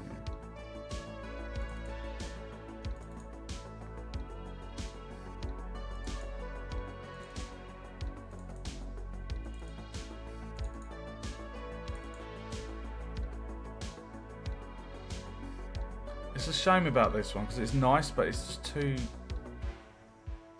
I think that's personally too over detailed for what it needs to be. I mean, this is placeholder, guys. It's going to be replaced. I think for the time being, we can use this, and then we can just swap out the images and stuff. So. Frame 8, if I went on to the pause menu, yeah, frame 8. But for the stats, I think that's quite a nice panel.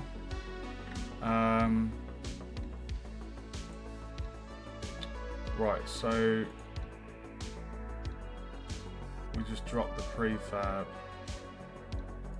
onto there, so frame 8, so this is going to go on the canvas HUD, and we'll call this stats. We'll just call it stats, and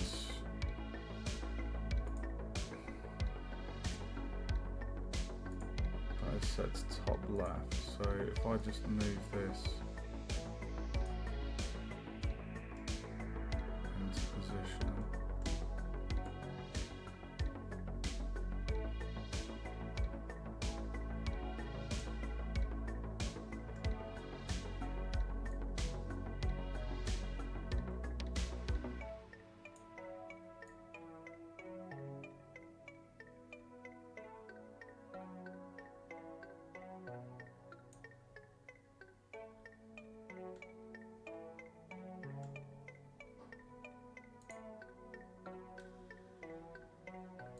Top left.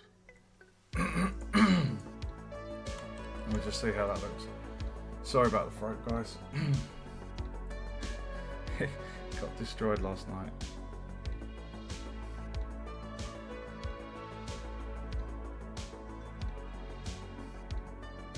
Okay.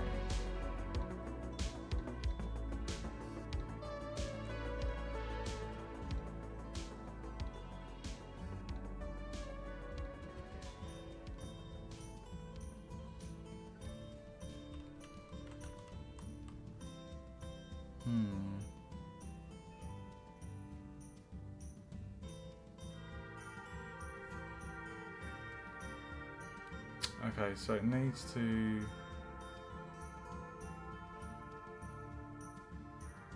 I think that's definitely a little bit small for what we need. So, I love this song. What I'm going to do is I'm going to scale it on the X. If I scale it to 1.2 and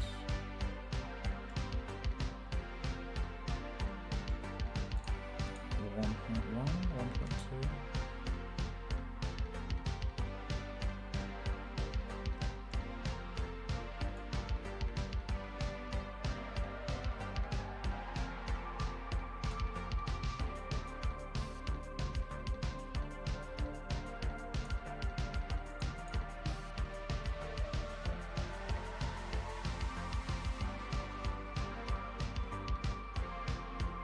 That feels good.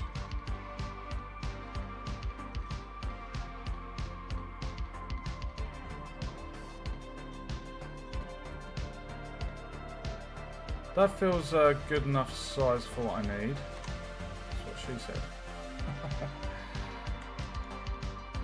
Okay, so we have that.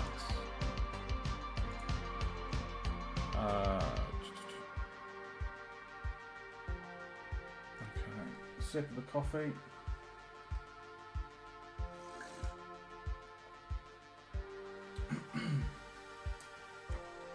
Puff of the vape.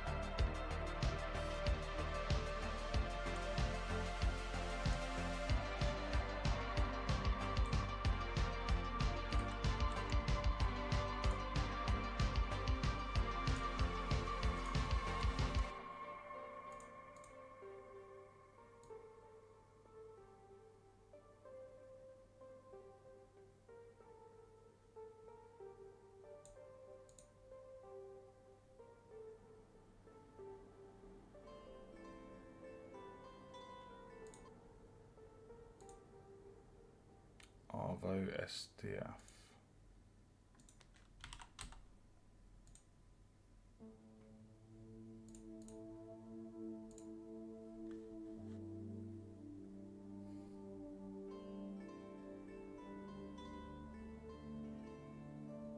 Oh, that's actually a good placement. It's not too close to the top.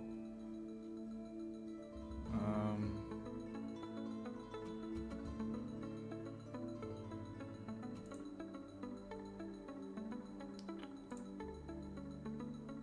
$20.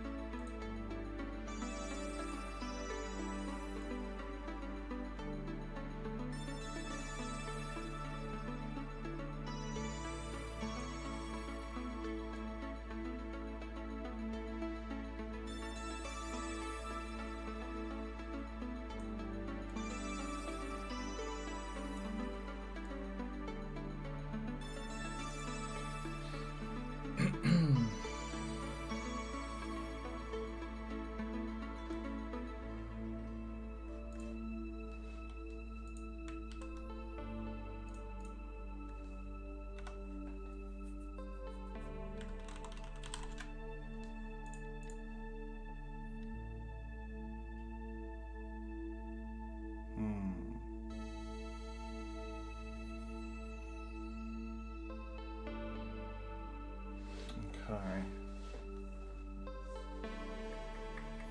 Set the text. Okay, got ya.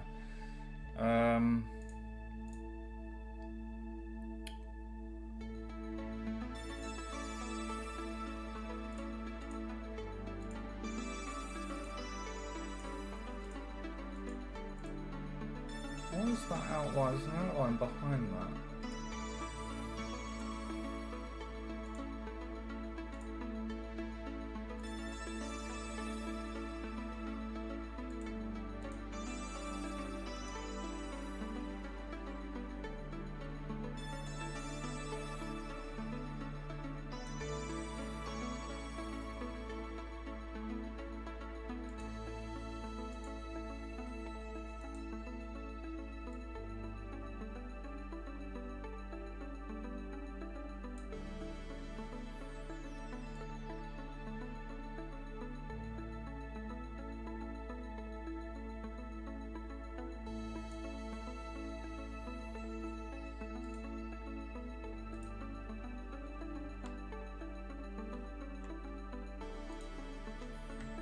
Sorry guys, UI is always a bit fine-tuny.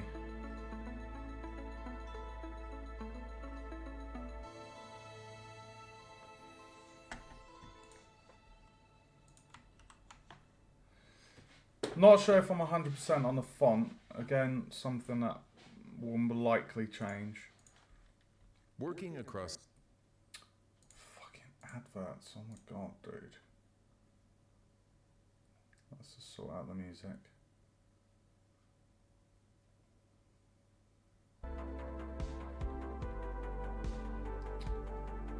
Okay.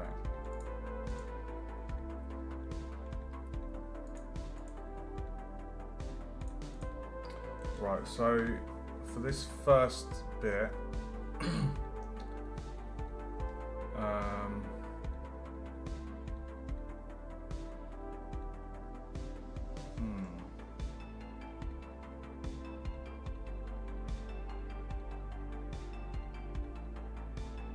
we're gonna have the name.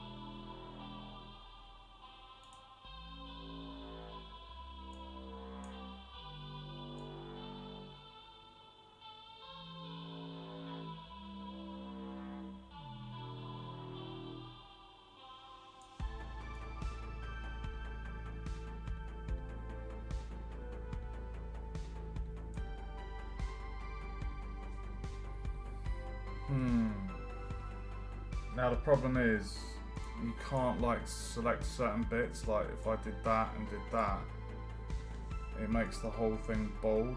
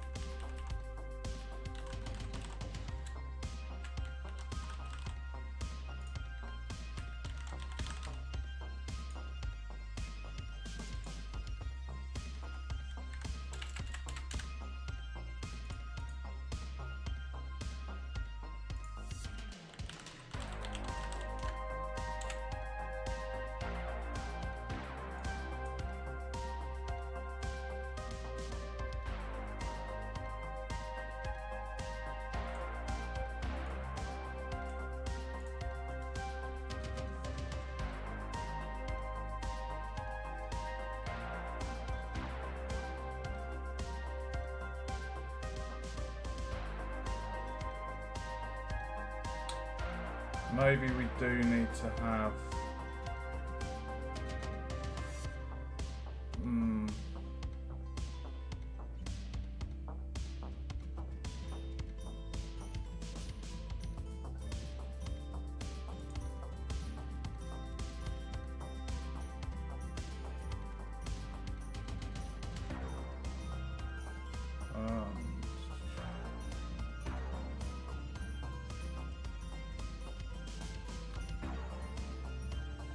not really going to be space for level, is there? There's not going to be space for level on there, guys.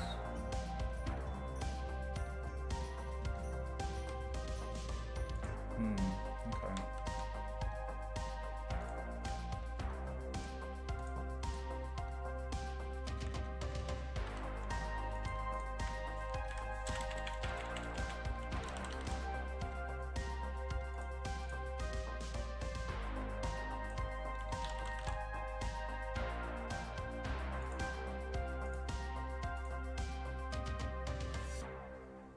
So that text is going to be set based on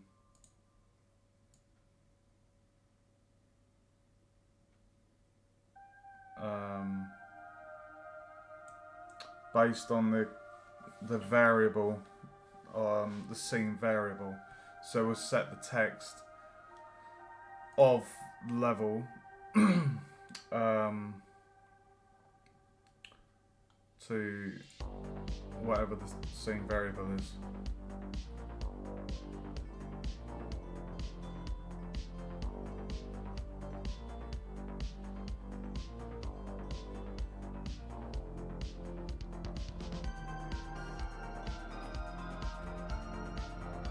And like I say, this is kind of like placeholder. Obviously, I'm using prefabs from an asset pack, and as you can see, like there's a lot of just with that frame around the edges. There's like, well, you can see through it. It's not what I would choose. So it's definitely a Photoshop job that I can do. Just for the purpose of getting some UI up and running and functional, this will do until I'm at a stage where I want to create the artwork myself. So it's all gravy, baby. So that stuff stays as it is. Then we're gonna have the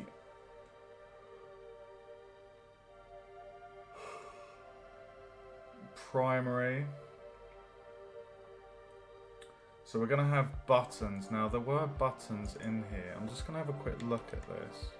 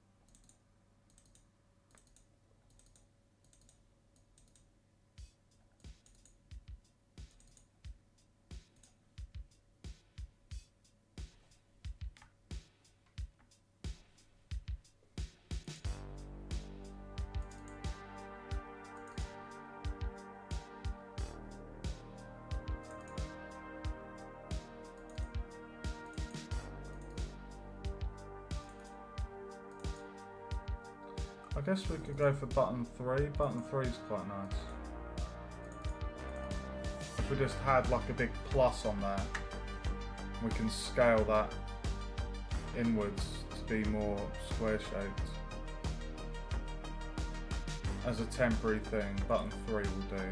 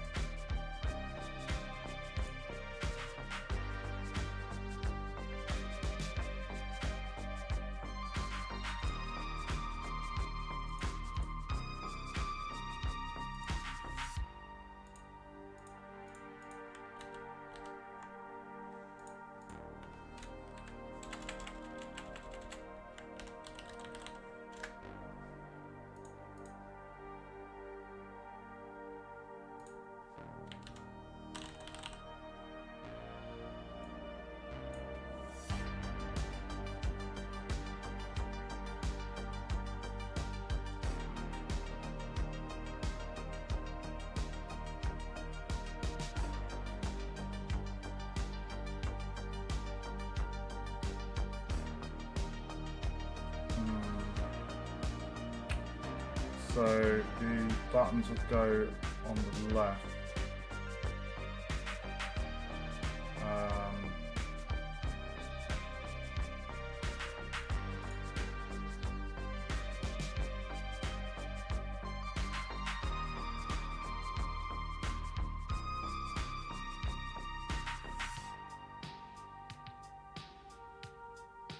Okay.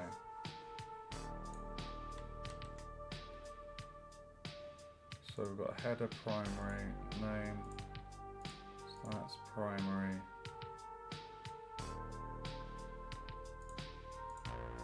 Okay, so what we're going to need to do here is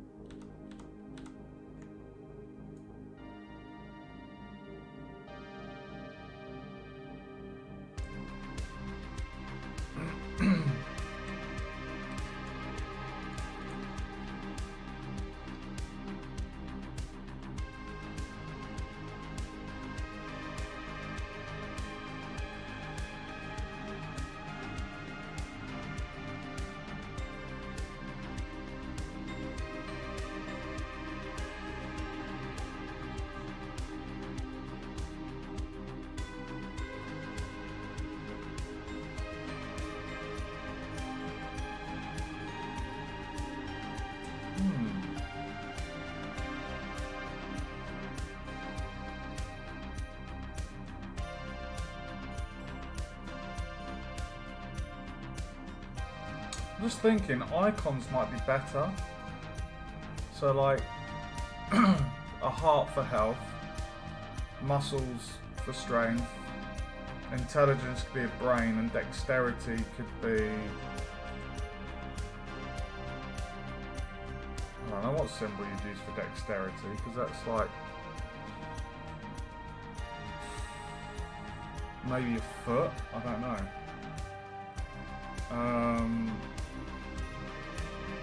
Perception could be an eye, and charisma could be like a smiling face or something.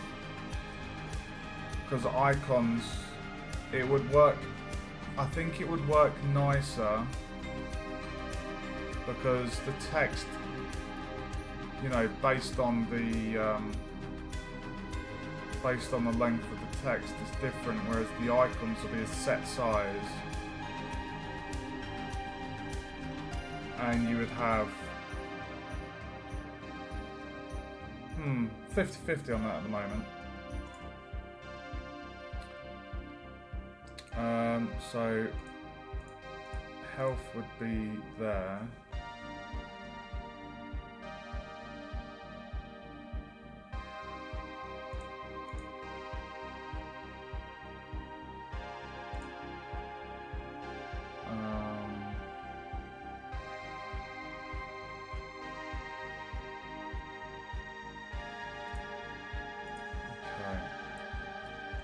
I'm quite looking forward to this one because we're going to have quite a few different variables in here where we set the text based on scene variables. Now with this one we need to add the button. Whoa! I need to add the button.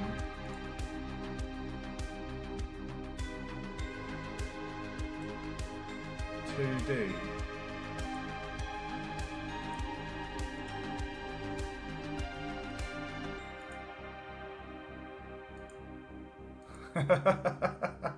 Am I giving you inertia? Is it called inertia? I'm working back to front. Sorry, dude.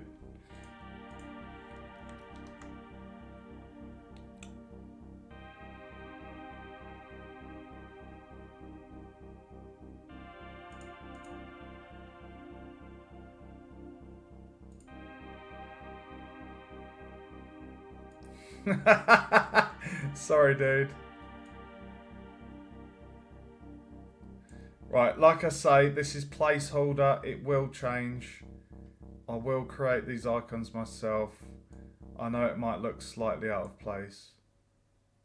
But don't worry. In the UK. In the UK. In the UK. What is up with the bloody adverts? YouTube? Come on. Click, click, click, click, click. In the UK. Good morning. Jesus Good morning. Christ. Good I'm sorry, guys. Oh my god. Sorry about the adverts. It drives me nuts. Okay, so what we're going to do, we're going to turn off that. We're going to scale it. So hopefully...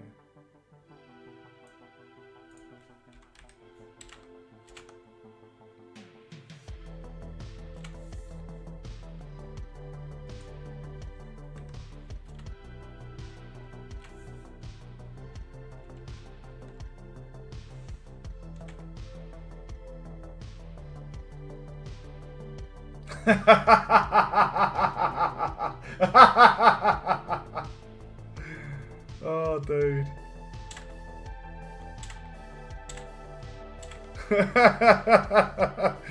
You're a goddamn comedian, mate. I'll tell you. Oh, Jesus.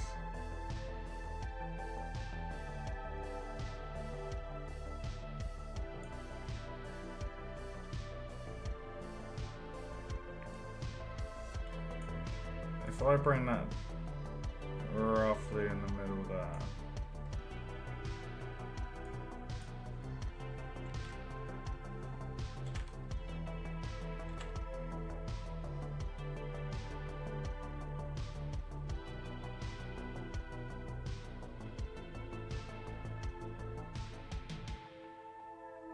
No, that's not needed. I mean, I'm going to be doing it in Photoshop. So...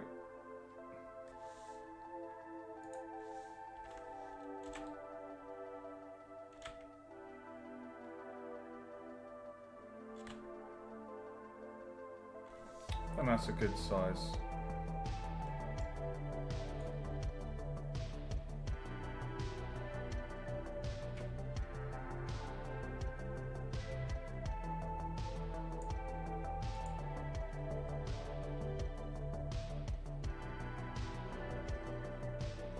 Holy shit.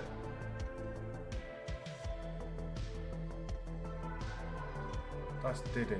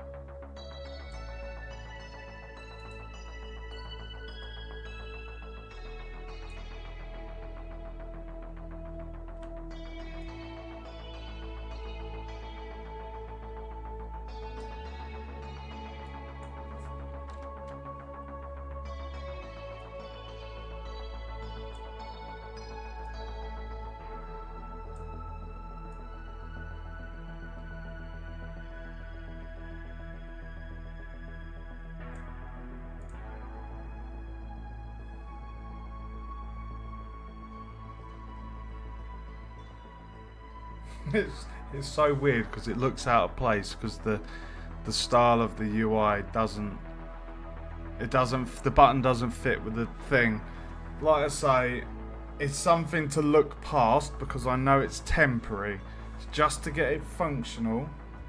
It's just, I'm a bloody perfectionist and this stuff bugs me, but I'll come up with a nice design in Photoshop, and what we'll probably do is we'll possibly do that on we could do a stream where I'm in Photoshop actually creating the UI, because I did that for a couple of my other streams, the games I made. So, but I mean, it does the job. That's a clear button to push. Obviously we will not be able to click it at the moment because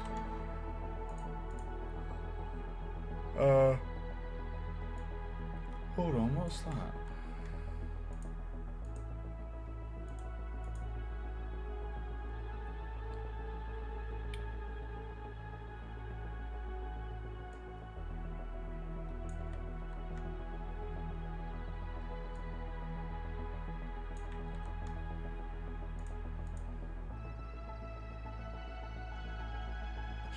It will do. Right, so we've got the health in there.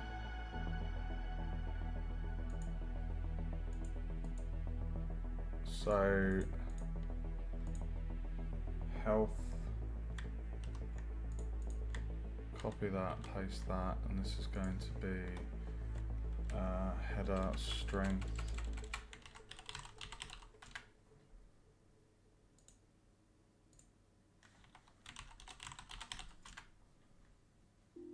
And that's empty.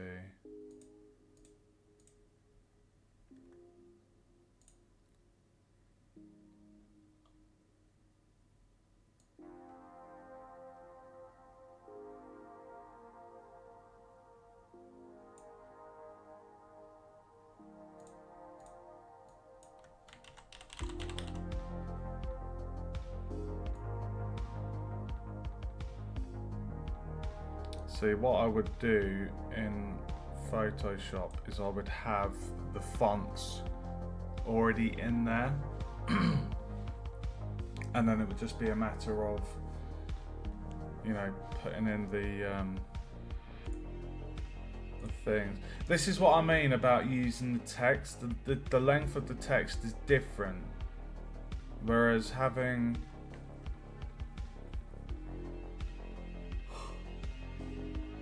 I don't know, using icons.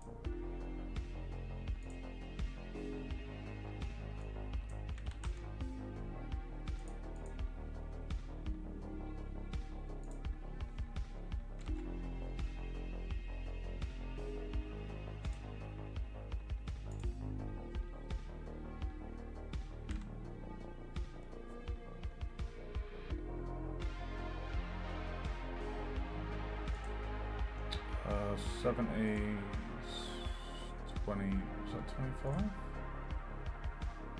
25, so 25 off that makes that 20.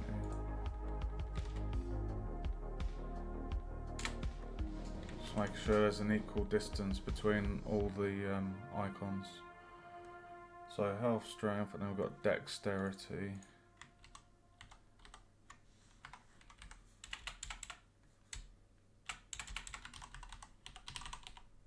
Dexterity.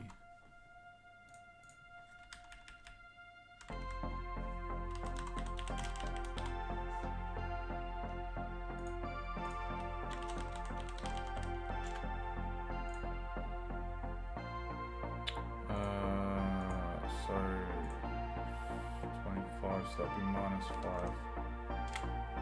I think it was 25 difference between, yep. Ooh.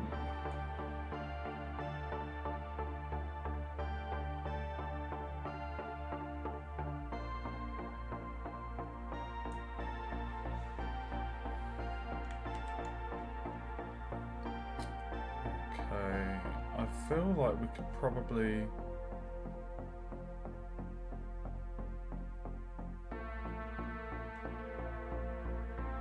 actually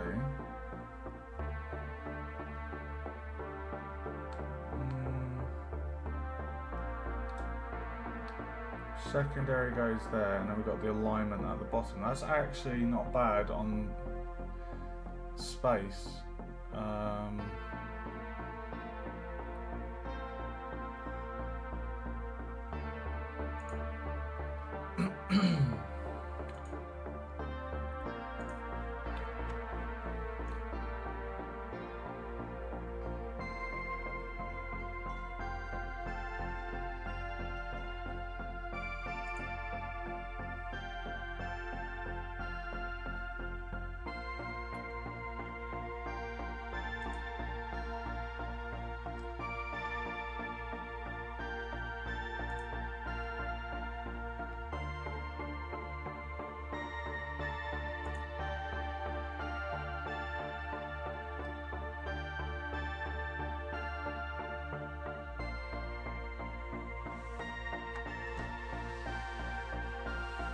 Dexterity will be for bows and crossbows. So essentially, strength will handle the damage you deal with melee weapons. Intelligence will be magic weapons, and dexterity will be for bows and crossbows. It's not going to be like Dark Souls where dexterity can work interchangeably with the strength. I'm just keeping it simple. There's no need to overcomplicate it.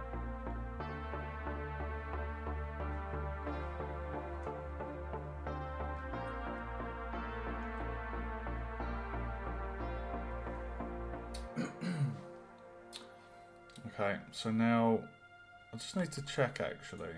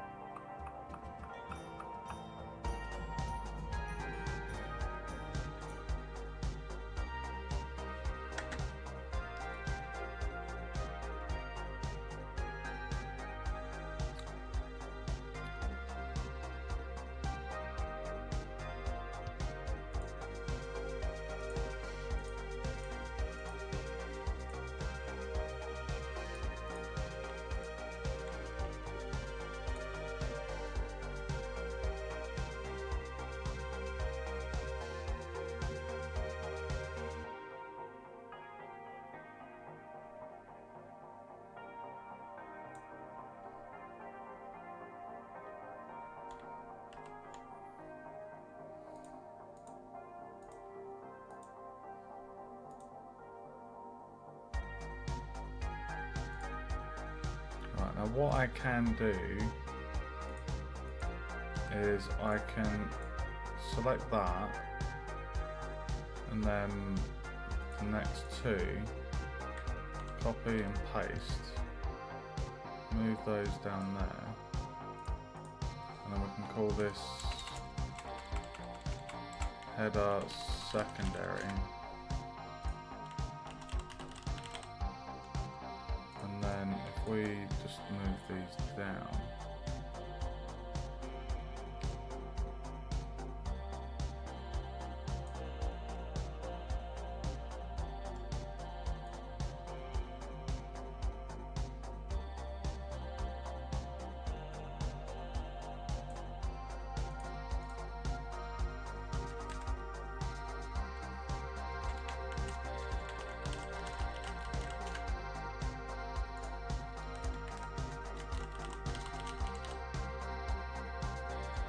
oh, you mother.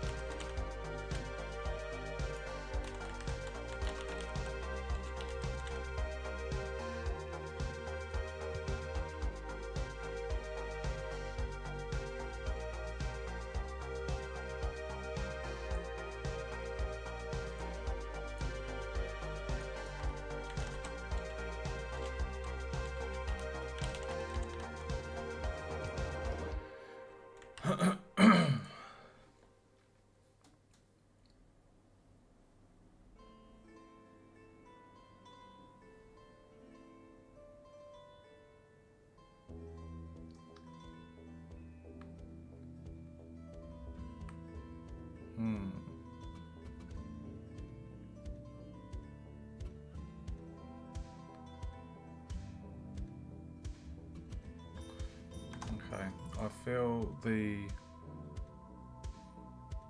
name and level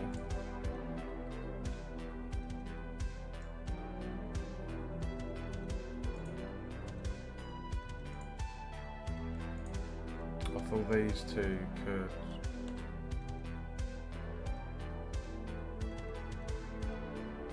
maybe go across here.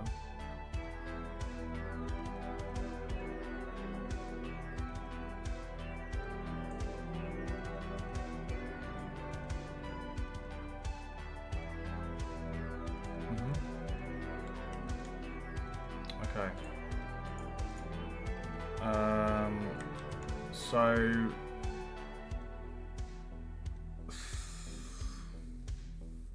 the alignment thing's going to be tricky because essentially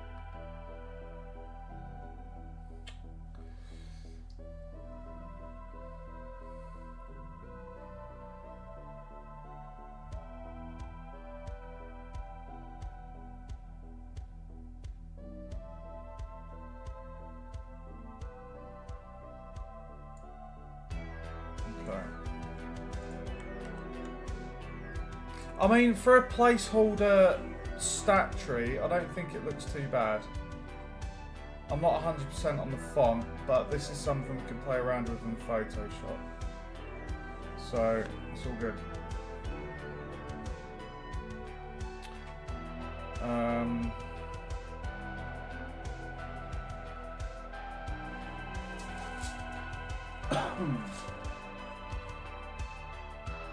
Right, so do I want to have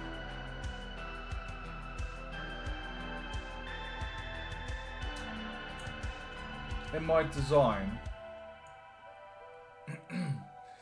I had stat points at the bottom. I'm thinking I might move that above because stat points are irrelevant for the alignment. So,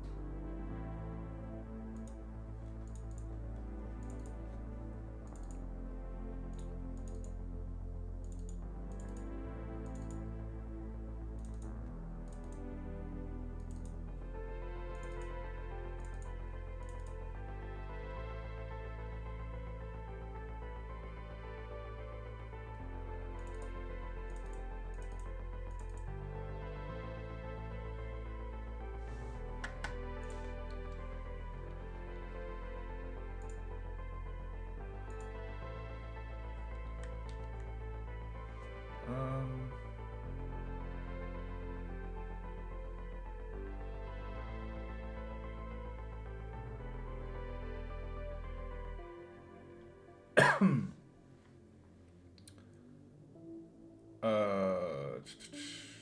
I going to do this bit?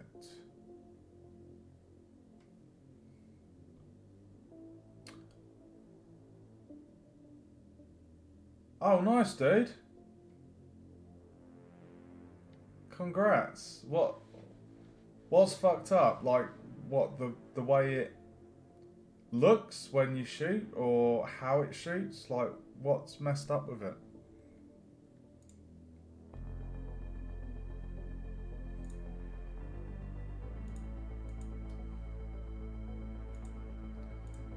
Right, if I copy the charisma,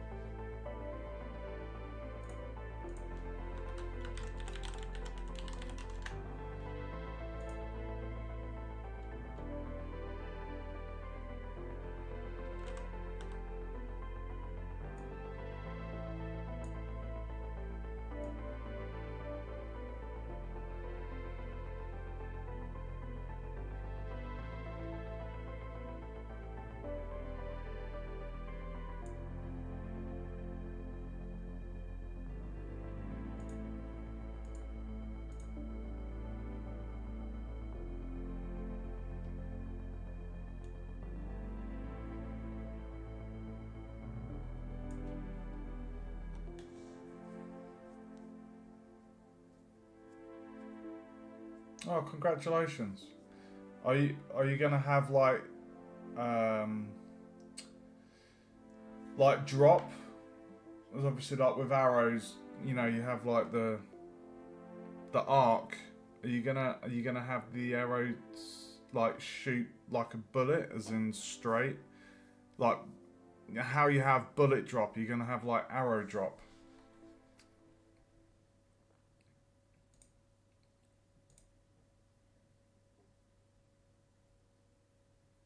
Nice, dude.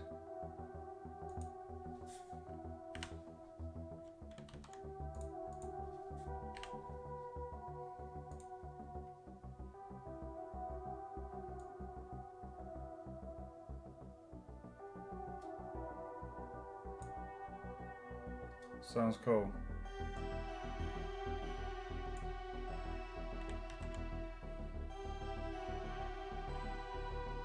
Okay, this bit is going to be tricky. So, stat points available.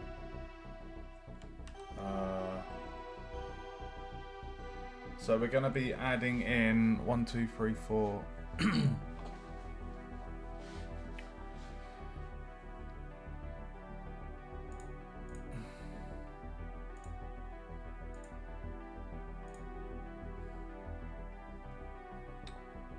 don't feel like they should be bold.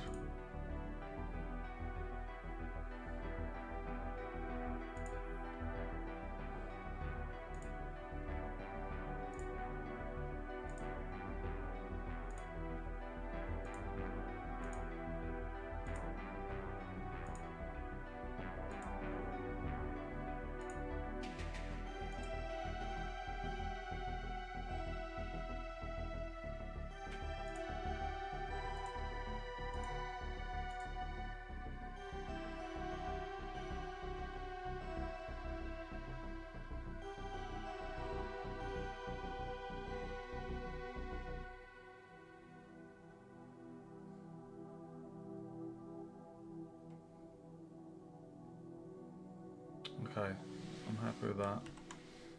Right, so we're gonna copy that header, move that just under there, and this is going to be header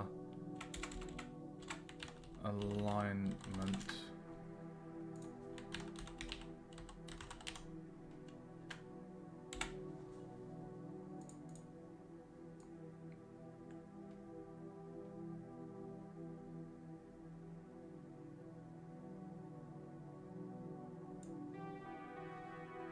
Okay, so this one is a slider. Now I'm wondering if there's...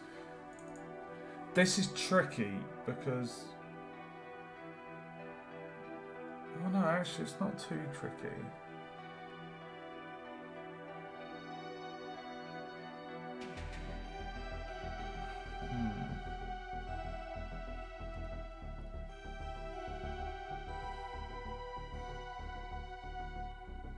It's basically just a still image with a gradient.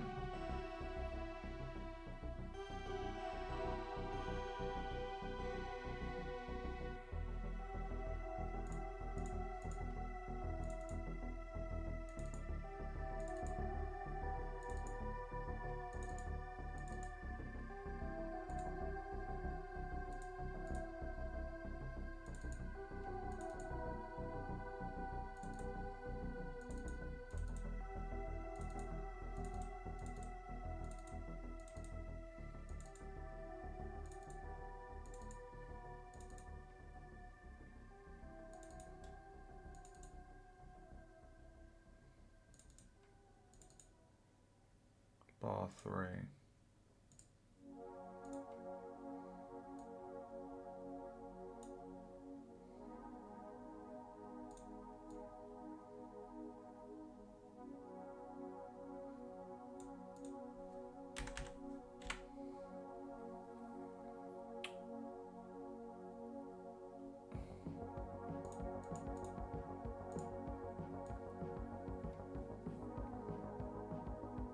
So what you work, Urbo?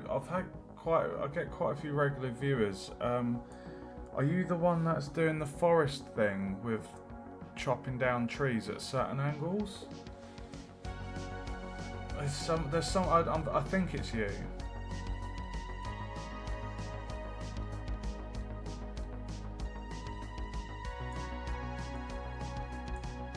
Ah, I thought so, dude. How's that going? Have you had any progress with that?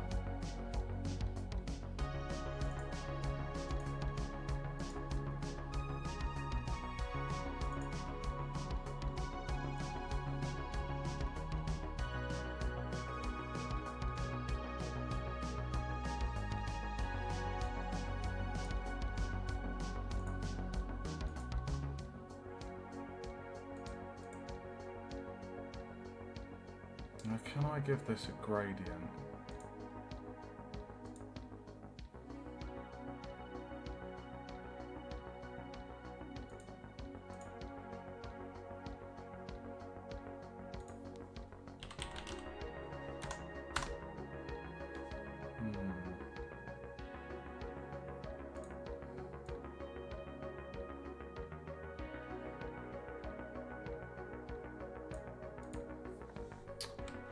I want to give this like a gradient. I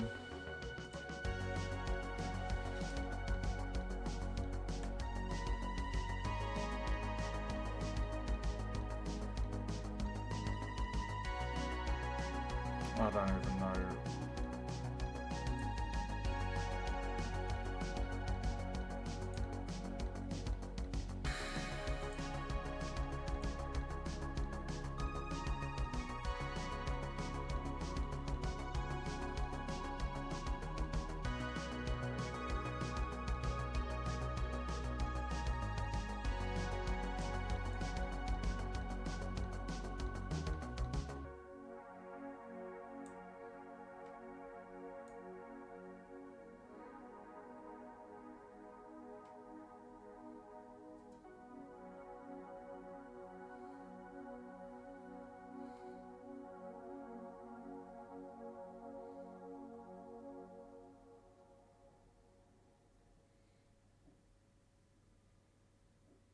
See, what I'll do with this bar is I'll in Photoshop make it look quite cool.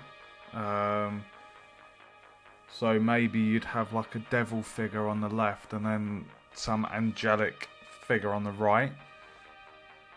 So you know how you have gargoyle heads that are kind of found on churches and cathedrals and things like that? I'd have something similar at either end.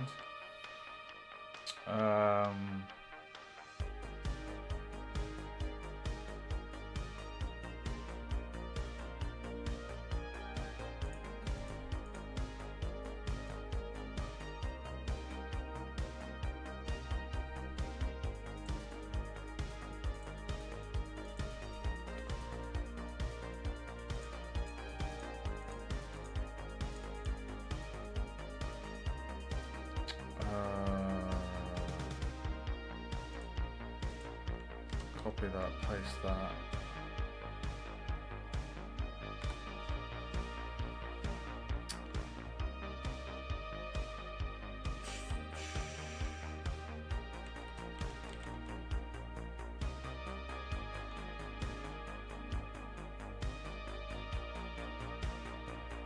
Just gonna call that status.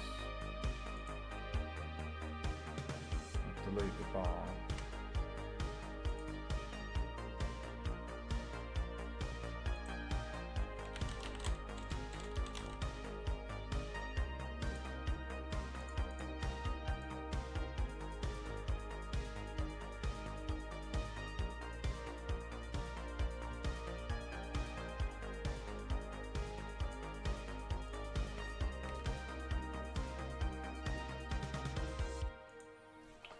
Oh, let me read your messages.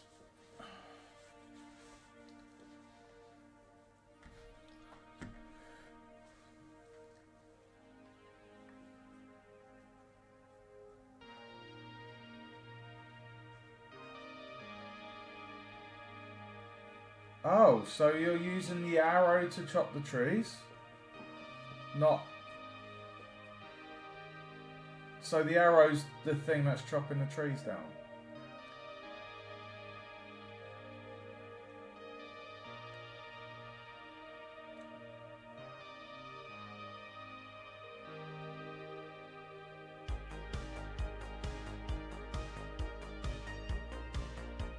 Growing sphere that booleans as it expands.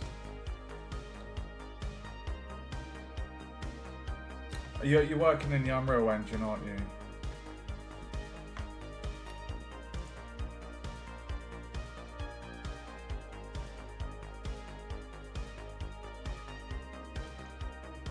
Nice, dude. I believe I'll be back in the Unreal Engine when I'm back at uni. I'm back on the 19th.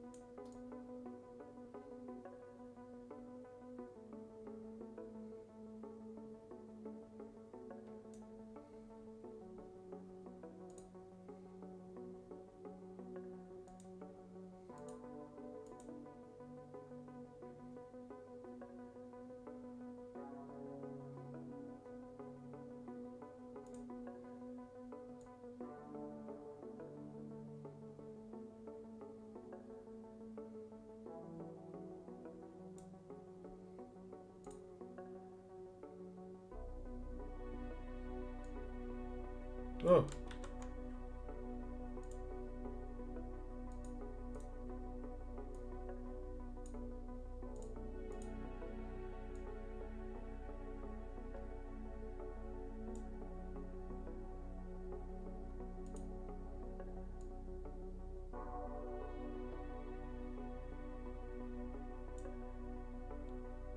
Let's have a look at the UI, see how this looks. No, I'll probably get that at the end of January, dude. That, I think, doesn't look too bad for a placeholder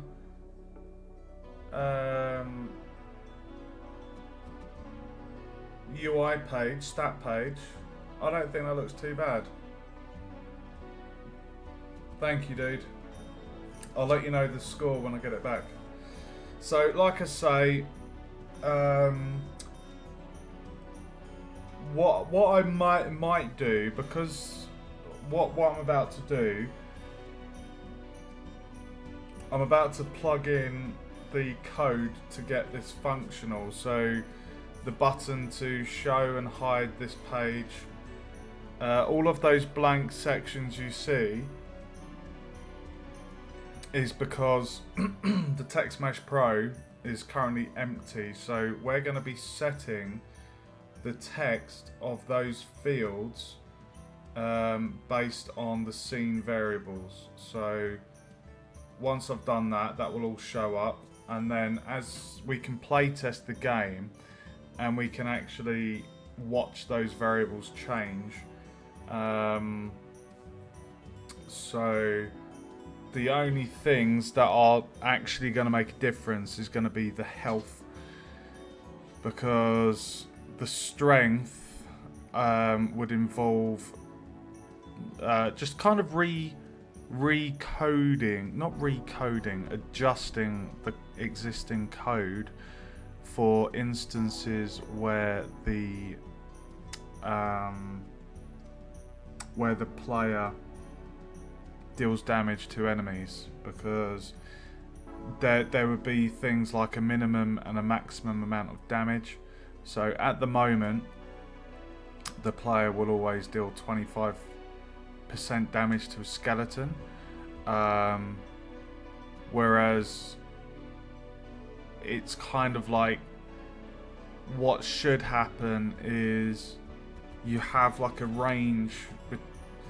You have like the base damage of your weapon, which will be between the minimum and the maximum, and then your strength stat will contribute on top of that damage. So it might increase the amount of damage by 5% per level, for example, something like that. So there's a bit of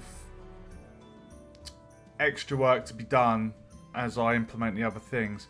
Obviously, intelligence and dexterity are redundant at this stage. Same for perception and charisma, because I've not programmed in the magic combat or ranged combat. Perception will be to do with like stealing things from NPCs, and charisma will essentially affect prices from merchants and dialogue options as well. So there's a fair bit to be done there, but it's at least in there, ready for when it needs to be amended. Right, so I mean, if we have that side by side, just so you can see, I mean, that's not a bad recreation of that, is it? I think that looks pretty decent as a placeholder thing. Obviously, this this slider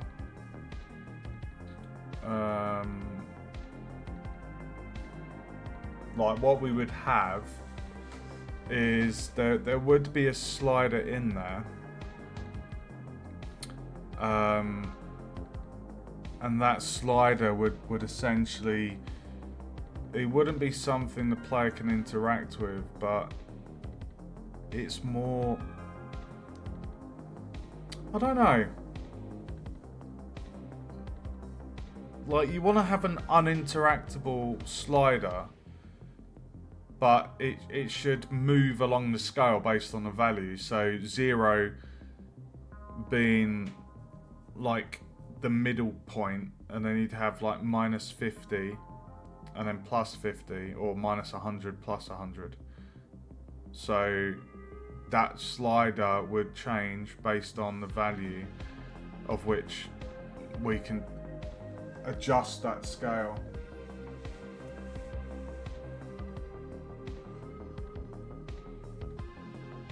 Yes, yeah, exactly, A1. Yeah. No, I'll look forward to doing that part of the combat, because obviously, you know, I've played a hell of a lot of RPGs, and it's like Titan Quest, for example. It's one of my favourite ARPGs. Like, I think Diablo 2 is my all-time favourite ARPG. But Titan Quest is a very, and Grim Dawn as well is another amazing one. But the way they work, you know, when you're attacking enemies, you even have stuff like critical hits as well. So there's a lot that will go into it, and then thinking of even extra stuff, you have poison damage, lightning, cold, fire. Like, there's so many additional things that can contribute to the damage. So I'm not gonna jump full on into it, because I don't want to overcomplicate the system. I want to keep it fairly simple and functional at this stage, but with things like elemental damage and things like that would be a thing at a much later date. Because, you know, you've got stuff like all the different types, like blunt, stab, slash. You've got all different kinds of weapon types. The damage type they inflict, and then you have defenses, weaknesses, vulnerabilities. Like, there's so much to combat. But I think just keeping it fairly simple at this stage is a good idea. Okay, so we have a very nice stat page. So what I'm going to do now is we're going to go into so stats should be toggled off.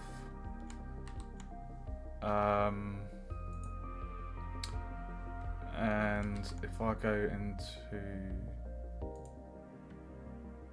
player armature, what button? K is normally for skills. I think I'm going to use tab, because tab doesn't do anything at the moment. Oh, fudge cake.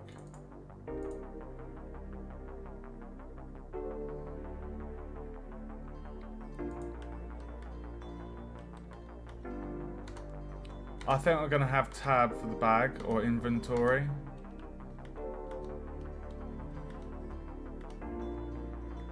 I mean, we could have B for bag, I guess. I'm thinking K. I would like to have a skill tree as well, because obviously at the moment we have the cleave and the heal ability. So I think N for skills, or N for abilities, like an ability tree, and then K for your stats.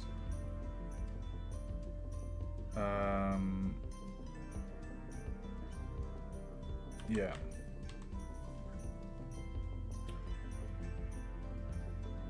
Yeah, exactly. Tab, I think in Valheim, tab is for the inventory.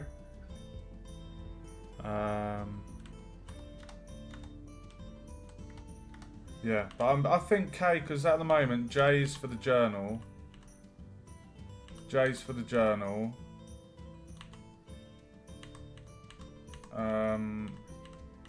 K. I think K for the skills, because K, well, it's in skills, isn't it? Yeah, I'm gonna go K. We can always change if it doesn't feel right. Yeah, well, I mean, inventory can be tab, B, or I. Like, it varies between games. Tab, B, or I. Right, so this is going to handle the visibility. So I'm going to move this one down.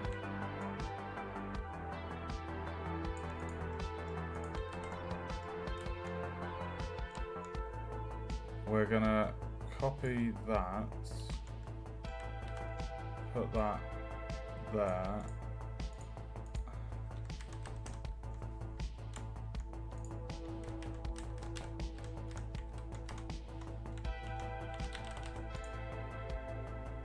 Okay, so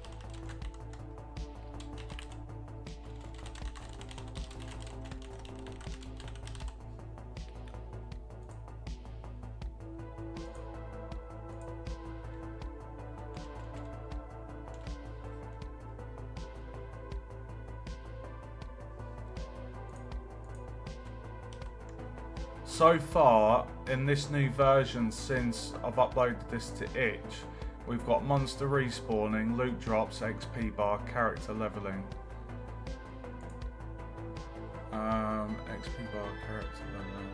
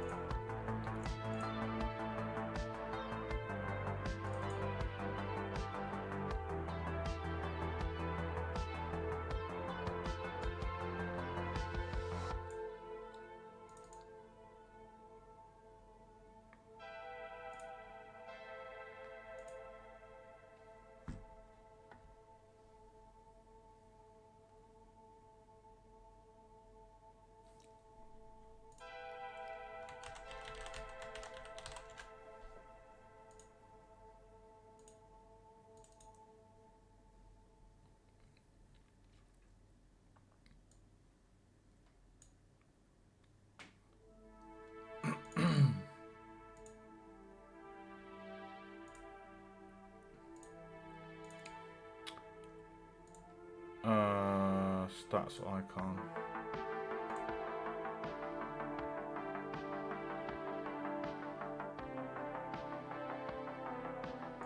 I need to somehow copy that.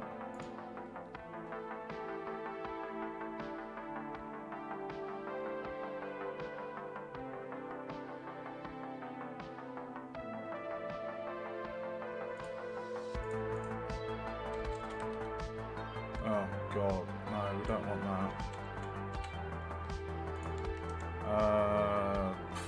God's sake.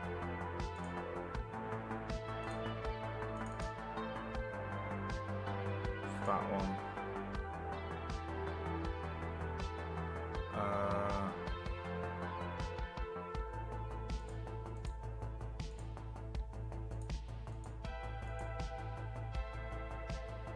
$121.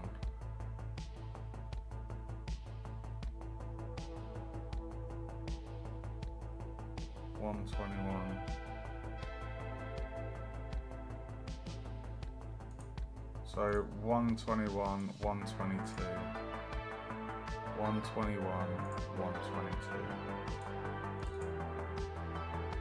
121.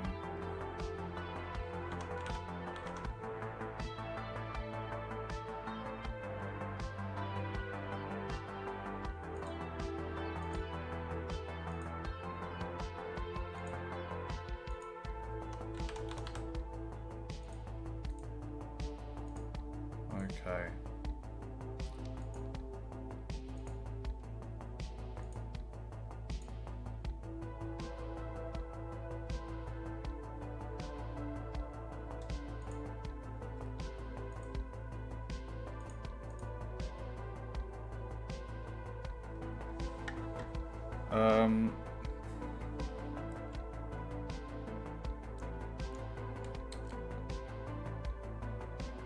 Let's see if this works then.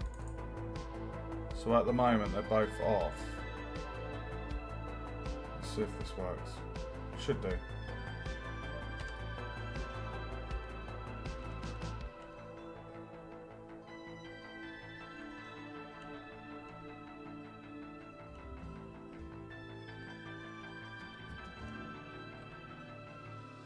Oh, bollocks! I forgot to put something on there. Next level. Total XP. What a numpty.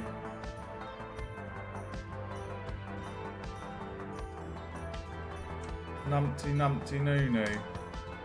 Not a problem. Now what I wanted to do was I'm hoping this will work. So if we press K, so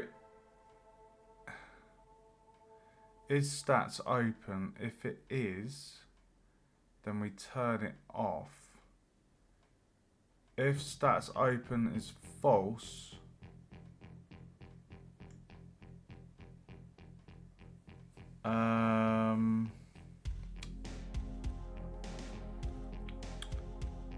if stats open, when we press K, if the stats isn't open, we open it. So, and off of that, what we would need to do is close the journal. So what we should be able to do, because the top row turns it inactive. So if I take that and plug that into here, and that's going to be the same for this one. So the end of this one will go into the beginning of that one. Yeah?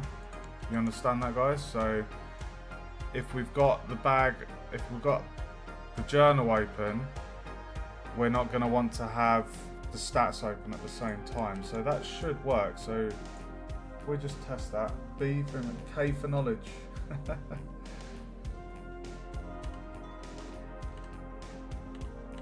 Oh, perfect. Look at that.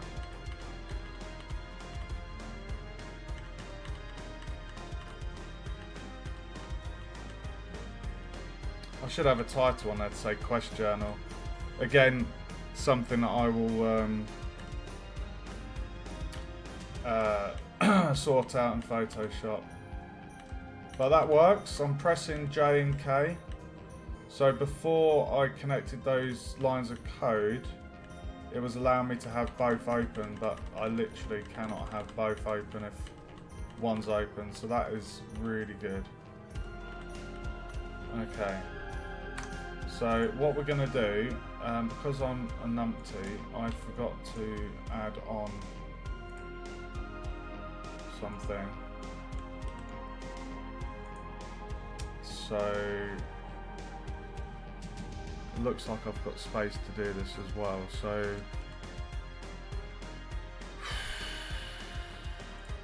let's get this. The alignment will go down to there.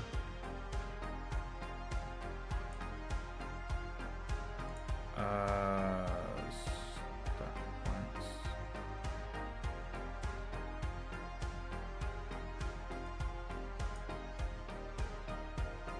So we can bring stat points down.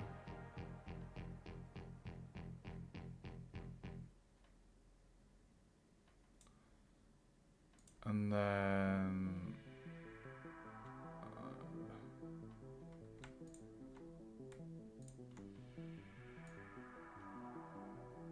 bring those down there.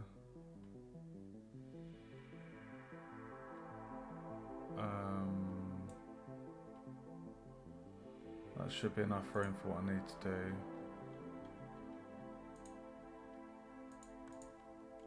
Okay, so I'm going to copy that, and this is going to be header next level.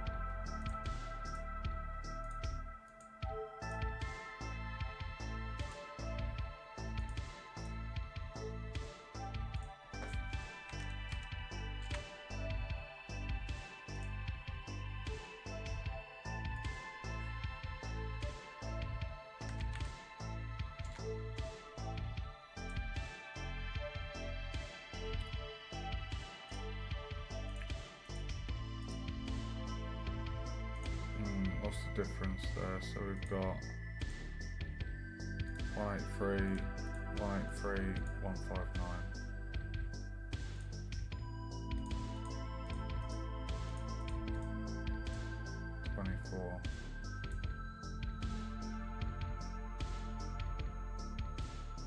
If I did that to 8, that's 25, so 158 minus 25 is 133.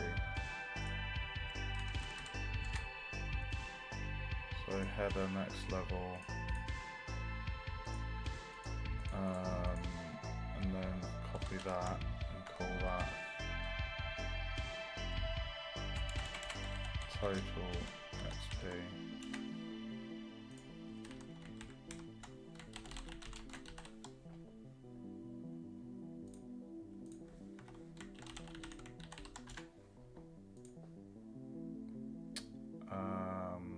Minus 25, that makes that 108.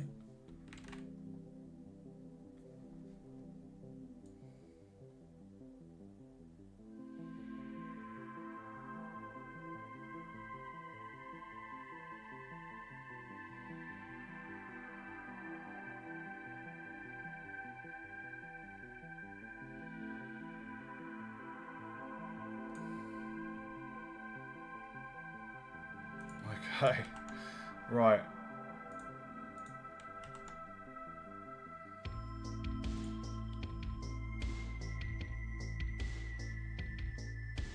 Next level, so level, next level.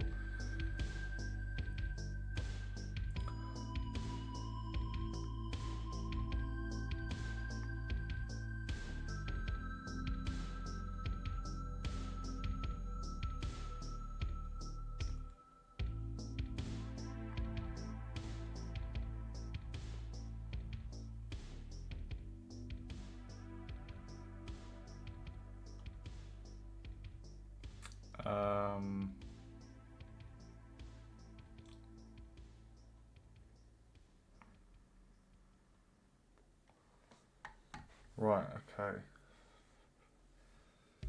Right, so what we need to do now is create a load of variables. Quite a lot. Because we've got 1, 2, 3, 4, 5, 6, 7, 8, 9, 10, 11. Because the alignment, that status will change based on how evil you are. So I'd come up with different names for different brackets of evil or good. So if you're between, I don't know, 50, from 0 to 15, 0 to positive 15, you'd be neutral. Or no, you'd be like, I don't know, I'll come up with certain names, strings for the different progression along the alignment bar.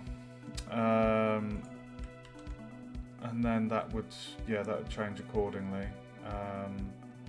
But for the time being, because that's not been implemented just yet, we'll just leave it with satanic.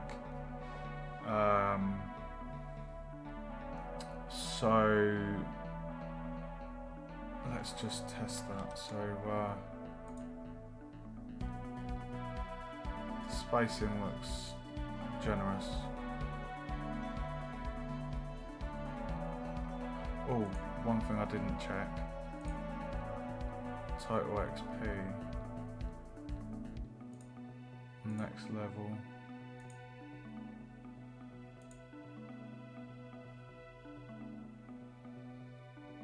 Those bars are, they're both going to have to be kind of to about there.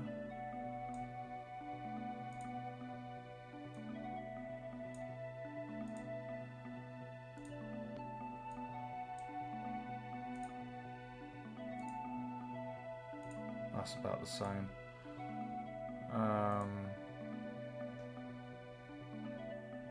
What I'll do is I'll align that to the left.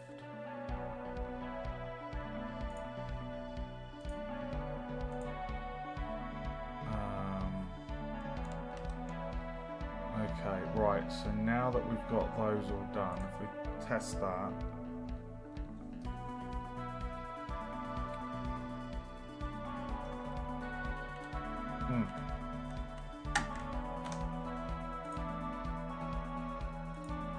Sorry, I forgot to turn that off. I'm barely drinking my coffee.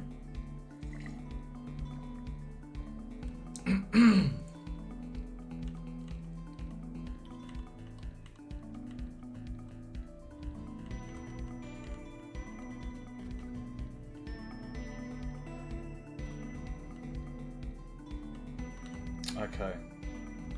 Right, so first off, let's get those buttons inactive. Those buttons should only be visible if the if stat points is greater than 0.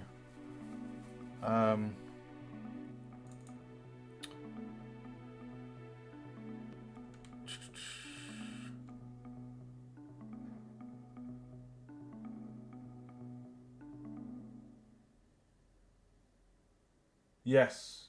Well, I was going to have it as minus 100 and as the minimum and maximum as 100.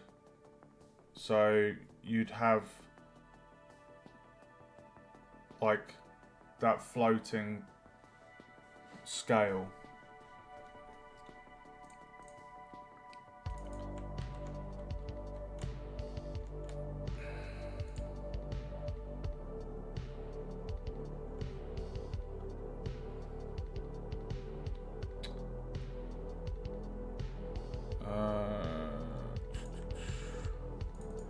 Just wondering if I should have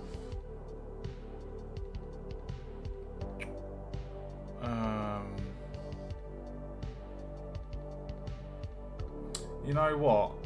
For the journal, I did the journal. I mean, this might have been better to have its own script graph within the journal for this.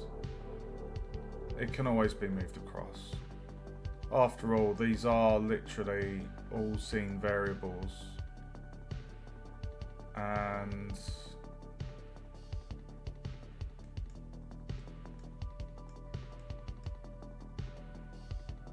yeah, all of that is scene variables. So I could actually move this code into the script graph for the journal.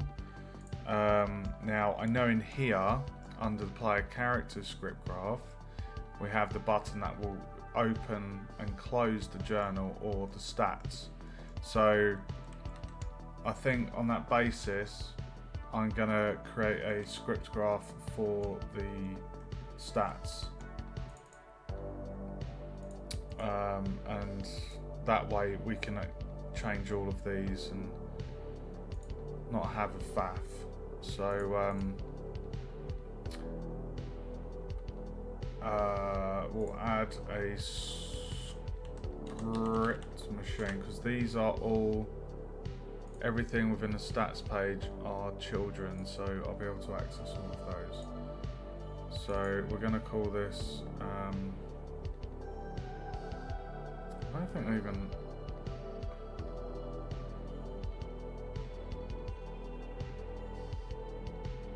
I'm going to call it UI stats.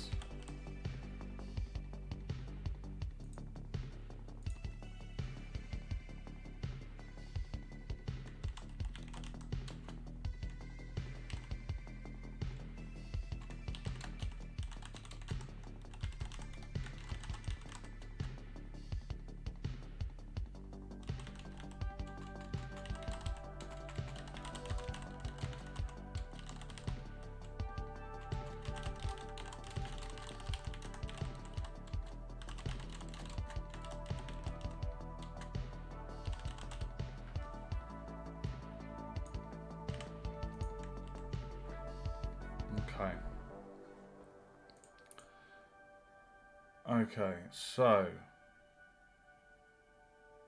let's start. What I'll do for the time being is I'll turn that on just so we can see. So what we're going to have to do is we're going to have an on update. We're going to need a load of object variables as well.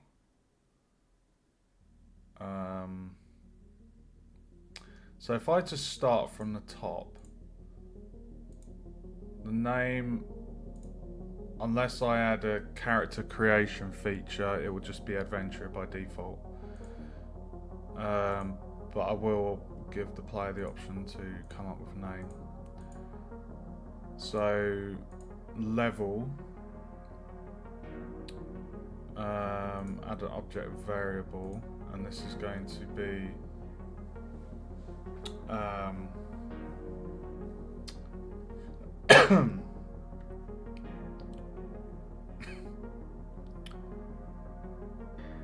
what would this be?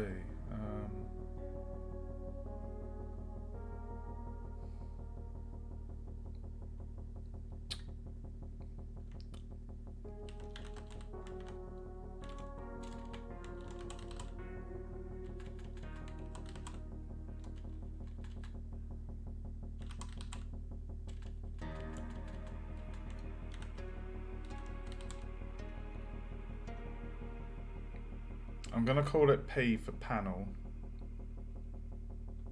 Actually, I'm going to call it TMP for Text Mesh Pro. And call it level.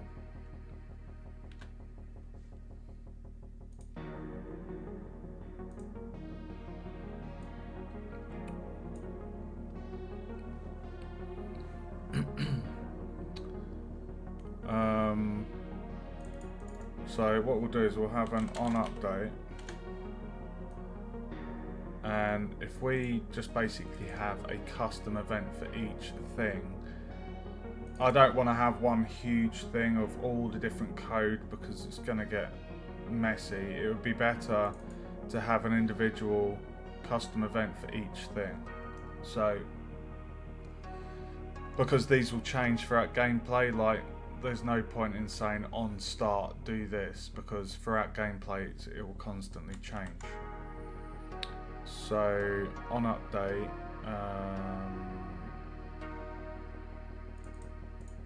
level. So we'll call this custom event. We'll call this player level. So we're going to, hold on, let me just, quest journal, if I just nip into here, set the text of that.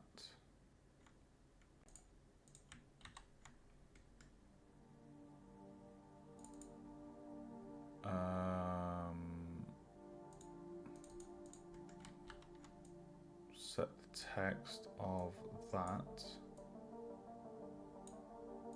to, so the level is player level, so we would get current level, and this would be integer string, and that goes in there.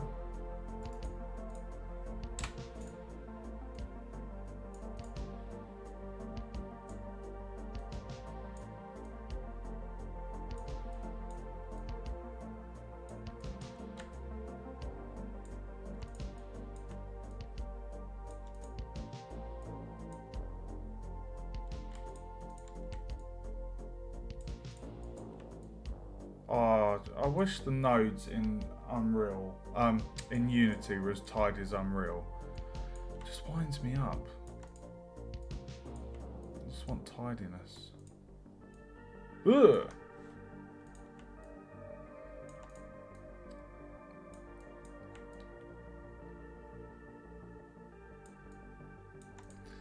Okay, so player level, so we get the current level of the player, and then we set the text of that. So custom event player level.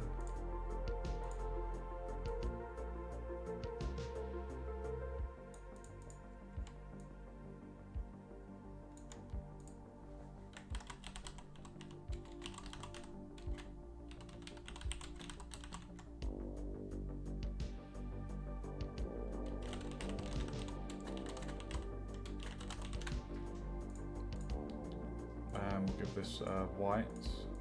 I like to use white for UI. I don't know why. It's just my preference. So what we can do, we can test that. So at the moment it's empty.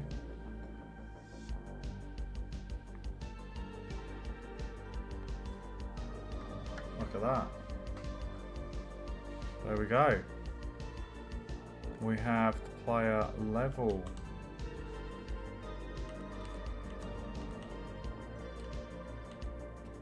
Level 1.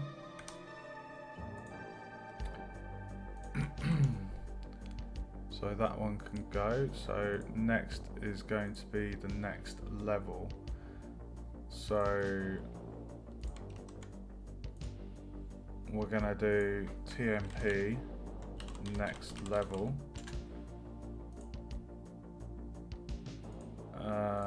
And this one is gonna be TMP next level. So if we go on the stats, TMP next level, we get that, plug that in there. In the UK. And YouTube is asking me if I'm still watching. Of course I am.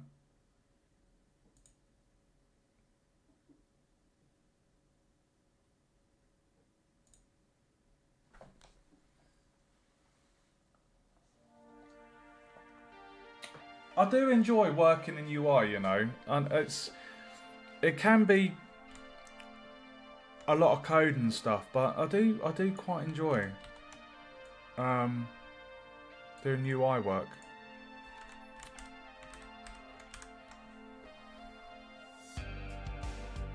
Hold on.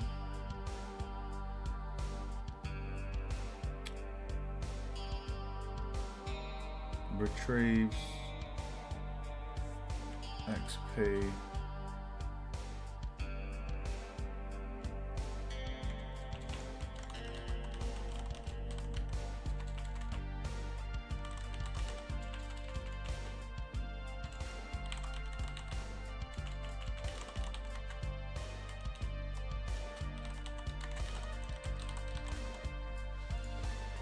Okay, so to calculate, so for this one's going to be slightly different. So TMP, right, if I just bring this across, so what we're going to do for this one is we're going to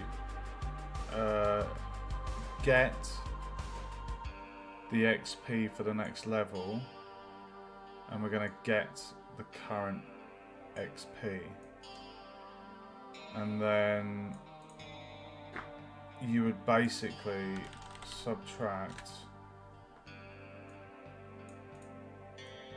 you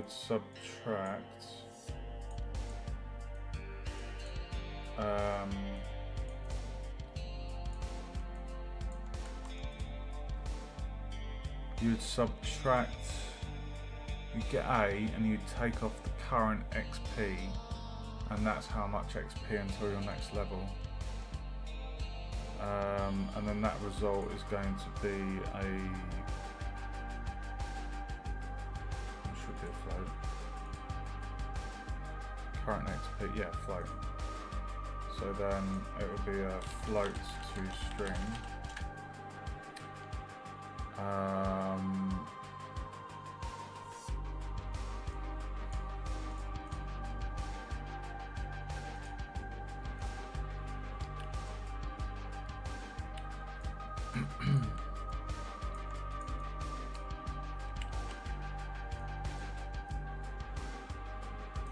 We're going to need to expand.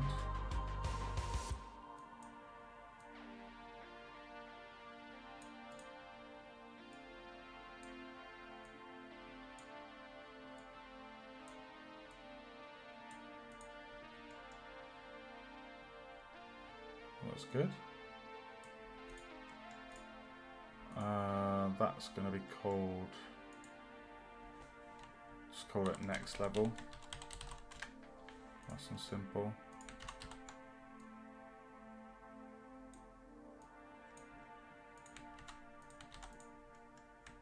So player level, next level.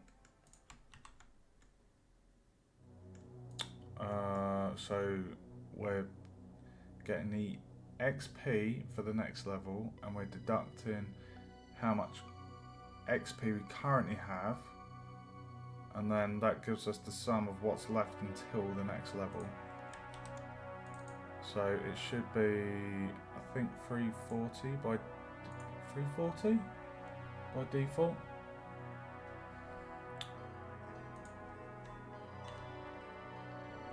Oh, okay.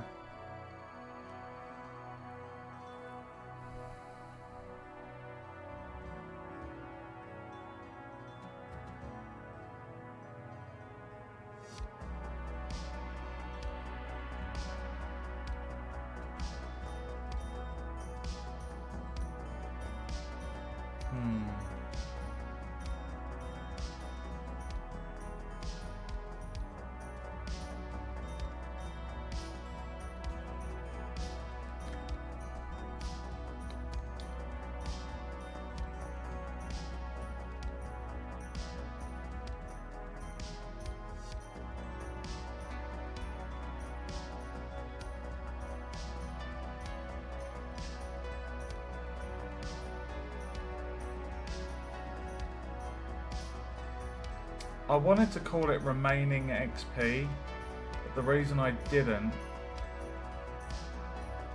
is just because it's such a long word.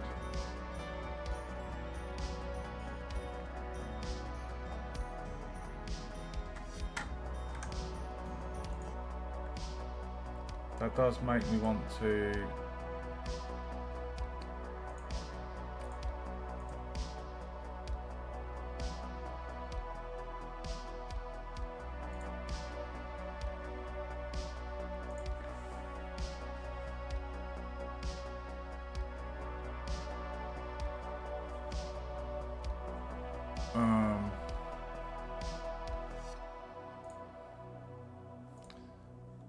these need to go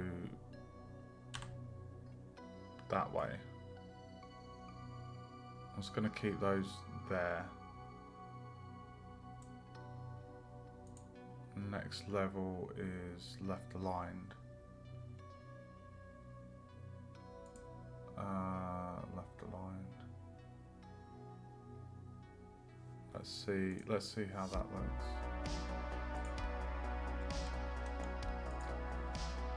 Awen, thank you for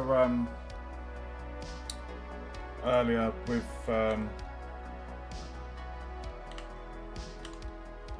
what was it? The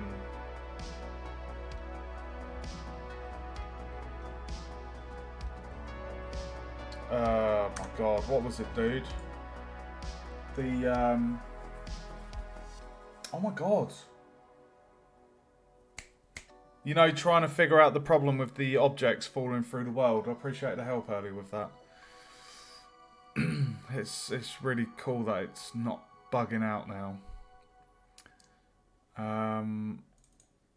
Right, we're going to concatenate this. Because at the moment it just says the number. What I would like it to say is... like concatenate.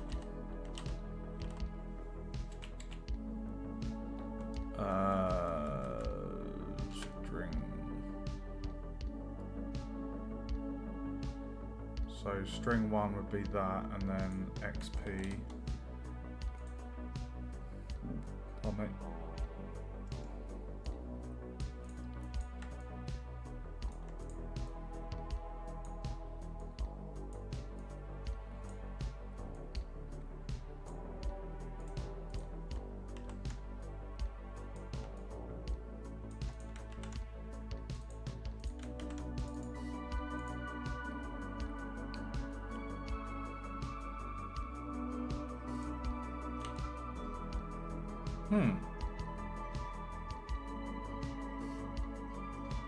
Why is that?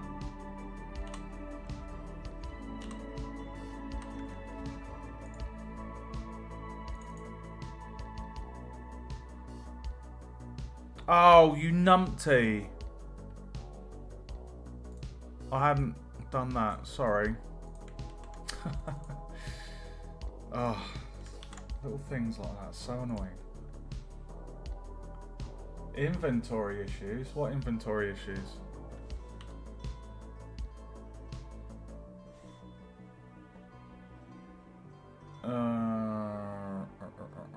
Okay, so we need to have a... I feel like that needs to be lowercase.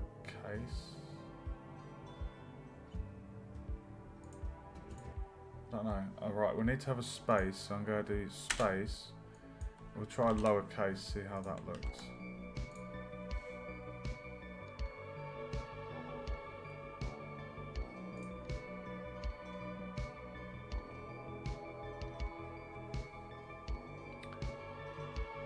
Next level, 340 XP.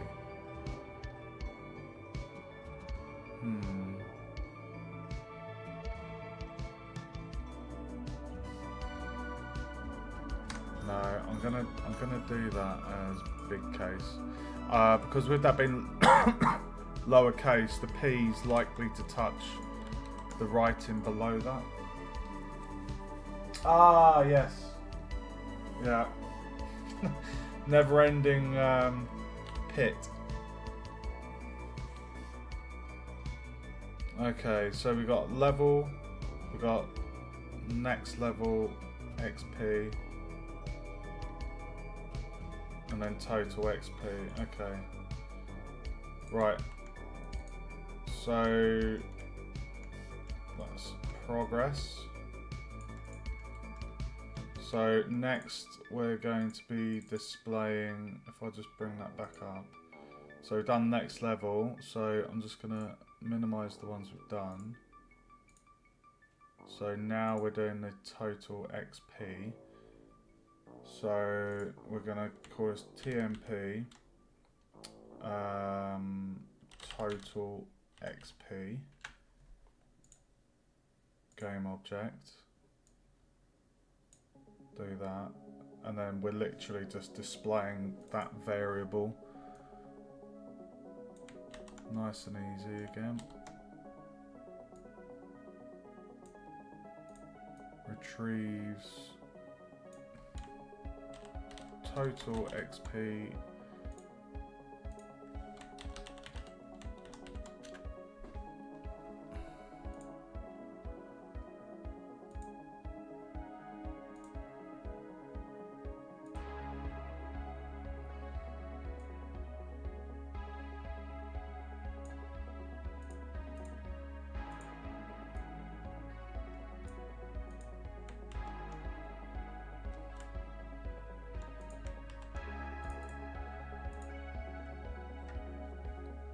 Oh shit. Sorry, I didn't add that in.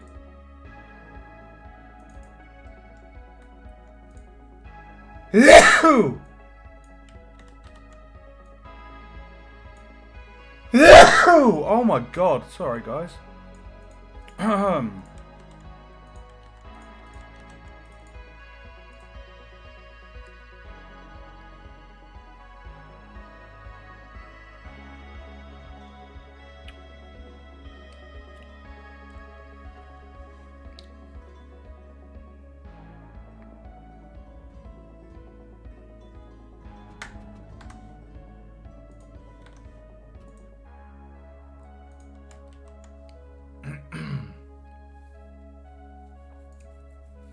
Okay.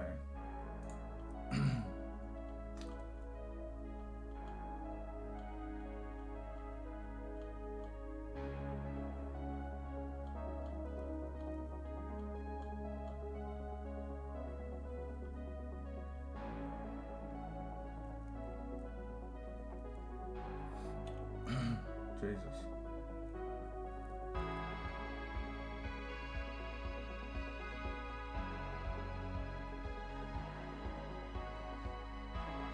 Alright, so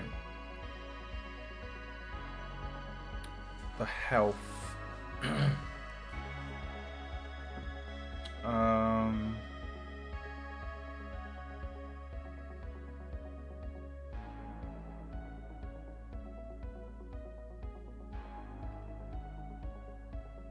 Oh, I just thought the XP.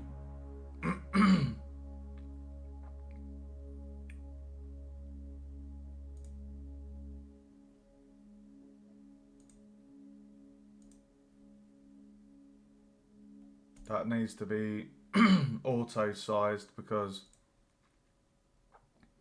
that number could get very big.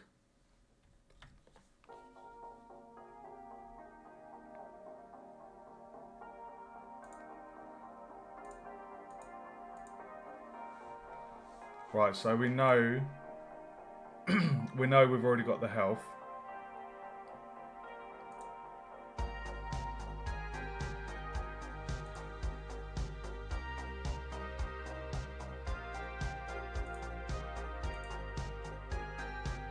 Well, that's a bit of an issue.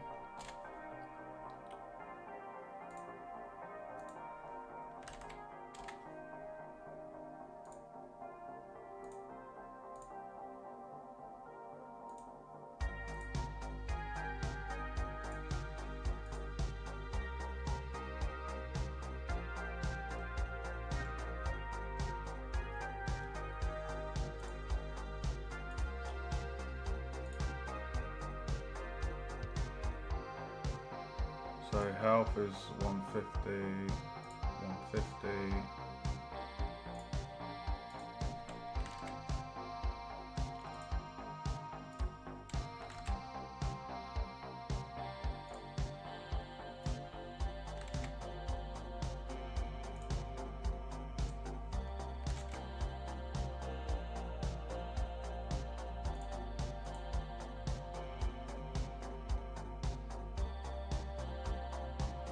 Okay.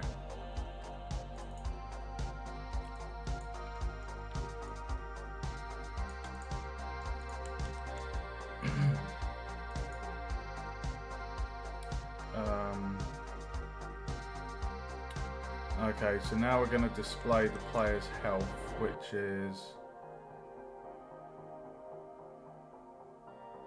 Ooh. Oh, that'd be the global health.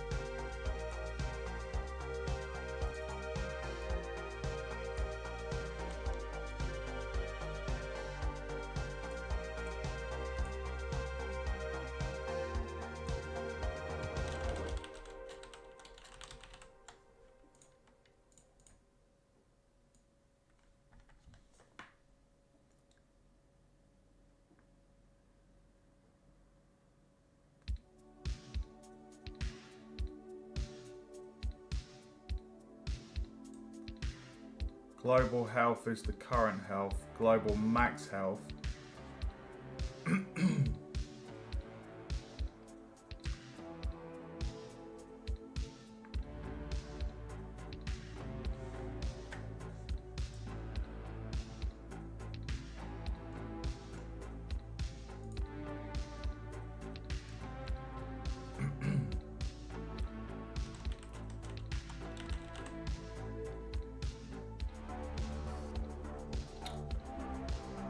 And that's a float.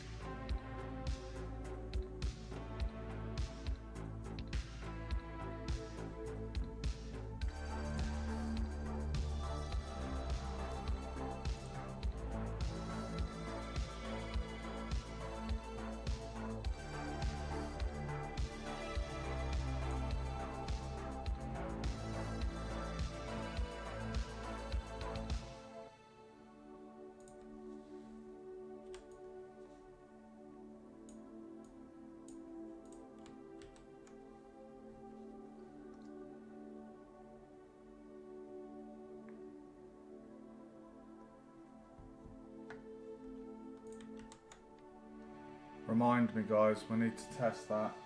I've just swapped out the one I put in there because we're now at the stage where we're going to be altering the player's health.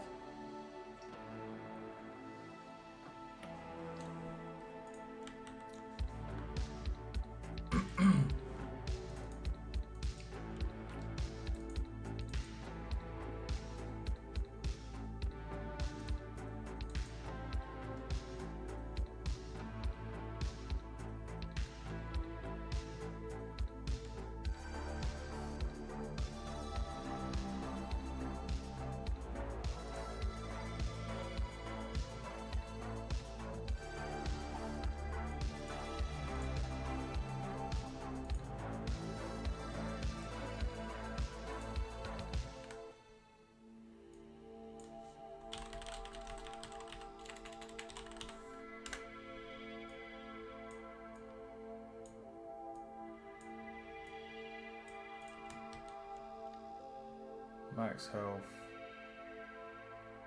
Max health.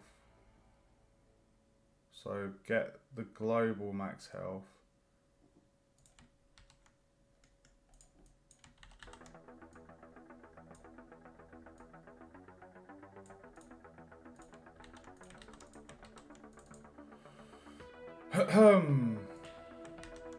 Right, it should display as 1.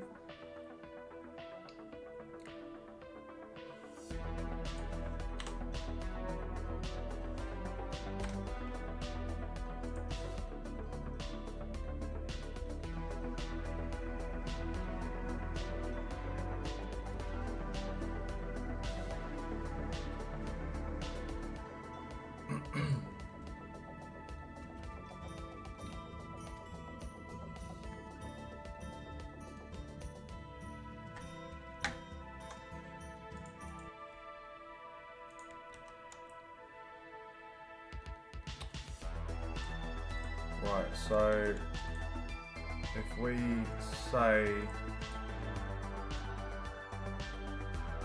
the global max health is 100,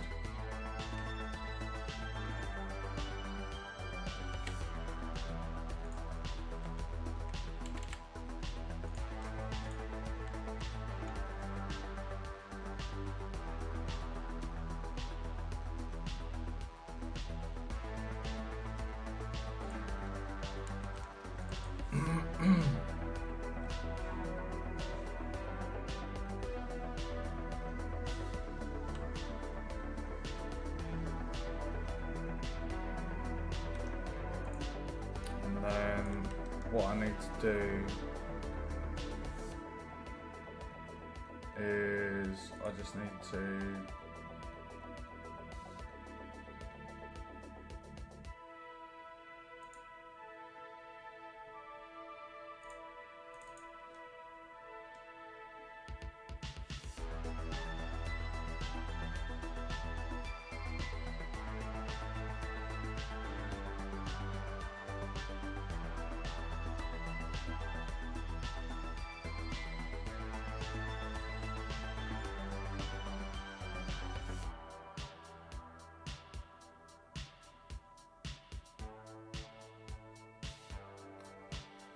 um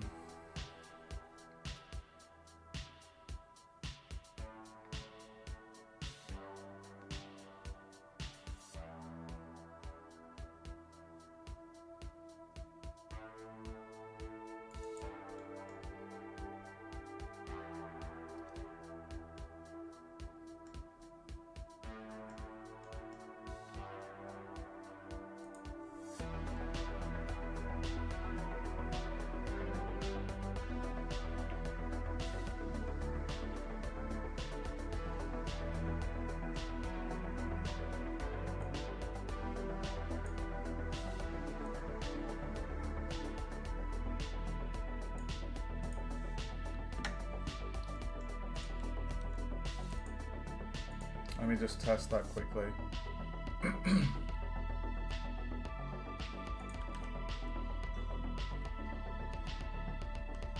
We're just going to go and take a hit to make sure the health bar does update.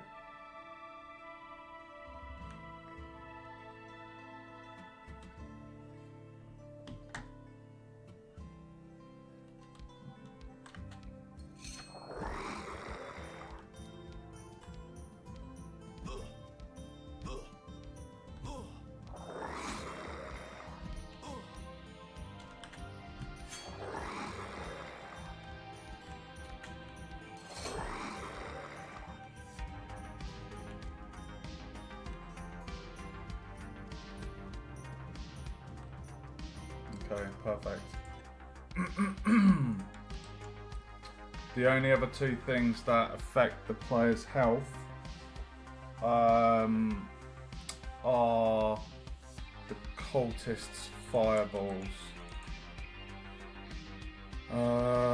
So update the health bar. Maximum is the global max health. So basically, right, let me just prefab enemies, no. projectiles.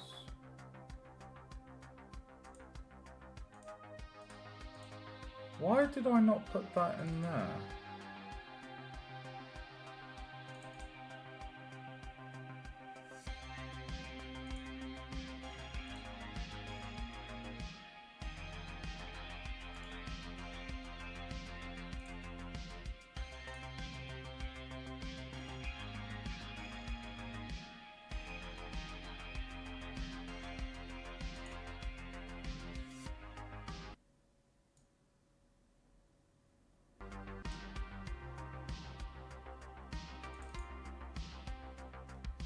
What is going on with the music?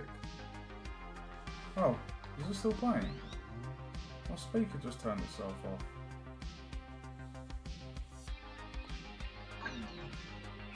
Why's my music stopped?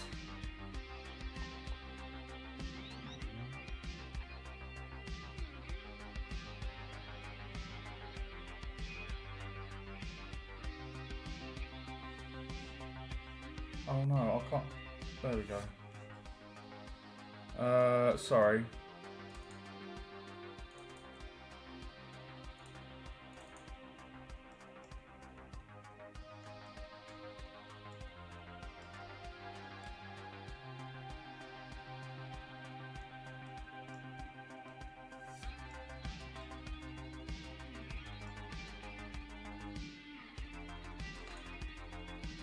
So these deal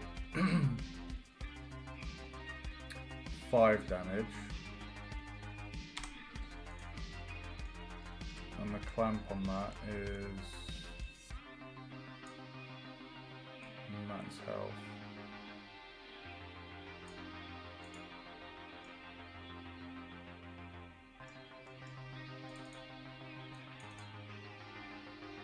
Global health -5.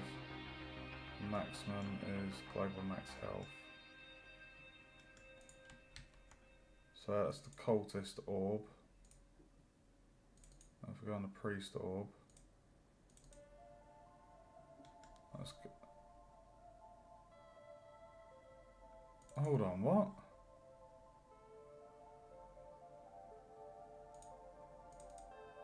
So the cultist orb. The cultist orb deals 5.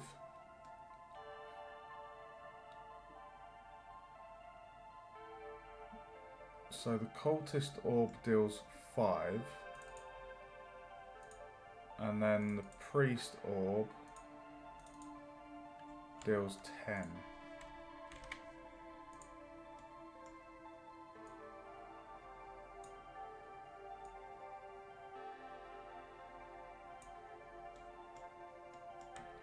Okay, so when we first did this game, I just had one being the base variable for health, but now that we're implementing the skill system, the stat system, where the player can level up, improve their health, we need to just make sure it's all kind of updated accordingly, so to reflect that. So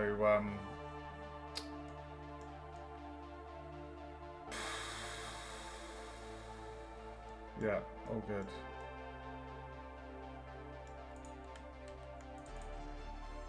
Right, I can come off of that now.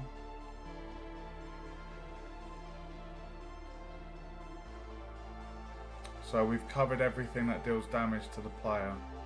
Skeleton sword and to the cultists.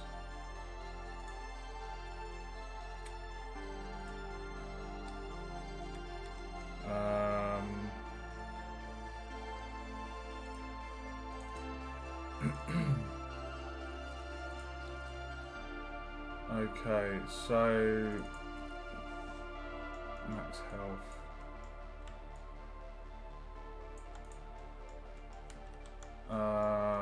Total XP, max health. So we can hide that one.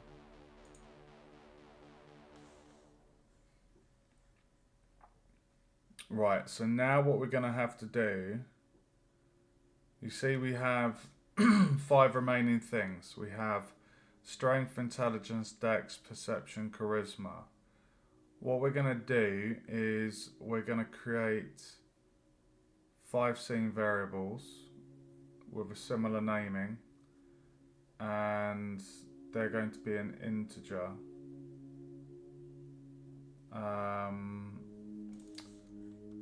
So if I just do that, so we're on scene. So this is scene variable. So I'm going to call it PC, the player character, underscore str.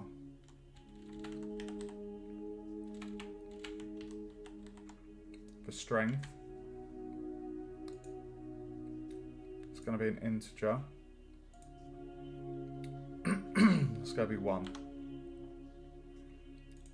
And then we're going to do PC underscore int for intelligence.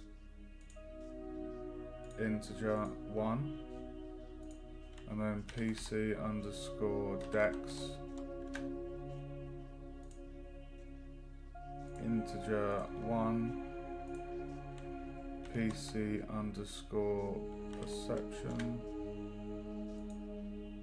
Integer 1.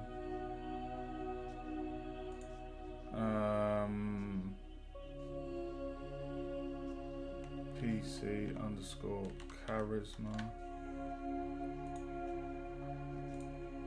1. So we have strength, intelligence, dexterity, perception, and charisma.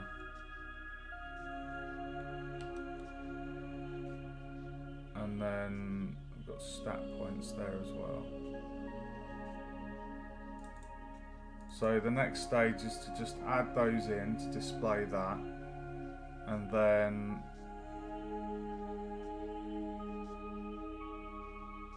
we hide these buttons and they only get shown if the thingy is above a certain level. Right, so strength. So we're going to do TMP strength. Game object. Strength.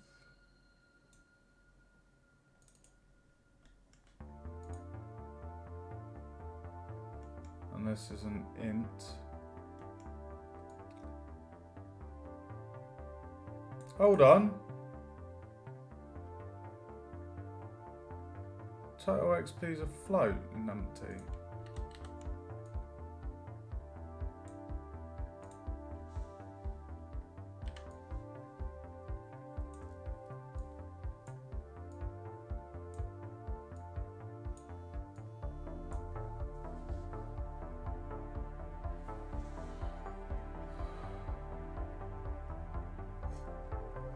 Welcome to the stream, guys.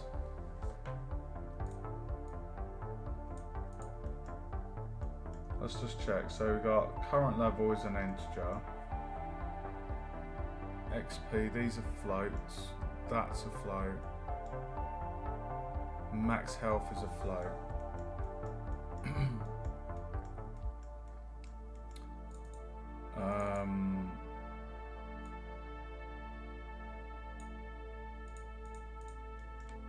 Okay, so we're doing strength. So this is an integer, so I'm just going to borrow this one. Integer to string.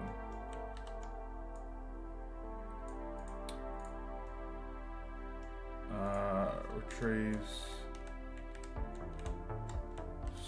strength level. So this is player strength. Gets PC strength, integer to string.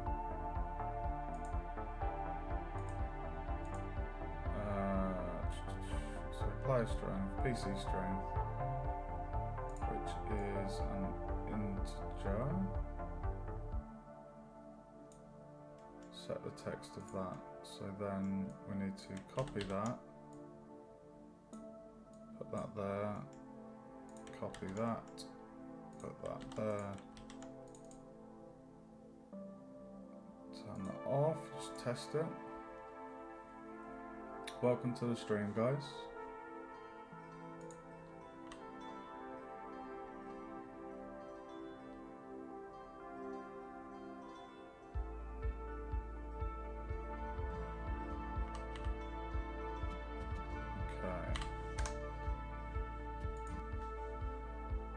And then we just repeat this process for the next few. So each time we add one, we need to add the custom event down the bottom there. So we're going to copy and paste, and this is the intelligence. So TMP intelligence,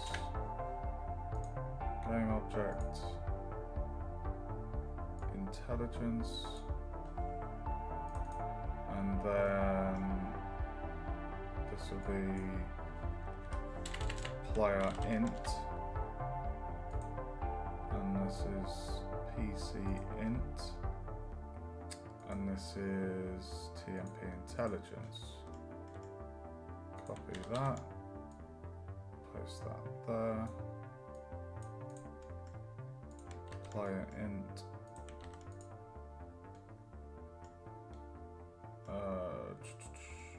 Cool. Intelligence. And then TMP dexterity, game object, dexterity. Oh!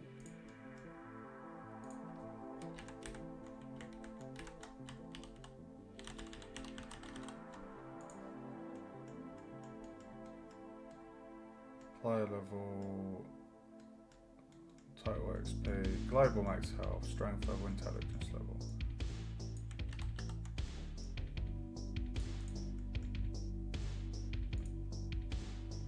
Dexterity, so this is going to be PC Dext.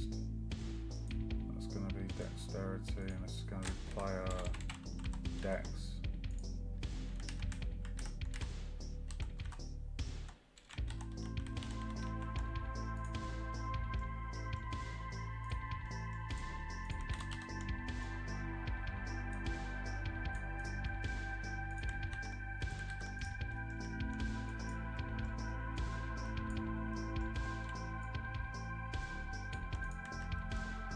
Strength, intelligence, dex. Retrieve dexterity level to display. Dex, dex, dex. Only 3 more to do, guys. So this is TMP perception.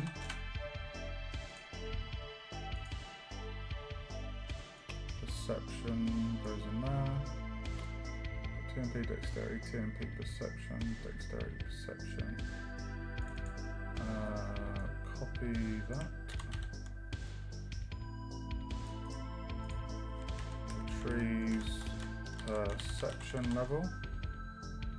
So this is player perception. PC per. And then perception. Copy that. Copy that. Player perception. Strength, intelligence, dexterity, perception. Player perception. PC per.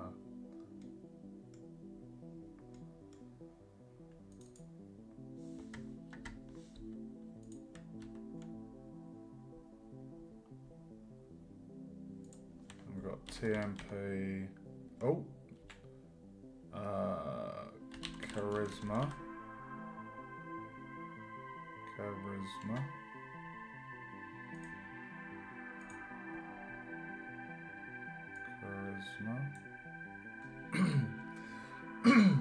Okay.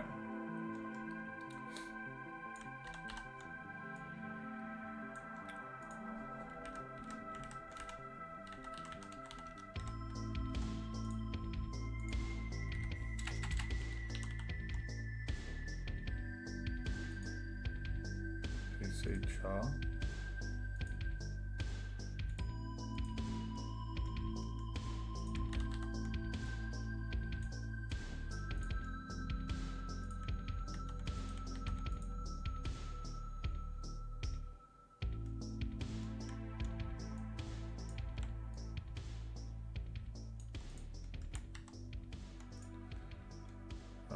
Perception, charisma, cha slide. Oh dear me. Cha.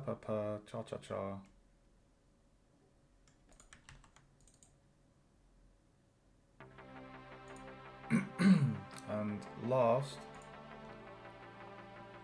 I don't need to, for the time being.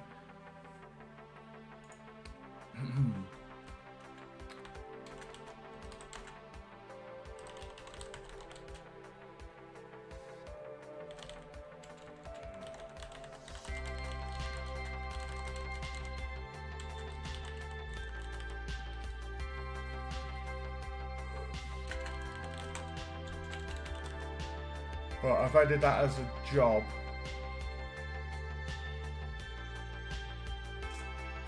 When adding stats tab with player HP, make sure to plug global max HP into clamps for all. Oh, I've already done that.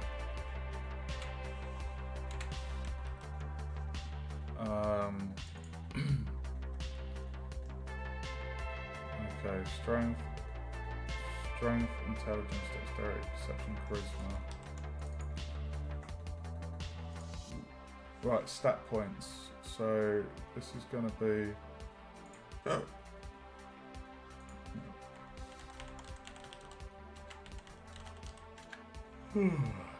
stat points.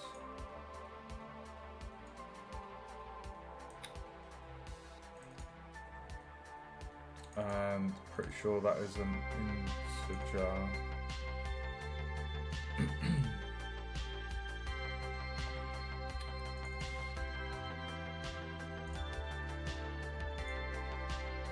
Yeah, stat points is an integer. So we're going to copy that.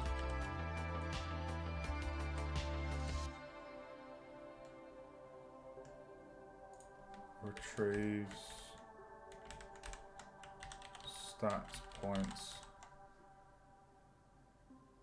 to display. So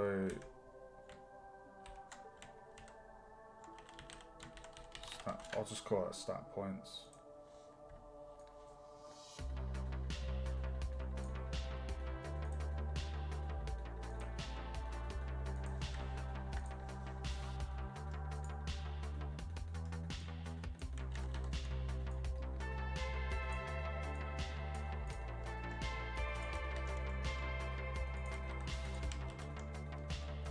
Let's give it a test.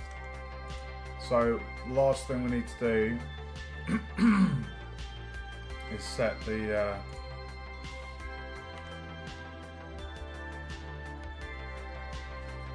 like I say guys, it's placeholder, it will change. It will look much better when I've done this in Photoshop, and it will just look nicer, just trust me on that. It's just, I know everything looks a little bit out of place, but that's all based on what I've got to work with.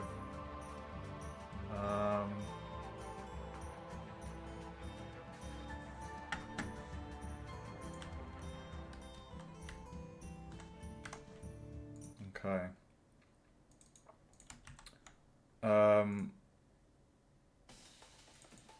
Right. what we have 1, 2, 3, 4, 5, 6 buttons here. So I'm going to need to create some object variables for these. So we're going to have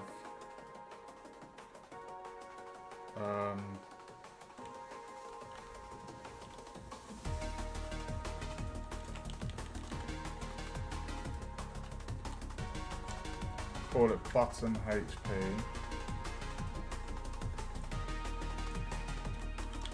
Button strength.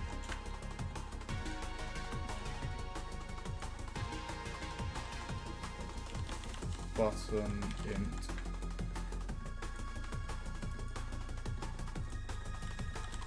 Button dex.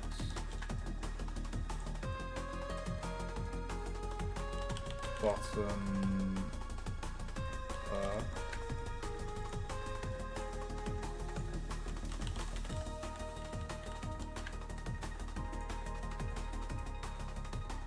so we've got health, strength, intelligence, dex, perception, and charisma. 1, 2, 3, 4, 5, 6. 1, 2, 3, 4, 5, 6. So health button will go on there.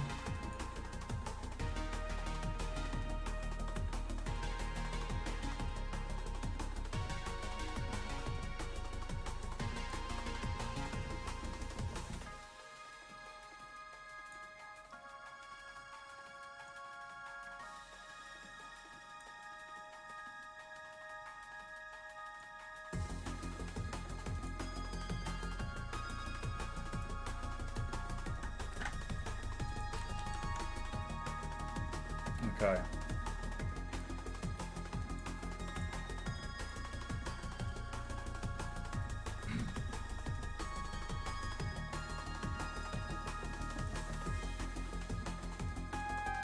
So now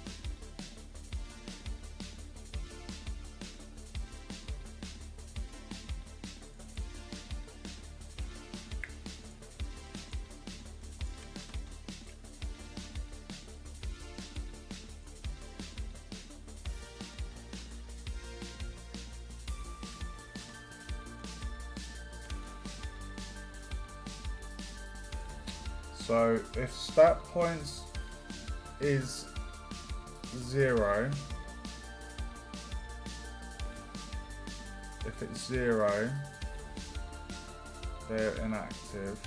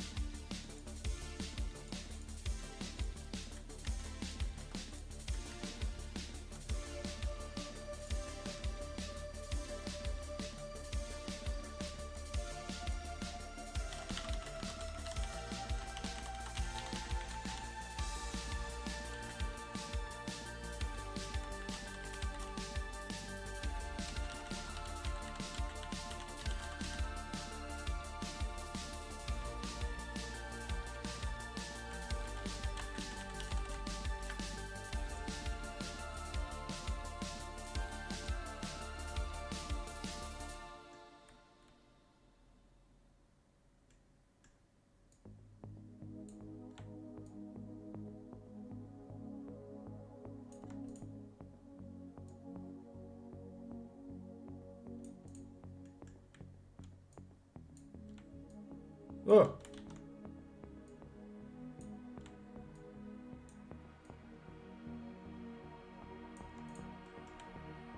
Right. Let's play test it, and it should all work perfectly fine, and then we'll call the stream.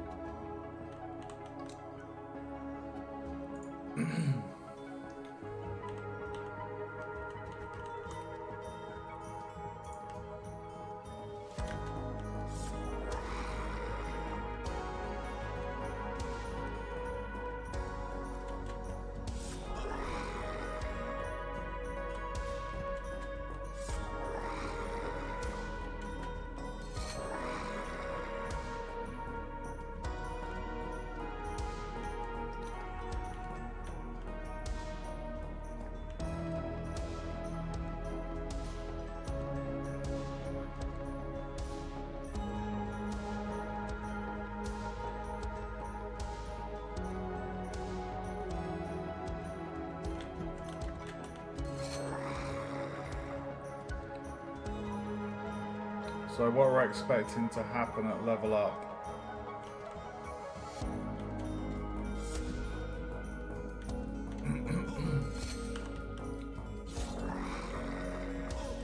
Oh, he dropped an emerald.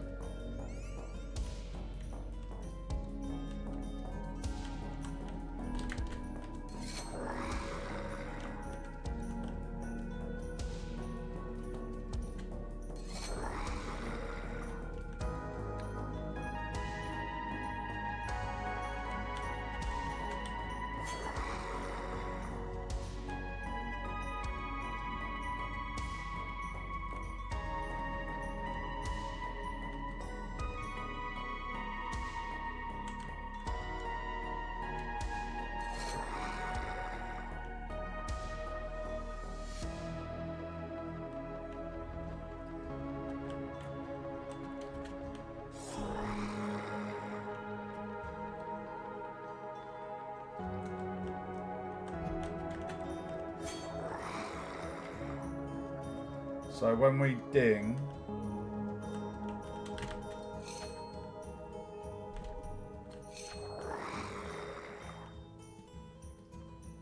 level 2 will go up and those buttons should become available.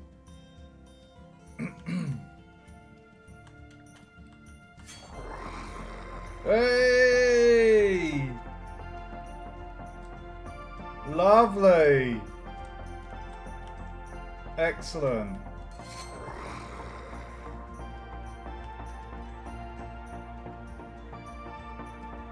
So now that we have stat point available, we can level up those points. So if the player clicks the health button, we add 100. No, sorry, not 100. We'd add like, I don't know, maybe 15 or 25 to the player's health. I think 25 is a nice amount.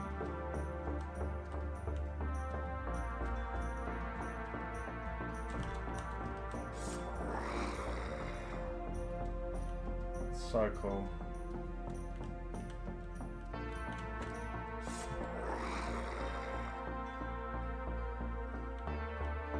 So cool, guys.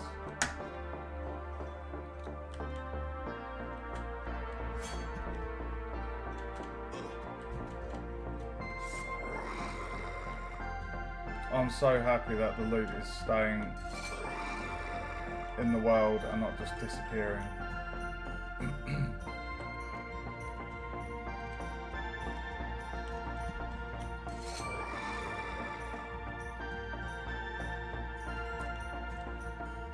I just want to get to the next level to see the information update at the top there with our level, and I want to see the stat point go up as well.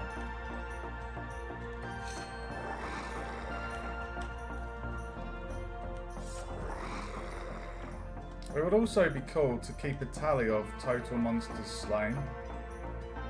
And like, there's so much you can do with the UI and data statistics for the player.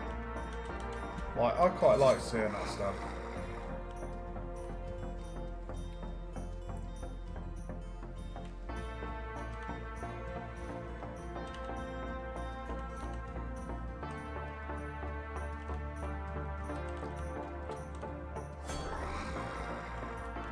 Oh, I love that. The bone moved as the coins hit it.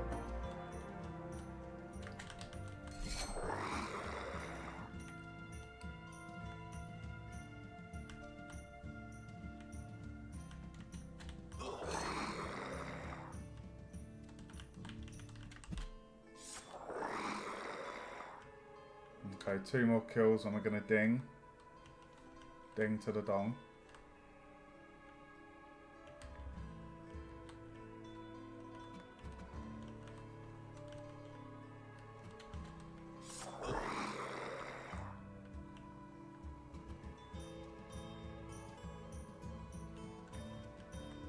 So stat points should go up to 2.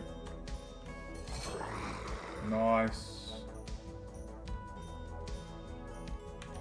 It's looking groovy, baby. Whoa, Jesus. Okay, let's get a quick picture.